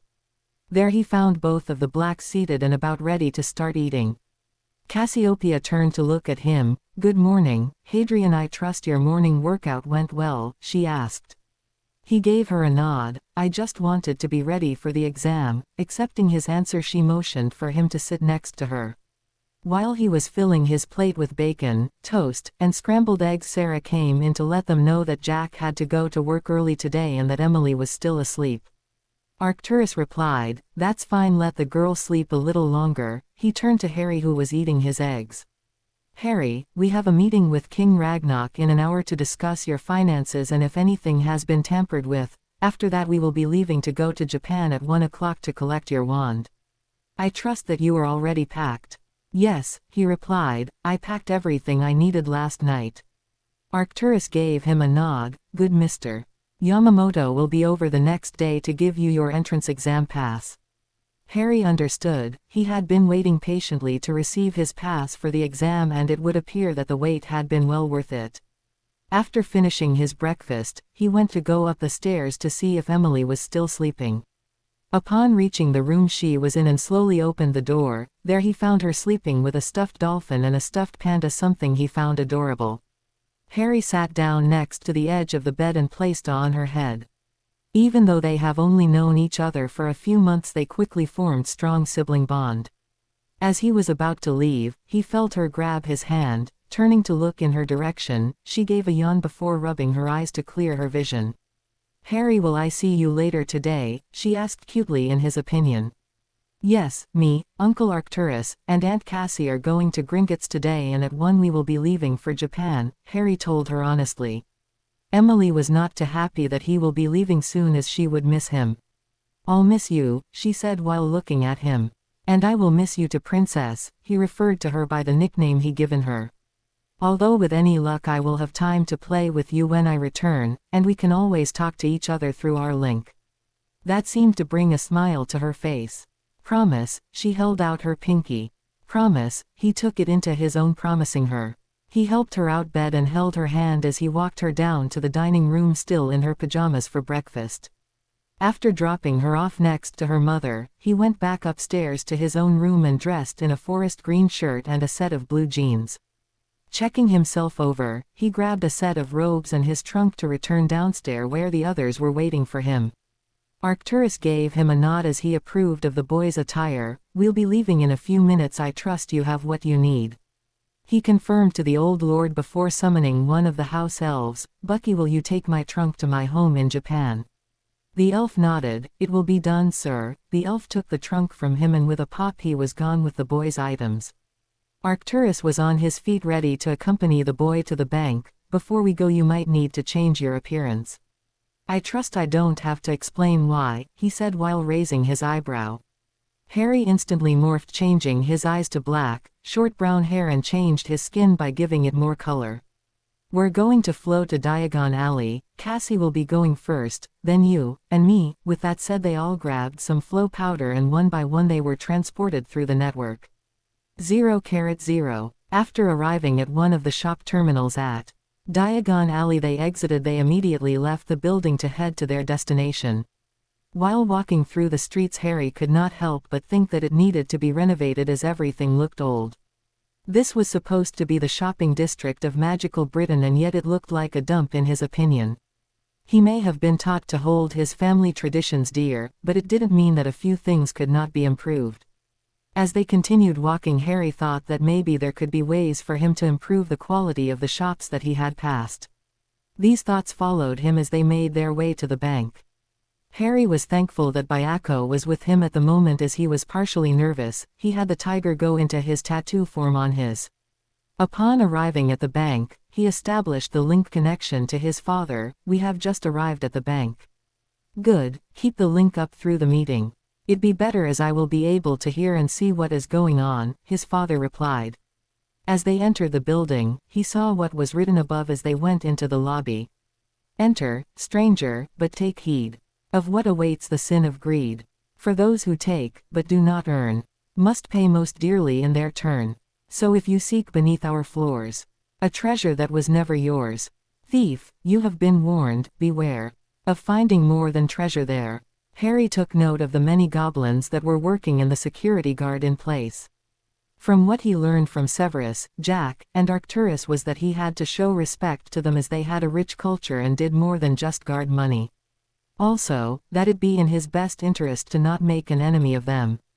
When they reached the teller, Arcturus cleared his throat to get the goblin attention. "Is King Ragnarok in? We have a meeting with him." The goblin looked at the elder wizard with a hint of disgust, as it was well known that wizards had a tense relationship with goblins. "Name please." "Lord Arcturus Black, here with my sister and nephew." She said it low enough so that only the teller could hear. After confirming the man's identity, he summoned the manager for finances of the Black family, Ripclaw. The goblin appeared next to him. "Please take Lord Black and his guest to see King Ragnarok." Ripclaw complied and led him to the goblin leader's office down the hall. When they arrived at the door, the plaque said, "Manager Ragnarok," in gold. The goblin knocked on the door to let his boss know that someone was here. "Enter." With that they went into the office, which was spacious enough for all of them. King Ragnarok was an elderly goblin who looked pleased that the blacks have come early, as time was money. The two elder blacks gave a respectful bow to the king. Harry stepped forward as he learned that first impression here were everything to them. Harry too bowed as a show of respect, which Ragnarok acknowledged. What came next? He was unprepared for what came next. "Greetings, honorable King Ragnarok, ruler of the Goblin Nation, protector of your people. The Mother of Magic beseeches you for guiding your people the way you have thus far," he said in gobbledygook. It had been an awfully long time since anyone had shown the goblins any true respect. Not only did the child in front of him speak their language, he also spoke in the way that many did not ever did, especially about the ancient Mother of Magic. Taking a few minutes to compose himself, he returned the gesture with a bow of his own. "Greetings, young one. I must say it caught me by surprise to see someone as young as you to speak our language. I must say though that I have not heard that saying in years, as not a lot of people study the ancient ways," he replied in the same language. "I had a very good teacher who taught me." "Well," he said while looking at the manager. "Well met, young one. Before we continue with our meeting, can you change back into your natural state?" he asked the young man in English. Complying, Harry morphed his features to make him look normal, then took a seat next to Arcturus. With that out of the way, they proceeded with the meeting. "Ragnarok, I appreciate you replying to me. As I know time is money, I like to get straight to the point of why I needed to speak to you." "Indeed, yes, time is money, so please explain as to why you requested a meeting with me," the goblin said. "Right to the point," the man answered. "It has come to my attention that Albus placed Hadrian with his mother adoptive sister family and has cheated Lord Stevenson out of his responsibilities to him. As of now, we are attempting to rectify the disservice he had put my nephew through by seeing if he has meddled with the Potter family accounts." This got both of the goblins' attention, as the Potters were considered friends of the Goblin Nation. They were some of the few families that actually treated them with respect. To hear that a friend of theirs was enough to make any of them angry. If Dumbledore did something this dishonorable, then who knows what else the fool has done. Ragnarok gave a sharp look toward Ripclaw. "Get Griphook in here and tell him to bring the finances of the Potters in here now," he roared at the goblin, who ran out to get his colleague. It didn't take long as he returned with his colleague Griphook behind him. Griphook showed Harry his family assets, and it was a startling thing to behold, as all the money he had was in billions of galleons, not to mention the number of businesses he owned in both Muggle and magical world, and the number of properties he owns. When he got to the bottom of the page, he noticed that Dumbledore had been moving 1,000 galleons a month into his person vaults. That is not counting the money the Dursley have been getting for his upkeep. What really got him pissed was the fact that the old man signed a marriage contract for him to be married to Ginevra Weasley. When Harry was through reading, he was royally pissed as he unknowingly set the paper on fire. Cassiopeia snatched the paper out of the boy's hands and saw what made him so angry. What she saw there was outright theft, and it was no wonder why the boy was angry. She handed the paper to her brother while she tried to calm him down. Needless to say, Arcturus was pissed as well at what his sister handed to him and made a mental note to ask for all the transgressions later. Griphook decided to speak, as it was his new job as to oversee the Potter family assets. "I take it you knew nothing about any of this," he said as a matter of fact. Harry was about to speak, but Byako cut him off and sent him a message: "Let me speak to them." He raised his shirt and Byako emerged from his tattoo form. At the sight of the god, the three goblins immediately kneeled in front of him. Byako stood on his hind legs, then addressed them. Goblins explain to me as to why you have allowed this travesty to happen to my partner. It was a command, and they knew that. Ragnarok was the first to speak. My lord, I swear to you that whoever authorized these financial transgressions will be punished severely. I can positively say that neither Griphook nor Ripclaw knew anything about this. He said, still keeping his head low and voice respectful. They better be, or there will be hell to pay. He was cut off by Harry. By Echo, I understand your anger and I sympathize with you. However, please keep in mind that they might actually not know what's been going on. Very well, he said before looking back at the goblins. You're lucky my partner is showing you mercy in light of this mess your people have created, he said coldly. Now with that out of the way, King Ragnarok, will you and your brothers here raise your heads? It is unbecoming of a person like you to be kneeling down like this. I see you as equals, though we may not be the same species. We share one crucial thing: we are magical beings. Thank you, Mr. Potter. He was cut off. Please, either Harry or Hadrian. Mr. Potter makes me sound old, he clarified. As you wish, Hadrian, and rest assured, we will find whoever did this and make them pay, starting with Dumbledore. Since you did not approve of these transactions, I'm assuming you will be wanting a new key made. That would be most appreciative, yes, he replied. Also, I would like you to get back all the money Albus and the Dursleys have taken from me. It will be done immediately. Will there be anything else you need? Ragnarok asked. I wish to confirm, when was the betrothal contract signed and by who? Griphook looked through the files and handed it to his boss. It was signed by Albus Dumbledore and Molly Weasley on November 5, 1981. However, though since neither of them were of any relations to your family to begin with, the contract is voided as only your head of house can authorize it. Oh, thank Merlin, Hadrian sighed in relief. Now, next question: would it be possible for me to get a wallet made that is linked to my account? He asked hopefully. Yes, Ragnarok answered, we can have it made, though it would cost you 30 galleons. Harry accepted this, as it would be better than carrying a pouch around all the time. All right, take it out of my account then. Ragnarok sent Griphook away to go get the wallet and told him to be discreet and hurry back. The goblin left immediately. As soon as he was gone, Arcturus spoke up. Would it be possible if Harry could take the inheritance test, asking them. If that is what Harry wants, then we can perform it now, he said while looking at the boy, who just gave a nod. Ragnarok pulled out a small knife and a basin. Please come over here, young man, I will need 5 drops of your blood for the test. Complying, Harry held out his right hand and let him give it a little prick. The drops fell in the basin and his skin immediately healed. The basin glowed, showing him his inheritance. Hadrian, Harry, James Potter. Father, James Fleemont Potter pureblood. Mother, Lily Janine Potter pureblood. Heir to the most ancient and noble house of the Potters by blood.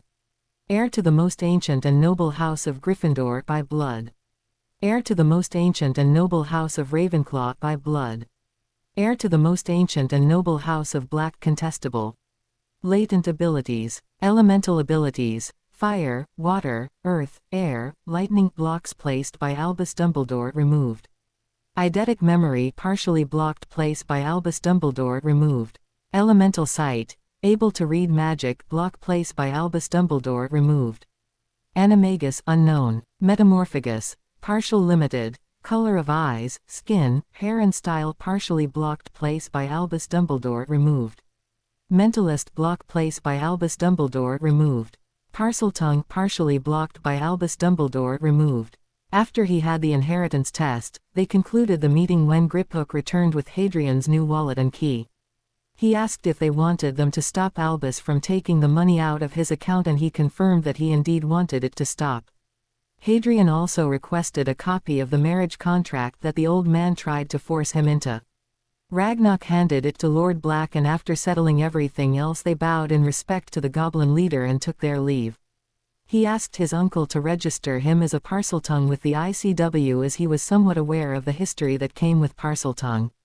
The man agreed to pass the information on to Jack when they got back. He knew very well what the people in Britain thought about people who can speak to SS.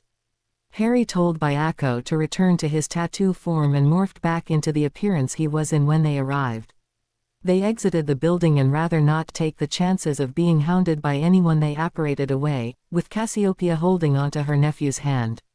Arriving back home, Harry thought back to what he learned at the Goblin's office. He was already aware that he'd be the heir to some important families, but that meant nothing since he would have to prove that he earned the right to become a lord.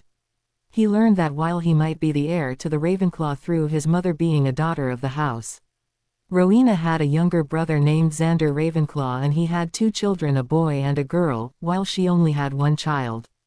Since her daughter never had any children of her own, the title passed to her nephew, who took up the mantle of lord. When her nephew graduated Hogwarts and was in his adult years, he married and had a son who, when he grew up, had married and had a daughter, Elena Ravenclaw. The girl was extraordinarily smart and highly skilled at charms and rituals. She eventually married a man named Adrian Evans. When her grandfather found out, he was both happy and in a dilemma, as he didn't know whether to pass the title to her spawn. So, he concocted a plan. The descendants would have to prove that they deserve the title by embodying what their house stood for. Harry was pulled out of his thoughts when a certain girl jumped on him, his sister Emily. He remembered that he would promise to play with her as long as he could when he came back. So, that's what they did. Hadrian and Emily spent the entire time playing outside, either it be them playing catch with the tennis ball, Harry giving her airplane rides, or them playing hide and seek. When it came time to leave, Hadrian gave her one last hug before he and the 2 blacks left for Japan. 0:0. They arrived at the little manor in Japan through the Flow network, and the home looked about ready in the modern age. They were greeted by 20 house elves, and after the greetings were over with, they were given a potion to help them adjust to the time of day they were in. At the moment it was dark out, since Japan was 8 hours ahead of Britain. Once the potions were downed and the occupants were adjusted to the new country, Arcturus had the elves take their belongings and put them in different rooms. They exited the manor and Arcturus apparated them to the magical shopping district of Japan. Arcturus looked at his nephew and could tell that the boy was happy, as the stores looked in the modern era, not the old Renaissance garbage back in magical Britain. It didn't take long for them to reach their destination as they made it to the wand shop. From what Harry remembered, his family has owned the shop for over 450 years. Unlike the wand shop back home that was run by Garrick Ollivander, the people in Japan went into the back of the room and had to use their magic to identify the wands they wanted. Entering the building, they were met by a man who looked to be in his mid-50s. The man was looking at 3 new customers, and from the look on his face he looked tired and cranky. Close corner bracket, he shouted in his native tongue. What the do you want? Don't you know what time it is? Come back in the morning like all the other. Arcturus gave the man an inquisitive look before motioning for Harry to step forward. This would be practice for him, as his uncle had mentioned how harsh Eastern wand makers can be. I suggest you curve your tongue, old man, as it would not suit you to upset the owner of your store, he shouted back and flashed his family ring. The man did a double take when he saw the rings. He immediately straightened up his attitude, as he knew who the boy family was. He knew all too well that if he didn't change his tone, then it would be bad. Potter-san. Potter-san, please forgive me for my rudeness. I was not expecting you to be here, he said while giving a respectful bow. Harry raised an eyebrow and looked at the man intently, judging him. I will overlook your tone if you can keep our arrival here quiet, saying in English, indicating to the other 2 behind him. I can do that. My name is Mori Shintaro. He spoke in the similar language as the child in front of him. It has been a long time since we had someone from your family get their wand here. Which is your wand arm? I'm ambidextrous. The man was surprised, as ambidextrous people were rare before he could speak. Harry held up a hand. With all due respect, can we pick this up, as I'm sure you have other things to do, Harry said in an expressionless tone. Oh yes, of course, please come to the back. The man unlocked the wall, letting the boy in. I take it you know how wands are chosen here, he asked. Harry simply nodded and stepped in the back, where he saw shelves of different wands of various designs. He closed his eyes and raised his right arm to extend his magic to find the wand that would work for him. His magic told him that there were 2 wands in the room that he was compatible with. He opened his eyes and went in deeper to the darkest part of the store, and he could tell that he was getting closer to the first wand as it was actively calling him. It didn't take long, as he immediately found his first wand, and it felt warm to him, like it accepted him. He grabbed the wand, and after few minutes he found the second one that was calling him. When he was done, he exited the room and went back into the front where the adults were. Cassiopeia was the first to speak. "I take it you found the wand you were searching for?" she asked him inquisitively as he was gone for 25 minutes. "I did, and it wasn't one, it was two." That shocked the grown-ups, and he explained how it felt like the wands were calling him. It wasn't unheard of for a witch or wizard to have more than one wand. The only problem was that it was required that a trace be put on his or her wand when they got it. Arcturus thought for a moment as this could be beneficial for the boy in the future. They could have one wand with the trace on it and the other without it. Luckily for them, he knew how to remove the trace from a wand, so it would not be a problem in the future. Giving the child a nod, he showed the wands to Mr. Shintaro, who was gaping like a fish when he inspected the first wand. "Dear boy, do you know what kind of wand this is?" Hadrian shook his head. "This wand is 12 inches and was made from an incredibly old osmanthus tree and has been coated in silver ash." "Curious, very curious," he said. Arcturus didn't know much about wand lore, only the basics. "Mind telling us why you are in a daze?" he asked him with harrowing eyes. Raising his head to meet the man's gaze, "You see, Mr. Black, there has only been one wand ever crafted from an osmanthus tree. The owner with this type of wand wood has to be especially talented at magic and is destined to become a warrior. You see the silver ash and runes on here, it means that it is suited for all attributes of magic. Unlike the elder wand, this is best suited for people with warrior blood. As for the core, it appears that there are two of them, a tail feather of a thunderbird and horn of the horned serpent. Perfect for transfiguration, and it will let you know when trouble will be near." He put the wand on his desk and requested the second one. Taking a minute to analyze it, he looked back at them. "This one is 11.5 inches ebony wood mixed with aspen wood. You will truly be a great wizard, young man. The cores are dragon heartstring and phoenix feather. My oh my, you will really be a great wizard." He placed the wand on his desk, then looked at them. Arcturus looked from his nephew to the wand maker. "How much for both?" Shintaro was stumped. They wanted both wands. "It will cost 125 galleons for both. I will have to put the trace on one of them as per the law dictates," he said in a tentative voice while still looking at them nervously. Cassie put up silencing wards around them to discuss the wand. After 10 minutes the wards came down. Arcturus gave the man a severe look that made him pale under him. He took out 300 galleons and placed it on the counter. "Make it happen, and we were never here." "You were never here," was all he said, and put the trace on the second wand before handing it to the boy next to him. When they left his store, he slumped on the floor and sighed in relief for a moment. He thought the man was going to kill him. When the three made it back to Potter Manor, Arcturus immediately removed the trace from Hadrian's wand and they all retired for the day. 0:0. 4 years later, at the headmaster office of Hogwarts sat Albus Dumbledore at his desk massaging his temples. It had already been 4 years since he had lost a certain raven-haired boy. Despite his best efforts, he could not seem to find the brat.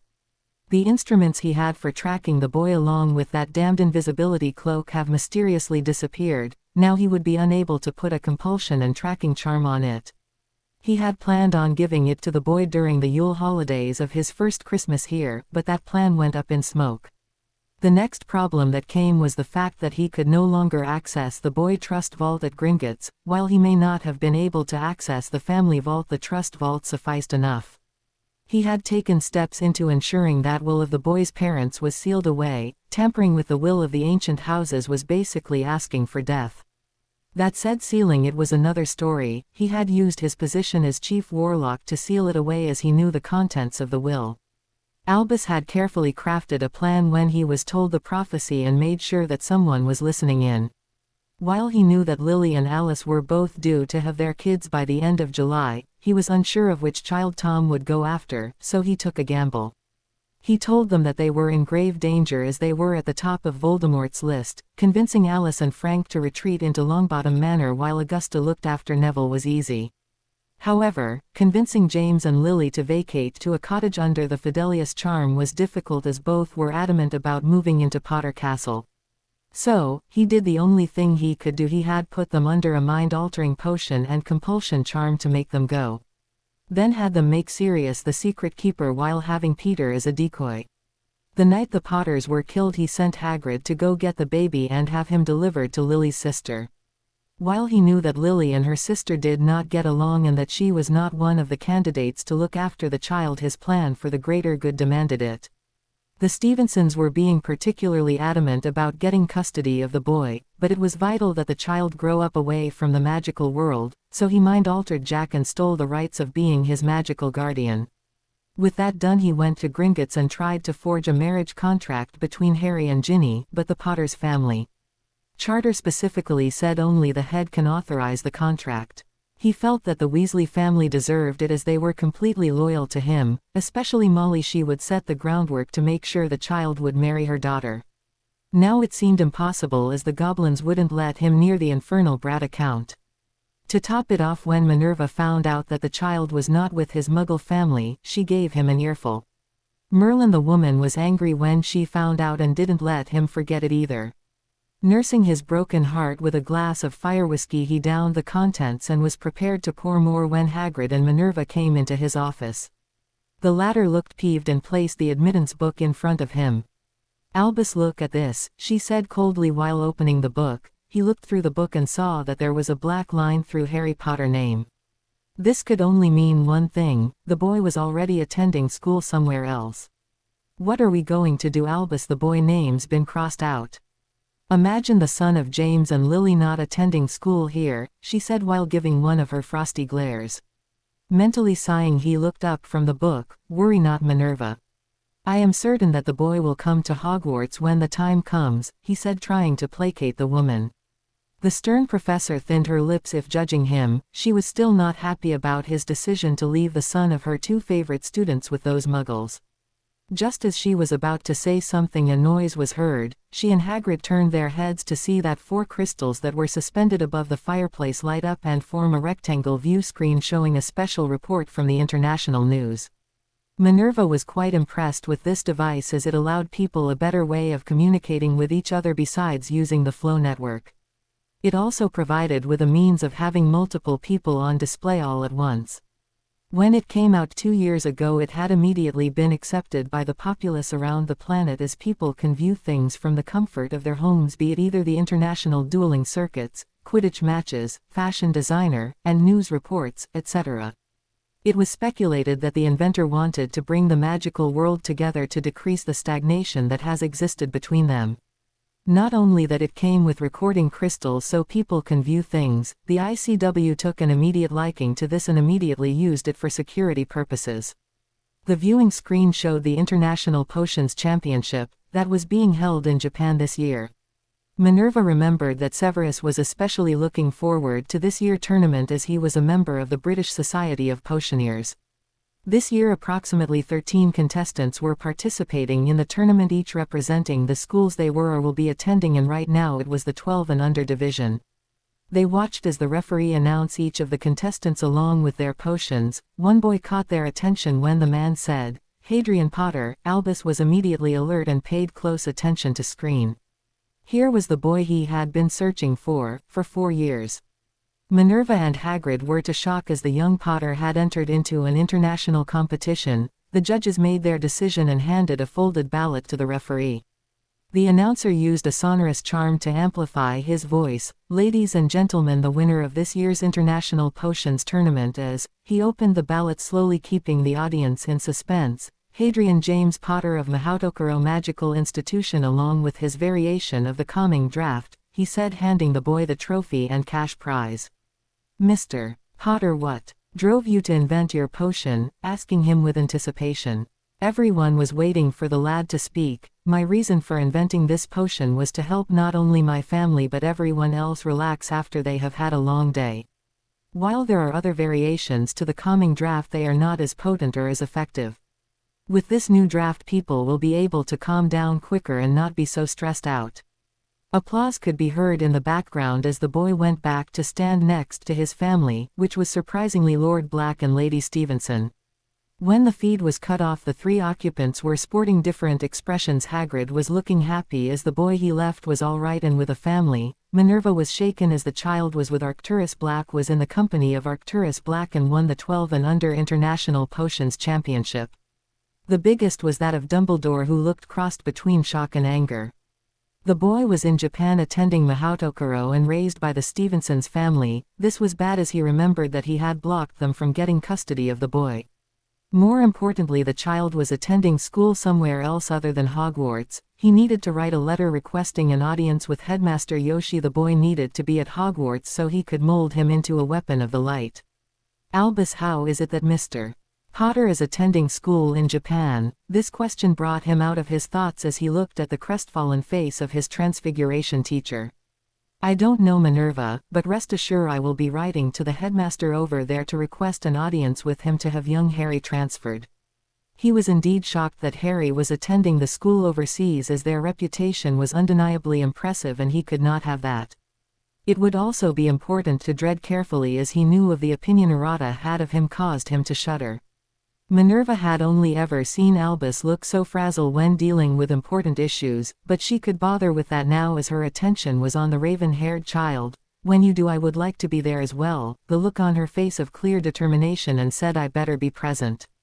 He knew better than to deny her something when she was like this. I would like to be there as well, Hagrid said in a gruff voice. Please say yes, Albus. I really want to see how Lil Harry is doing, he said with a hopeful expression on his face. Albus immediately agreed to their request and began writing a letter for Fawkes to deliver. With any luck they will be able to convince the headmaster to transfer the boy. Bearing that though in mind, Albus immediately pulled out some ink and parchment and started writing requesting an audience. With that done, he gave it to Fawkes, who flamed away with the letter.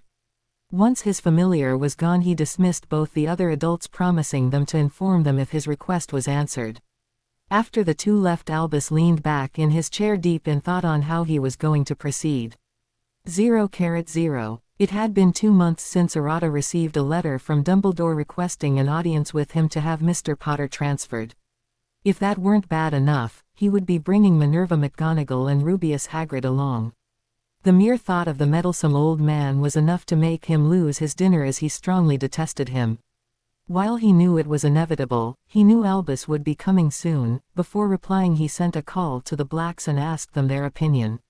Arata was aware of what the Blacks thought of him, but they surprisingly decided to entertain the man as they wanted a word with them too, and they will be bringing one of the Stevensons. Today was April 20th and the meeting was to be at 4:30. Arata was more than ready for what Albus had in store. Looking at the clock, he saw that it was 20 minutes till. Luckily, Arcturus and Jack were in the room standing next to the wall. The two of them looked like they wanted nothing more but to kill Albus when he got here. Especially Arcturus, who could be seen with cruel smile on his face. The wards told him that the guests have arrived. His only reply was, enter, and with the 3 people he dreaded to see came in the office. When the 3 staff members of Hogwarts came in, they were immediately shocked by who else was in the room. Jack did not look happy to be seeing them, and Arcturus was still sporting his cruel smile, all of which sent a shiver down their spines. Mentally enjoying their discomforts, he ordered them to sit, indicating to the 3 chairs in front of him. Albus took out his wand and made one of the chairs bigger for Hagrid. After several minutes of intense staring by the headmasters, Albus decided to break the ice. Arata, I was not aware that you would be having others in the room with you, he said in his best grandfatherly voice, either ignoring the unhappy look on the man's face. I was under the impression that it would be just us 4. Arata was not having it and would not allow Albus to turn this into his advantage. First of all, Albus, he replied as if he looked like he swallowed a sour when saying his name, it would do you well to remember where you are, as we are not at Hogwarts, we are in my institution, and you do well to show respect. Second, I don't seem to remember agreeing that it would only be the 4 of us in attendance. As this concerned one of my students, I felt it would be prudent for his guardians to be present in case you try anything cute, he spoke in a dark tone. Albus' eyes widened considerably as he was shocked at the tone Yoshi was using. I assure you, Professor, that, he was cut off by a now pissed Lord Black. Can the bullshit, Albus, and say it is what you want and get the out. I have better things to do than be in the company of a goading asshole like you, he declared, now looking pissed and ready to kill. Hagrid angrily stood up to face the old man at the way he spoke to his boss, to him Albus a kind and considerate man who deserved respect. Now see Air Black, how dare you address Professor Dumbledore in such a way? He was cut with a silencing charm and immediately bound to the chair in chains by the elder gentleman, who was glaring at the man with loathing. He turned his gaze to Albus. "You might want to keep your pet giant in check. I am in a very bad mood right now and very tempted to blow this fool's head off," he said in a tone that let Albus know he was not bluffing. Albus immediately went pale. How did the Blacks know about Hagrid's background? This was bad, as he had to calm his gamekeeper down and keep him quiet. Arcturus might be old, but he still looked like he was more than ready to kill someone if given the right incentive. Minerva decided to speak up while Albus was dealing with Hagrid. "It's good to see you again, Arcturus. You too, Jack. It's been a while," she said while smiling at them, hoping to calm the tension in the room. "The feeling is not mutual, Minerva," he replied coldly to her. "Tell me when you're not in this Goater's hairy ass. What have you been doing other than leaving children on doorsteps in the middle of the night?" Minerva went pale and quiet very quickly at what the man had just said. She knew Arcturus was protective of his family and did not take kindly to any threats coming his way. All she could do was sit there trembling. Not even Jack would meet her eyes as he too looked crossed at her. "You disappoint me, Minerva. Was your loyalty to Albus here worth more than your friendship with Doria? Or her son? And his wife?" He could only watch with disgust as the woman couldn't even speak. "Well, I'm waiting. You can't talk now," he roared impatiently at her. Minerva recovered enough to answer him. "I told Albus not to leave the child there, as they were the worst sort of muggles. I spent the entire day watching them, but he didn't listen to me," she said in shame. Albus came in defense of his colleague. "Arcturus, please see." He didn't get to finish as he was cut off by a punch to the nose, causing it to bleed. "I am Lord Black Dumbledore. You do well to remember that," he said in a dangerous tone. Albus wiped his nose of the blood and tried again. "Lord Black, I mean." Harry was placed with Petunia for his protection. Growing up in the magical world would have been torture for him. And he would have been protected from anyone who wished to cause him harm. He tried. Jack decided to step in. "And who gave you that authorization? Was it in your positions as Chief Warlock or Supreme Mugwump?" Albus went silent at this inquisition. Jack continued, "What the matter? Too tough of a question. How about this then? How about you explain why you stole the rights of being the boy's magical guardian from me?" That question made Albus pale as a ghost. How did he find out? "Lord Stevenson, you don't understand the greater good." He tried weakly but was put on silencing charm. "I am going to say this once and only once, so listen carefully. I don't give a bleedin' about your greater good shit, Albus. My concern is fulfilling my duties to the boy you made suffer at that hellhole you called a house." It was clear to Albus that he was pissed. At the moment he couldn't even utter a word, as nothing he would say would improve the Lord's attitude towards him. This was bad, very bad. He needed Harry on his side for the greater good. "You've gone too far, Albus, when you meddled in our lives, and I'm not the only one you pissed off." The Magus Tribunal was furious when they found out about the boys' living arrangements and that one of their members' wishes was never fulfilled. Albus now looked to be sick as he knew about the power the Magus Tribunal wielded. "When Hadrian gets in here you will address him with respect, am I clear?" he said firmly. Albus could only nod at the man. A moment later there was a knock on the door. Yoshi said it was all right to come in, and with that the boy who they all wanted to meet had arrived. Harry was wearing gold robes with a badge on his right shoulder, the symbol of the school, and underneath it said Class A. The boy had a striking resemblance between his parents with the characteristics of the Blacks. His bottle green eyes, along with his cheekbones, made him look attractive in the eyes of the British guest. Minerva noticed this, along with the fact that his hair was relatively tamed when compared to his father Bird's Nest. His might have been a bit unruly, but it looked tamed with several uneven cut bangs almost reaching his eyes. Harry was wearing an expressionless face while taking notice of the guest in the room. He noticed that both his uncles were in the room along with the representatives from Hogwarts. Mentally thanking his training in the mental arts from his dad, he held his expressionless face before looking back at his headmaster. Giving him a respectful bow as it was a custom at the school. "You summoned me, headmaster. Is there a problem?" he asked in a businesslike voice while putting his hands behind his back. The representatives were struck when they saw the boy's mannerism. Clearly his new family already taught him his station. Yoshi let out a grunt. "It will depend on your definition of a problem, Mr. Potter. You see, we have the headmaster of Hogwarts School with 2 of his staff members with us, and they would like a word with you. And your family," he said while motioning toward the 3 of them. Hagrid was extremely happy when he saw the boy. Harry, why the loss? Time I saw you, you was only a baby, he said, not knowing that the boy was not really caring. Ye look a lot like yet dad, but you've got yet mom's eyes. Hagrid finished his monologue and started to move toward him, but was caught off guard by the sudden appearance of the boy having his wand in his right hand. He was in defensive position, ready to attack if the man tried anything. The man simply looked horrified as the boy looked ready to curse him. Jack spoke up and went to stand next to his nephew as the look on his face became hard. He knew that Harry was wrestling with the memories of what happened that night. I should have warned you that if you tried to approach him the way you did, then he would have attacked you, he said, trying to the startled man. He turned to look at the boy who still had his wand trained on the keeper. It's all right, Hadrian, they will not harm you, he said, trying to get him to settle down. Reluctantly, Harry put his wand back in its holster and walked to stand next to Arcturus. Albus watched as the two conversed with one another before the boy looked at Errata. Headmaster, if I may ask, what is this about? Professor Sakai was lecturing us about the animagus transformation. He did not look very happy about me leaving. Errata knew perfectly well how strict the Class A teachers were, as they did not tolerate any slackers or disturbances when it came to their lessons. Resigning himself, he quickly wrote a pass for the boy to give his professor to explain why he had to miss out on the lecture. He answered the question. Minerva was surprised, as the process to becoming an animagus was exceedingly difficult, but was brought out when she heard the man talk. To answer your question, it would appear that Albus here thinks that you should be transferred to Hogwarts, he said, getting right to the point. Harry looked at the other headmaster with a blank stare. Why would I want to go to Hogwarts? He asked, hoping the man would get to the point.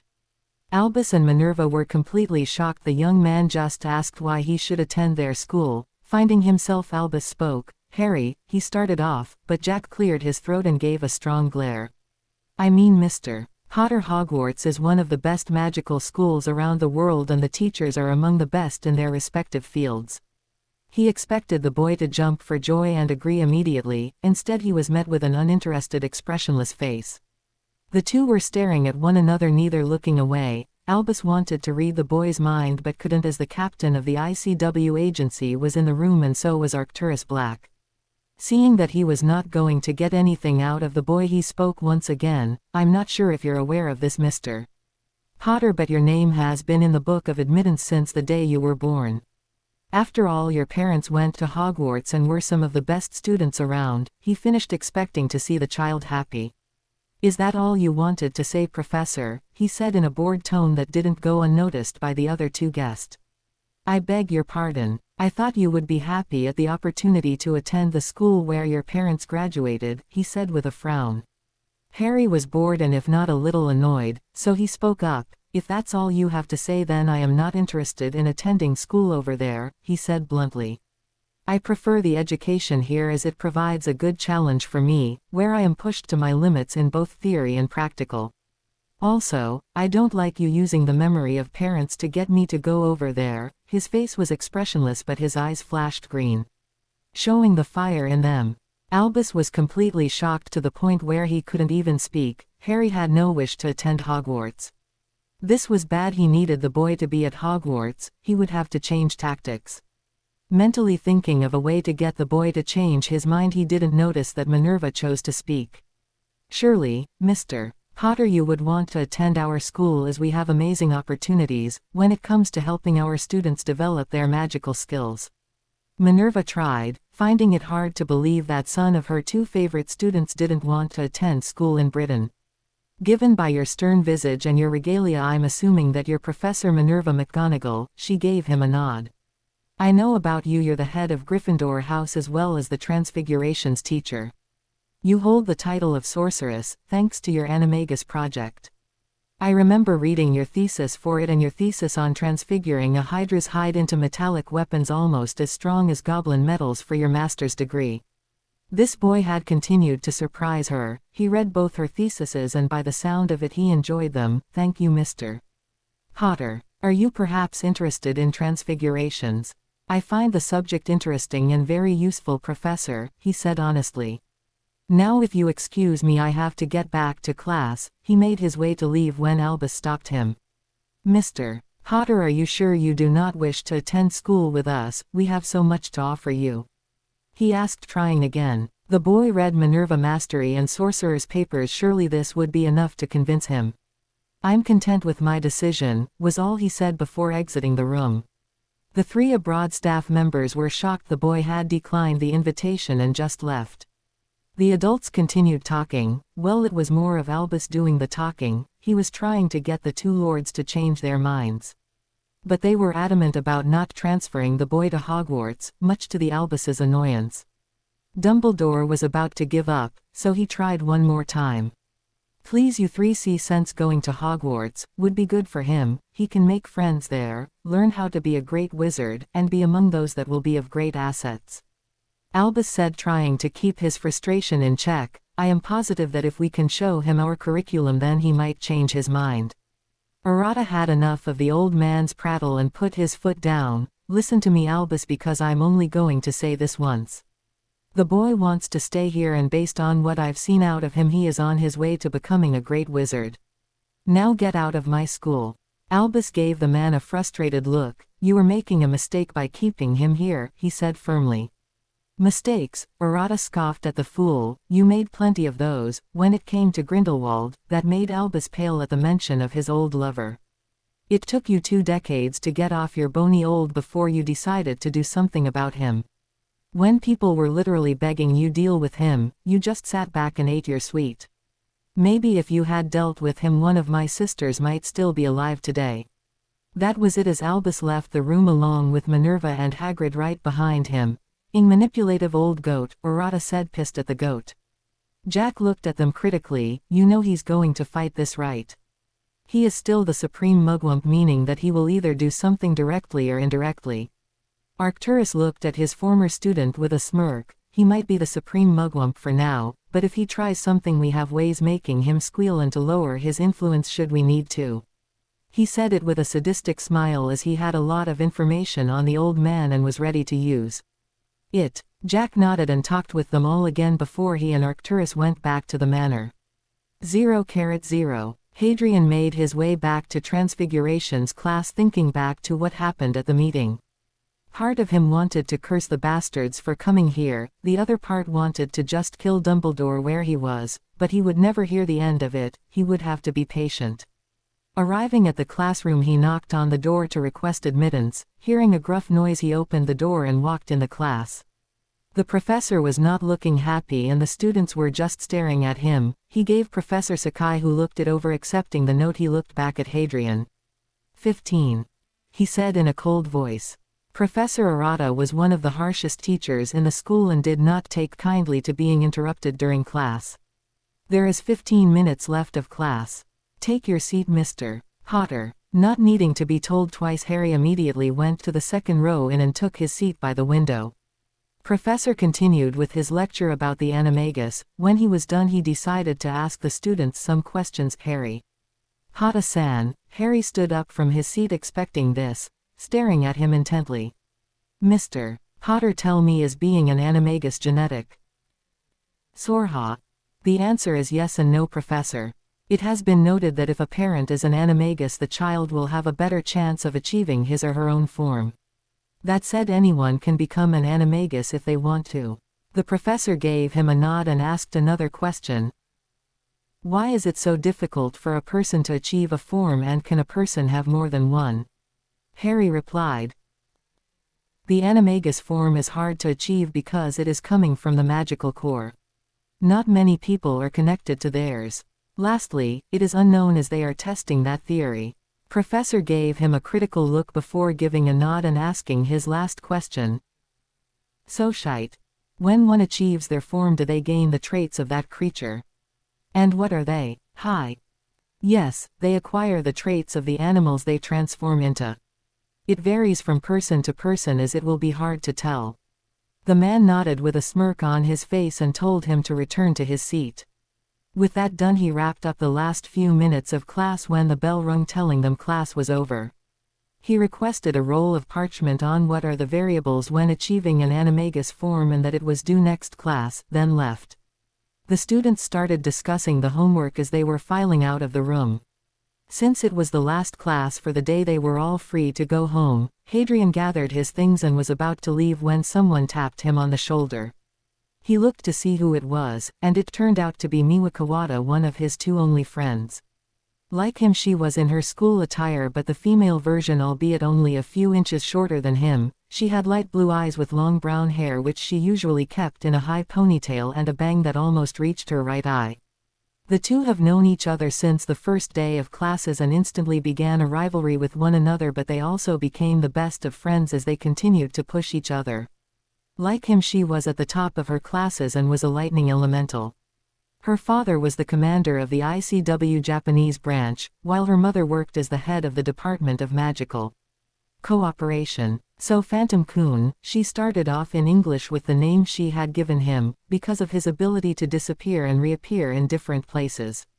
When it came to disappearing, Harry was the best in his year, hence the nickname. Why did the headmaster want to see you? I'll tell you on our way to the Petrels, he said as he threw his bag over his shoulder. Mind if I borrow your notes from today's lecture? Asking as they were walking the halls to the main entrance. She handed him the notes she had for today and gave him a look. Harry started explaining what the meeting was about, how Dumbledore and his entourage came here to have him transferred to Hogwarts. The old man was trying to advertise that his school could even compare to theirs about the courses that they had to offer. Then told her how he just left the room, much to her amusement. As they made their way to the courtyard, he saw that his sister was sitting under the trees talking to her friends. When she saw him, she said goodbye to them and skipped to him. Hey bro, anything interesting happened today? Asking with a mischievous smile. Like him, she was also in class, although she was ranked 7th out of the 16 students in her class. In her brother case, he was ranked number 1 among the 18 students in his class. You were listening in, weren't you? She gave a cheeky smile as he had a feeling she was listening through their link. He just rubbed her head. I'm going to have to start blocking you from listening, he said in a mock of seriousness. Oh, come on, it was funny, and besides you would have told me anyway, she retorted with a smile. Yay, whatever Emily, said, giving a light chuckle. Looking back to Miwa, who also had a smile on her face. So Stormslasher-chan, can you come over today, or do you have to get home? That was the nickname he had given her because the girl was dangerous with blades and can cut about anyone if they pissed her off. While he might be better with a wand, they were about even when it came to the ways of swords. The students who did go against her with blades could be seen sporting various cuts around their bodies. No, I can come today, she said with her eyes twinkling with mirth at her nickname. My dad is working late, and Mom said I could go as long as I have my homework done when I get home. Cool, was all he said as they made their way to the Big Birds, which they boarded to go back to the mainland of Japan. Emily chose to ride with her brother and got on first, followed by Harry. Miwa told her ride to follow Emily and Hadrian's Petrel, and with that they were off. It didn't take long to get to the main island, where they landed at the drop-off location. Dismounting, it took them 10 minutes to get to the manor as it wasn't far. They were still in the magic equivalent part of Japan, so it wasn't much of a walk. Entering the home, they saw Jack, Arcturus, and Cassiopeia conversing on the couch. Bayako was sleeping next to the fire. The adults noticed that the kids had just arrived, and after greetings were over, the kids went to go head to the library to finish their essays. Arcturus called to his nephew. Hadrian, stay, we would like a word with you, he said in a businesslike manner. Noticing the tone in his uncle's voice, he sent the others along and told them that he joined them when he could. With them out of the room, Hadrian took a seat at one of the couches. Jack got up to go talk to his daughter for a while. I must say, Hadrian, you handled the situation rather well today. He began. I could tell you wanted to curse them, but you held it in. Most impressive, you made me proud, he said, giving the boy a smile. Hadrian smiled back before turning his expression into that of a serious one. Do you think he will try something? Asking him in a mixture of seriousness and concern. I am unsure, but knowing him as well as I do, he will try something directly or indirectly. However, should he try something, we have a lot of contingencies at our disposal, he said cryptically. Hadrian seemed to relax a little as he had a vague idea of what he was talking about. Turning his head to look at his aunt, who just finished taking a potion to help her align with the time. "So, Aunt Cassie, how are the sales for the crystals this year?" hoping to steer the conversation into something new. Looking at him, she gave him what seemed like smile. "Sales are skyrocketing right now. At the moment we have shops here, Britain, China, Africa, Australia, New York, and in South America. We will be opening new shops in other locations probably by next month." While Cassie didn't like muggles, she couldn't deny that the crystal ideas were a big hit. The boy simply chuckled as his invention became a big hit. Hopefully the next product will be equally as profitable. Him and Emily spent time making new inventions and had plans for future stores that they wanted to build in the future. "That's a relief, as I wasn't sure if they would sell." Well, when Alex saw how useful they were, it was only a matter of reconfiguring them for other purposes. Arcturus spoke. The pride in his voice was not lost on any of them. Just as Harry was about to speak, Bayako woke up from his nap and made his way over to his partner. Harry scratched him on his head the way the god liked it and settled next to him. "Me and Emily have been working on something new for some time now," he said, still scratching his familiar. "And a few more business ventures that may prove great, but we wanted your opinions first." Cassiopeia raised an eyebrow, idly wondering what the boy and his sister could be thinking. Coming to a decision, "We will talk about it after dinner." Harry gave her a nod and went to go join the girls in the library. Climbing the stairs with Bayako trailing him, he ran into Jack, who had just left the library. "Hello, Uncle, are the girls still working?" "Yes," he said with a smile on his face. "I must say that I was a little pissed today at seeing Dumbledore and his staff, but that potion of yours worked well," praising him. Hadrian revered at the praise. "So are you staying for dinner today?" "Me and Emily want to show you something." Jack nodded and told him they will speak after dinner. The two parted and Harry continued to the library, where he found the girls sitting at one of the tables. He strutted next to them, taking a seat next to Miwa, who had just completed her herbology essay. Taking out his own work, he began in earnest. While Bayako went to go sit on the couch, Harry was doing his homework and helping Emily on a few of her assignments, while doing his own. He told Emily about the crystals and the good news he received from Cassie. He is telling her that they were going to unveil their latest product. After 3 hours of homework in Harry and Miwa case essays and reviewing for a test in charms next week, were they finally done. Harry asked if she wanted to stay for dinner but declined, saying that she had to go home. Grabbing her bag, they all went to the dining room except Miwa, who used the flow to go home. Emily sat in between her dad and Arcturus, while Harry sat next to Cassie. Tonight's dinner consisted of katsukare, breaded cutlet, and katsudon. Everyone chatted, and well done meat for Bayako. Everyone enjoyed their meals that night. Once dinner was over, they went into the living room to hear what the kids had to say about their new business ventures. Emily summoned one of the house elves and he bring their newest product that was in the lab. The elf returned with a stainless steel box and handed it to Harry before popping away. "Ladies and gentlemen," she started off a bit dramatic, "me and Harry are proud to present our latest product." Harry opened the box, presented them with what seemed like a group of steel watches.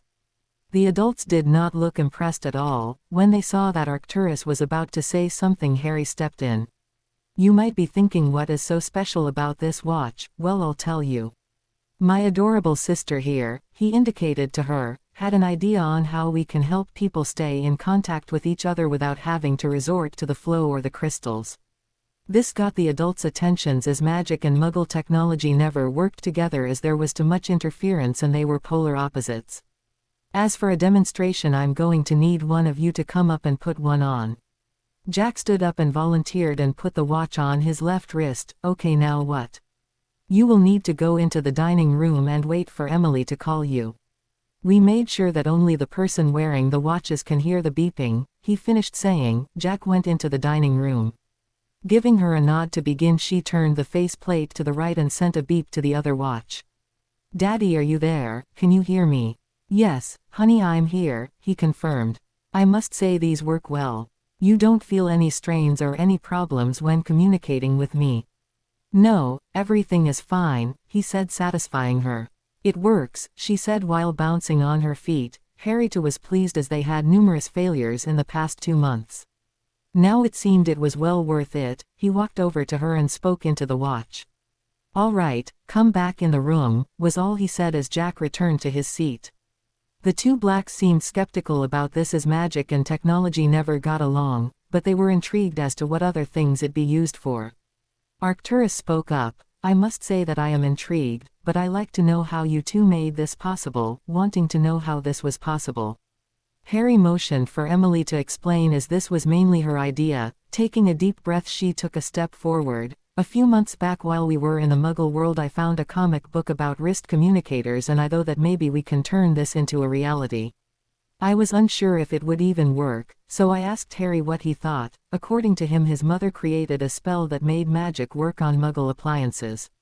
While that provided an initial start, we began thinking maybe we can take it further. She showed them the different array of runes on the inside of the watch and could tell that they were impressed. These runes were added so that we could add in a few more features to it. Other than being a communicator, it can also judge how much magic you have left. It will glow telling you how much magic you have left. 100% is blue, black is 75%, 50% is yellow, 25% is red. It works as a storage unit so you can put up to 9 things in it. It has a concealment charm on it, so it can become invisible, and lastly an anti-theft charm. The adults shared a look as if they were judging the kids' invention. After some time in silence they appeared to reach a verdict. "The invention truly amazing, although before we agree to patent it there are a few things we like to know first," Arcturus said in a business tone. "For starters, what is the limit of how many people we can have on there? Next, is it parent or guardian controlled? Last, how can you make sure that it would not work for someone else?" All excellent questions. We thought about those and came to an agreement. To your first question, it can hold up to 7 people, but it is separate. Your second question, it is controlled by the parents and there is a tracking charm on it so the parent can always find their kids. As for your last question, the watch only works when it is synchronized with its owner's magical signature. I like it, but there is something I want to ask first. Is it fire and waterproof? He asked them. Emily stepped in. We were thinking that King Ragnarok and his people can offer some assistance with that. At Gringotts, as they do more than just watch our money, they have departments for warder and curse breakers. If they like it, they might help us. I believe it goes without saying that you two have made something that will become truly valuable and profitable for the masses. The ICW agents will be able to synchronize with each other when they're on their assignments, Cassie said with a smile on her face. Harry and Emily shared a smile at a job well done. Their watches met the adults' expectations. Now it was time to implement their next business venture. With any luck they will agree to them. "Our next venture," Harry started, "is that we want to open some new places in Diagon Alley and possibly other places. We wanted to open a magic mixer. This will provide a place where people can sing, listen to music, and provide good food. It could be profitable, and if it is accepted then we can open up different branches all across the world." Arcturus was thinking that this could be beneficial. "Do you two have any other stores you wish to open?" This time it was the sister turn to respond. "The next place we would like to open up is a luxurious spa. We can have private VIP room, massages, hot tubs, juice bars, steam rooms, etc." She took a breath. "Also, we can give discounts to frequent customers. I'm pretty sure most people will get a kick out of having a place where they can relax after a long day." The 3 adults talked about the children's stores. After a couple of minutes of debating did they finally reach a verdict. Cassiopeia got up to speak. "We applaud your newest product and we have agreed to allow your new businesses to be created." Harry let out a deep breath, while Emily jumped to her father, hugging him tight and thanking him profusely. Jack put Emily down and looked from her to Harry. "If you to leave me the plans and the watches, then I will make sure that Ragnarok and Alex distribute them. I'm almost certain that Ragnarok will like to add the features you wanted, and don't worry about the new business, we'll get them set up." Arcturus stood up. "I will go with you as I have some things to do back in Britain." "Leave the businesses to me," he said firmly. The younger man gave him a nod, saying that they will leave at noon tomorrow. "I will be staying here," Cassiopeia declared. "I just got back, and I want to relax a little. Besides, I will be able to keep an eye on these two," indicating to her nephew and pseudo-niece. With that done, the siblings left the devices, the instruction manual, and other plans with the adults while they went upstairs to go to bed. 0,0. At Hogwarts Albus was in a right state. The blasted boy refused to come to Hogwarts. If that was not bad enough, he had to contend with Lords Black and Stevenson. Hagrid was sobbing as he couldn't believe that the little baby he held in his many years ago pulled his wand out on him and refused to go to school here. Minerva was beside herself as she felt caught between a rock and hard place. Her two favorite students' son refused to come to Hogwarts. She also felt like she betrayed not only them but her friend Doria as well. If she were here right now, then there might be the chance that she would not be so forgiving. Minerva and Doria went to school together, though they were in separate houses. They never fought. The former might have been older than her friend, but even then that did not matter to them. If Minerva could remember properly, she was present at her wedding to Charles and was present when James was born. When he started school, she knew that he was a talented wizard and could have become great, but he rather spent his time playing Quidditch, pranks and breaking some rules. That said, the boy showed a tremendous aptitude for transfiguration, something that she acknowledged on a frequent basis. Yes, she was aware of how he acted outside of class and often let him slide on a few things, but that didn't mean that she was going to be too lenient with him.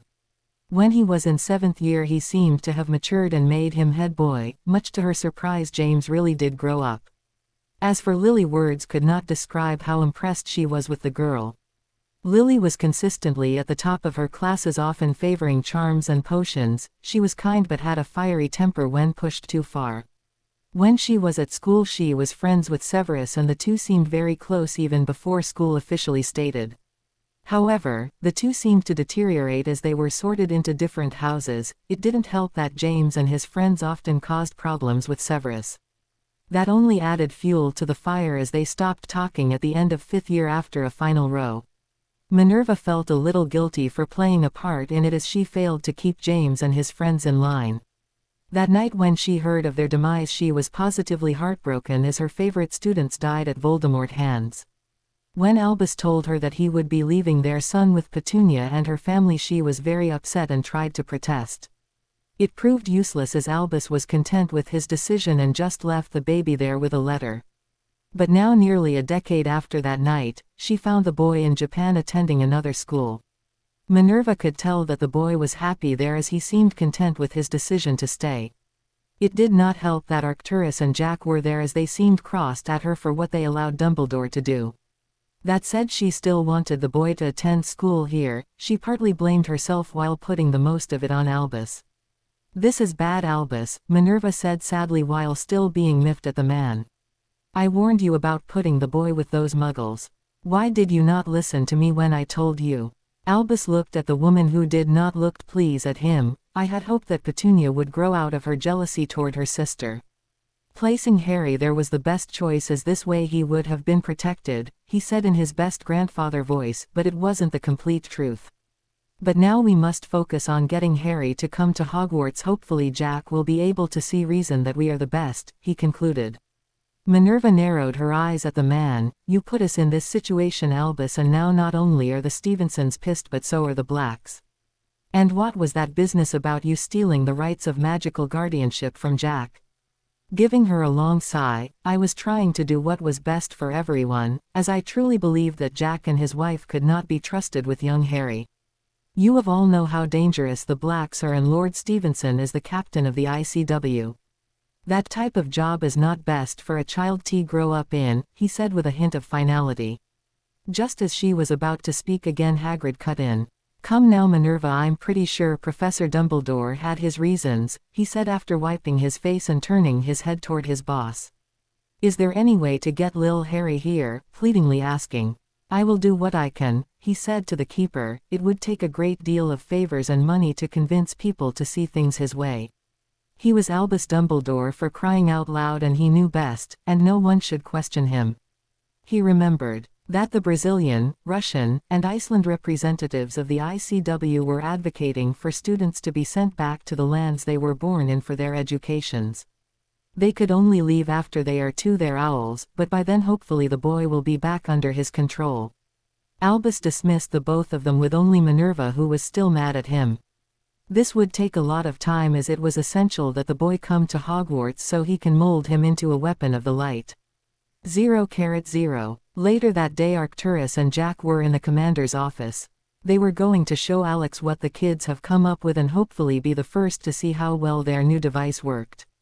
At the moment they were sitting on the couch waiting for the commander to get back from his meeting with Lieutenant Burnett. Jack did not envy the commander at the moment as Shelby was currently pissed at him for missing the cadets' training schedule and her birthday. Even though he was the commander he would always try and avoid making that woman angry. If memory served right, she was a demon with a wand back in school and shuddered as he saw her use of spells increase. When the door opened they saw that the leader was looking drastically pale. Jack had to stifle a laugh at seeing his friend's face. However, Arcturus was laughing as he remembered when a woman was angry. He was just glad it wasn't directed at him this time. Jack stood up from his seat to look at his friend with a smile on his face. "She reamed you out." "She reamed me out," he confirmed. Jack let out a chuckle at this, before composing himself. "Well, I have something that might make you feel better. A little invention created by my daughter and her brother." This was indeed good news for Alex.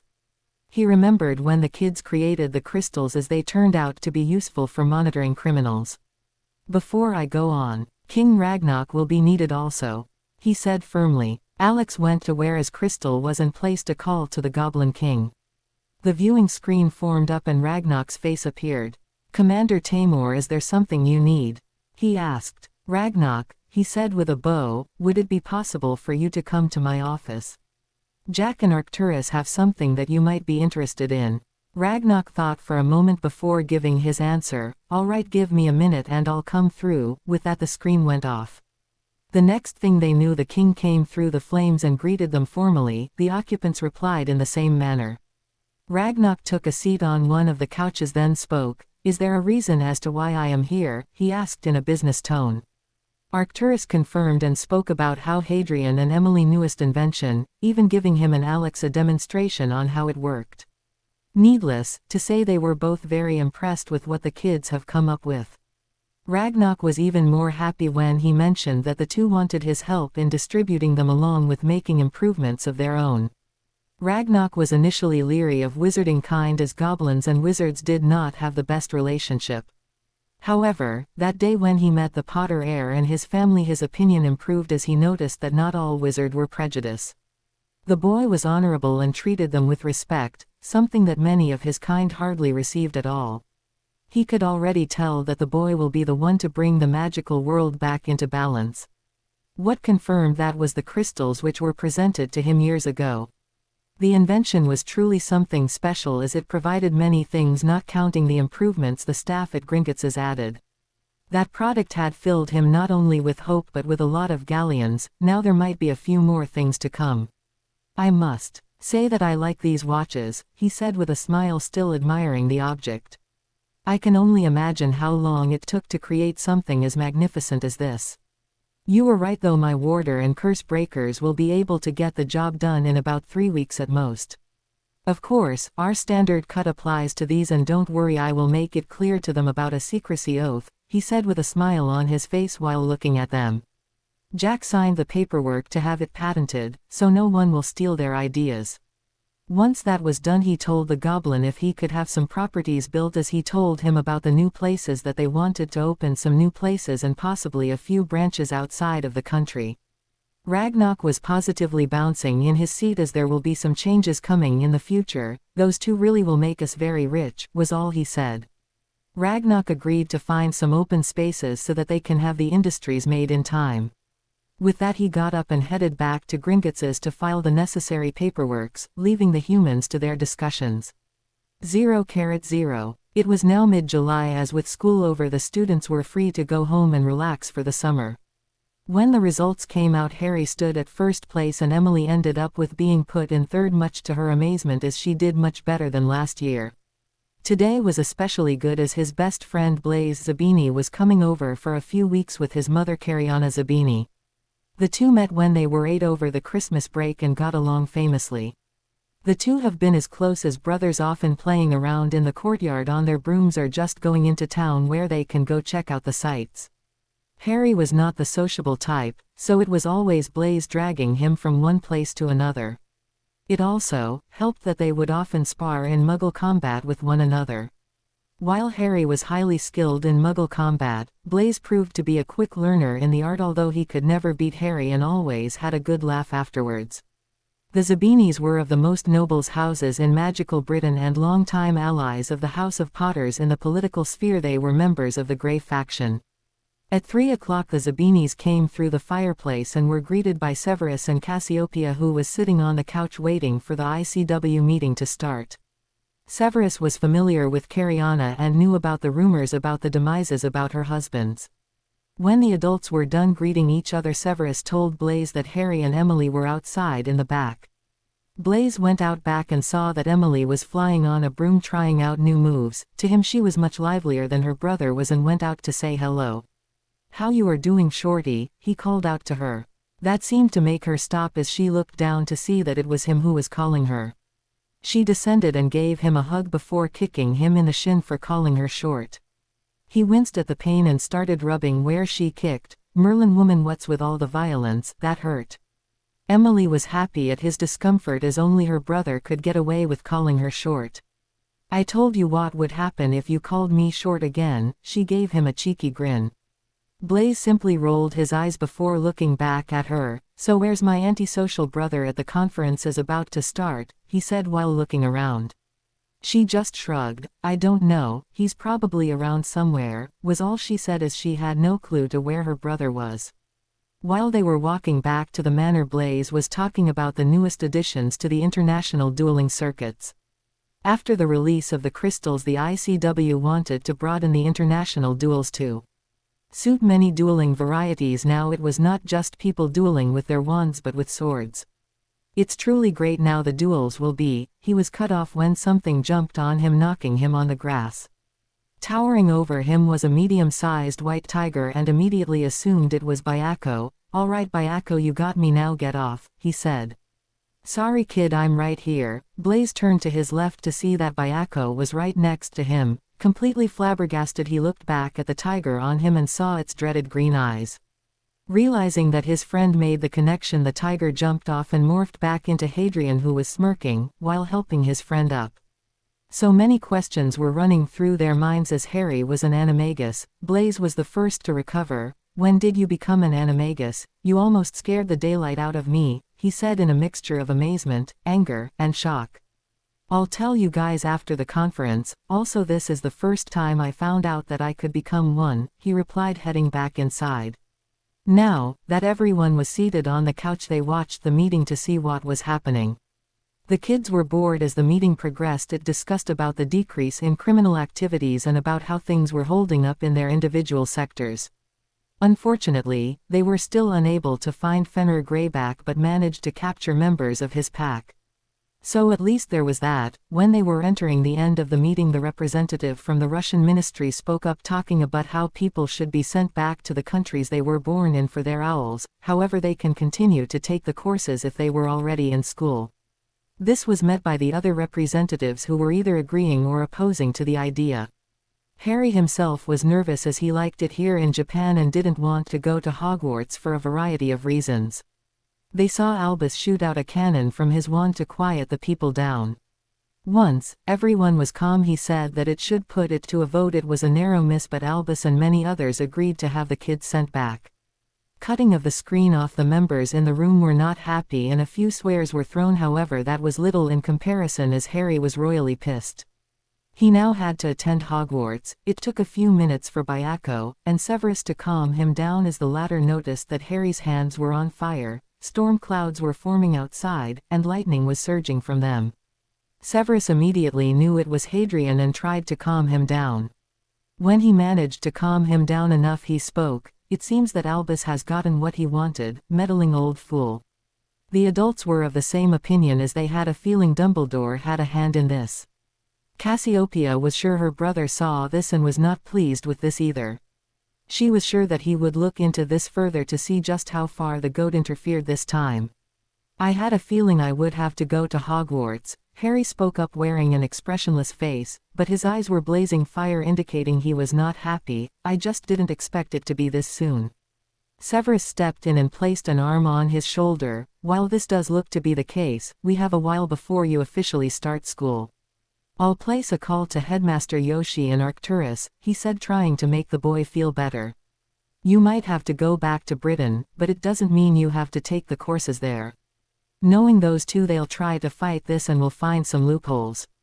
Harry, while may not be happy, knew he would have to deal with the old man sooner or later. Well, at least I got Blaze to keep me company and I will be able to keep into mental contact with Emily. Also, there is something I have to show you, he said to the man who just raised an eyebrow. With that, Harry transformed into his animagus form and let out a loud roar. The adults were taken back by this, but none other than Severus, who was feeling a sense of shock coupled with amazement. He stepped toward took a knee and looked him in the eyes, the same eyes as what he has in his human form. When did this happen? He asked him calmly. Harry transformed back into a human to look back at his father, who was now standing at full height. It happened earlier today as I was meditating outside.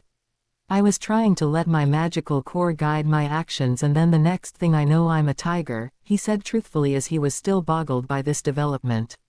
Incredible, was all Severus said as he was proud of the fact that his son was an animagus, a powerful one at that.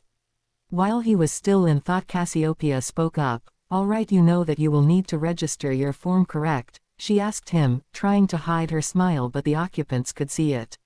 He gave her a nod, then reply, I'm aware that I have what the law says, but the problem is that I don't want to register with the ministry as it will cause problems, he said firmly. Then why not try with the ICW, she said with a smirk. If you register with them, I can have my brother get the license for you without any trouble and it can remain confidential.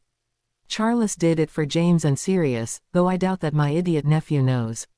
Let's do it. My distinguished feature is my green eyes, he said in happy voice. Cassiopeia gave her nephew a hug as words could not express how proud she was of him. After that, she sent the kids out of the room. When the kids were gone, the adults asked the house elves for some fire whiskey. Albus and the Russian representative did not know what they just released. This will be bad, mostly for Dumbledore, as he did not know that a storm was coming his way. To be continue. I hope you enjoyed this story. Also remember to subscribe and like this video. See you in the next video.